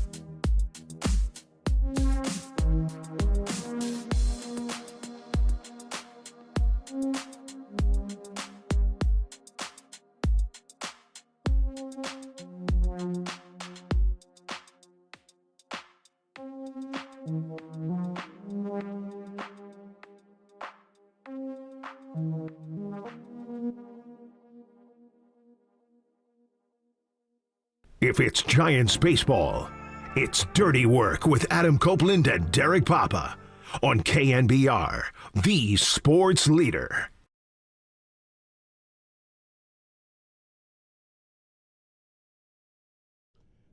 Dirty Work on a Wednesday afternoon. Adam Copeland, D-Pop, Tim Webb with you. We got Giants baseball pregame starting in about 10 minutes at 2:45. Giants and the Phillies. Giants 1-1 in the series. 12-5 now on the season. What'd you think of Justin Verlander yesterday? How much of him did you catch? Kind of rough. What was it, the sixth inning where he was kind of shaky? Yeah, I mean, he was gritting and grinding trying to get through that sixth inning and just could not get through. There was some talk on Twitter that maybe his velocity was down a bit, that he wasn't rearing back and hitting as high of a velocity on his four seam as he had in his last start even. By the way, we've made the connection now with Susan Slusser of the San Francisco Chronicle. He was shaky. Does a great job covering the Giants for the Chronicle, and we catch up with Susan each and every week. By the way, Susan is sponsored by River Islands. Come home to River Islands in Lathrop and discover the San Joaquin River lifestyle with its lakes, parks, and schools. Start your tour today at riverislands.com, and by Surfside. Before first pitch, grab a pack of Surfside iced tea and vodka or Surfside lemonade and vodka. Surfside, a proud partner of Giants baseball. What's up, Susan? How are you? Hey, Susan. Great. How are you guys? Doing well. Doing pretty well. I mean, it's been, to this point, pretty fun team to cover, I would imagine. Pretty exciting in terms of what they've been able to do. We were just briefly talking Justin Verlander. Let's start with him. I know to this point he's not throwing the way that he wants to throw, or not executing in the way that he would like to execute. What would you make of his start yesterday? Some of the velocity was down, I think, early on, and it seems like he's had a couple, I'd say back-to-back games, some sort of gritty performances, but just not getting the results that he wants. Yeah, I think he's on the right track. It seems like there's just like a sequence or two each game that kind of goes awry, or, like yesterday, he's trying to get out of it, and that suddenly the wind becomes a problem. Yeah. It's it's just, he's doing what he can to kind of just get through these outings, and I think he's probably going to see better results here in the next few weeks. Well, I mean, on the positive side, Tyler Fitzgerald and Willie Adames got their first home runs the other night. But Tyler Fitzgerald made some interesting comments after Monday night's win that if this was last year, he probably would be gone. Susan, do you agree that Buster has kind of given the players longer leashes to kind of figure things out? I think certainly they're having more opportunities on the actual field. I'm not sure, necessarily he would have been sent out. The only one I think of the three guys who kind of got jobs to start the season and then faltered and were out by sort of May or mid-May. The only one who was really off the roster really pretty quickly was Luciano. But the opportunities started drying up a lot more quickly, I think, for others, whereas Fitzgerald's mostly been in the lineup. He's seeing action, and you guys know you can't play your way out of a slump if you're not playing. So I think that the Giants know what they have in Tyler Fitzgerald. They saw last year he's able to make adjustments. That's the main thing. It's guys that struggle when they're really having trouble with one or two specific things and they're not able to make those adjustments quickly. Those are the guys who I think we were seeing just not getting a long leash in previous years. Tyler Fitzgerald is not in that mold. I think he's a guy who can handle sort of the ups and downs pretty well. A little bit of an older player too. So I think, he's gone through some of those things in the minor leagues, which is, that's always a good thing. You learn to fail sometimes at the lower levels first, and that can be very helpful. Talking to Susan Slusser, nice enough to join us on the UMA guest line. Today's starter, Robbie Ray, looking to become the first Giant starter since Tim Lincecum in 2010 to win his first 4 starts of the year. Now, sort of a funny way he got his third win. They only played 6 innings, and he went 4 of them, right? The game gets called 9-1 against the Yankees, and so he's eligible for the win, even going just the 4 innings. More impressively for him has been all the soft contact against him. What have you thought of Robbie Ray to this point? Oh, my gosh. I mean, all spring, he was one of the main topics. He profiled as a guy who might have a big season this year anyway. It's sort of the right amount of time after Tommy John surgery, the first full season. He got in his playing time last year. Now he's back more to himself. And remember, he had the Tommy John plus the flexor tendon, so even a little bit more uncertainty. But he just looked so good, and he's obviously the drive to get back to where he was, or maybe even better, is there. Talking to Terry Skubal about the changeup, all the things he's been doing. He's just looked so good. He's so poised. He's so fun to watch. I think the Chronicle staff, before the season started, we were asked to make our predictions, and I think we all predicted that he might win a Cy Young. So we're all very high on Robbie Ray. So I would love to see him keep that unbeaten streak going. Talking to Susan Slusser on the UMA guest line, and over the weekend, the Giants had an incredible series against the Yankees, winning 2 out of 3. First time they've won a series in New York. But the superstar, the hero of that series, was Jung-Hoo Lee with 3 home runs. What'd you make of Jung-Hoo Lee's weekend in New York? Yeah, you'd love to see a guy who's really, he's still very young to U.S. baseball, after seeing so little time last year, to get that kind of experience. And, okay, it's new Yankee Stadium, not old Yankee Stadium, but still it's got, the cachet that's the Yankees. To go there and have a big series and kind of really make his name. Now, the Giants, I suspect, do like going under the radar a little bit. So, of course, you want to win every series and look good. But you also don't want the Yankees looking at one of your best guys and going, Jung-Hoo Lee, he likes hitting this in this ballpark, and kind of filing that away for future reference. But, yeah, who doesn't like their team going in and having a nice series at Yankee Stadium? And I think we've all really, really enjoyed watching Jung-Hoo Lee this year. He just looks kind of like Robbie Ray, like he's on a mission after being, coming back from an injury. I think he really wants to show what he's all about. I get excited for his at-bats. I mean, he comes up, I stop what I'm doing. I want to see him having I mean, he's tough to strike out. He struggled a little bit against Taijuan Walker the other night, but he's tough to get to swing and miss, and he's tough to strike out. He battles deep into counts and oftentimes ends up with a double. I mean, he's among the league leaders in a whole bunch of hitting categories. Just one more for you before we let you go, Susan. They shuffled the lineup a little bit this week. Obviously, Mike Yastrzemski goes to the leadoff spot. They just sort of flipped him with Lamont Wade Jr. Lamont, this is a sort of, I mean, this seems so out of character for him just in terms of what's going on with him at the plate. He's not drawing walks. He's striking out more. He's not hitting for average or power. Any idea what's going on with him, or is he just in the midst of a slump? Because he wasn't like this in spring at all. No, he looked fine during the spring. I think he's just off. There's probably something, I was going to say, I'm sure this is something he's working on. It might even just be working too much. You can get caught in that like kind of paralysis by analysis. It almost looks a little bit like that. Just you kind of want to go like this. Hey, we know what you can do. Just be yourself. He's got such a superior eye, even that, he early on, he was getting like crazy bad strike calls. Like if they had the ABS system going now, knowing his eye, I think he would have had a few better earlier at bats. Maybe that gets in your head a little bit if you're thinking like, what is the strike zone now anyway? Yeah. But yeah, he's a pretty consistent guy, and I think he'll be okay. I think it was a smart move to kind of flip the two guys who are, the one guy who's struggling and the one guy who's come off very, very hot.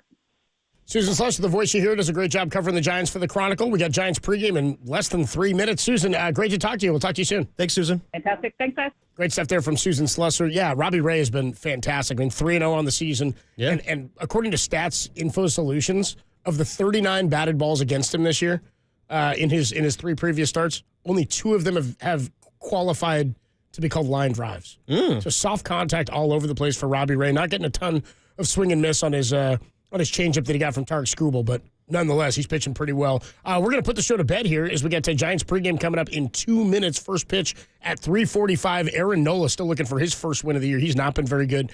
Robbie Ray 3-0 with a 2.93. Tim, you got a note to self for us? Note to self. Yeah, note to self. Always have your Mr. Freeze puns ready to go. What killed the dinosaurs? The Ice Age. Nicely done, Tim. What killed the Warriors? The Rockets. That's what I'm trying to avoid here. Not yet. Not yet. Note to self. Note to self. Even though Copes is the voice of KNBR Taco Bell, still can get free Taco Bell for us. Yeah, I don't have any plug on that. You can sign up for the Taco Bell Rewards program. When you do, you can get yourself a Cantina Crispy Chicken Taco, a Beefy 5-layer burrito, or a soft taco just for signing up. Look at you. Just trying to help you out. I'm just trying to tell you guys what's going on. When do we get a Taco Bell? Look, talk to Nima. I'm not the guy. All right. I just like read the 5 paper. Mexican pizzas, please. I just read the sheet, all right? I don't think I'm putting in orders for Taco Bell. I mean, I am for me, but not for you. Fine. Not like Josh Shepard, who went and got Chick-fil-A and didn't say a word to anybody. Yeah, it was cruel. That was cruel. That was vicious. Note to self. Note to self. Marcus, stay in your lane with the superheroes. You know what I mean? You know what I'm talking? Tony Stark is not Tony Clark. I'm not driving your lane to talk Sonoma State baseball. You know what I mean? I'm not giving my takes on that. Why don't you stay away from Tony Stark? You know what I mean? That's your lane? Yes. Tony Stark's my lane. Sonoma State baseball is Marcus's name. You want to talk Homestead High, then yeah, we're all good. You know what I mean? But not me. Not me. I'm staying in my lane. All right, then. I'm talking Batman. That's going to do it for Dirty Work on a Wednesday afternoon. Man. We'll be back with you tomorrow, by the way. 1:05 first pitch local time. We'll be on after the game. And then Friday, we got a full 3-hour and 45-minute show, the only one of the week. Man, I don't know if I could do a 3-hour show anymore. I don't know how to do it. It's going to be like a stamina thing. Thanks to Susan Slusser, our guest. Big Bill Lasky coming up with Sports Phone tonight following the Giants game. And for anybody who needs to hear it, it gets easier. Every day it gets a little easier. Just got to do it every day. That's the dirty work, but it does get easier. Giants baseball, Game 3 against the Phillies is coming up next, only here on The Sports Leader. I'm a fool to do your dirty work. Go, yeah. I don't want to do your dirty work no more.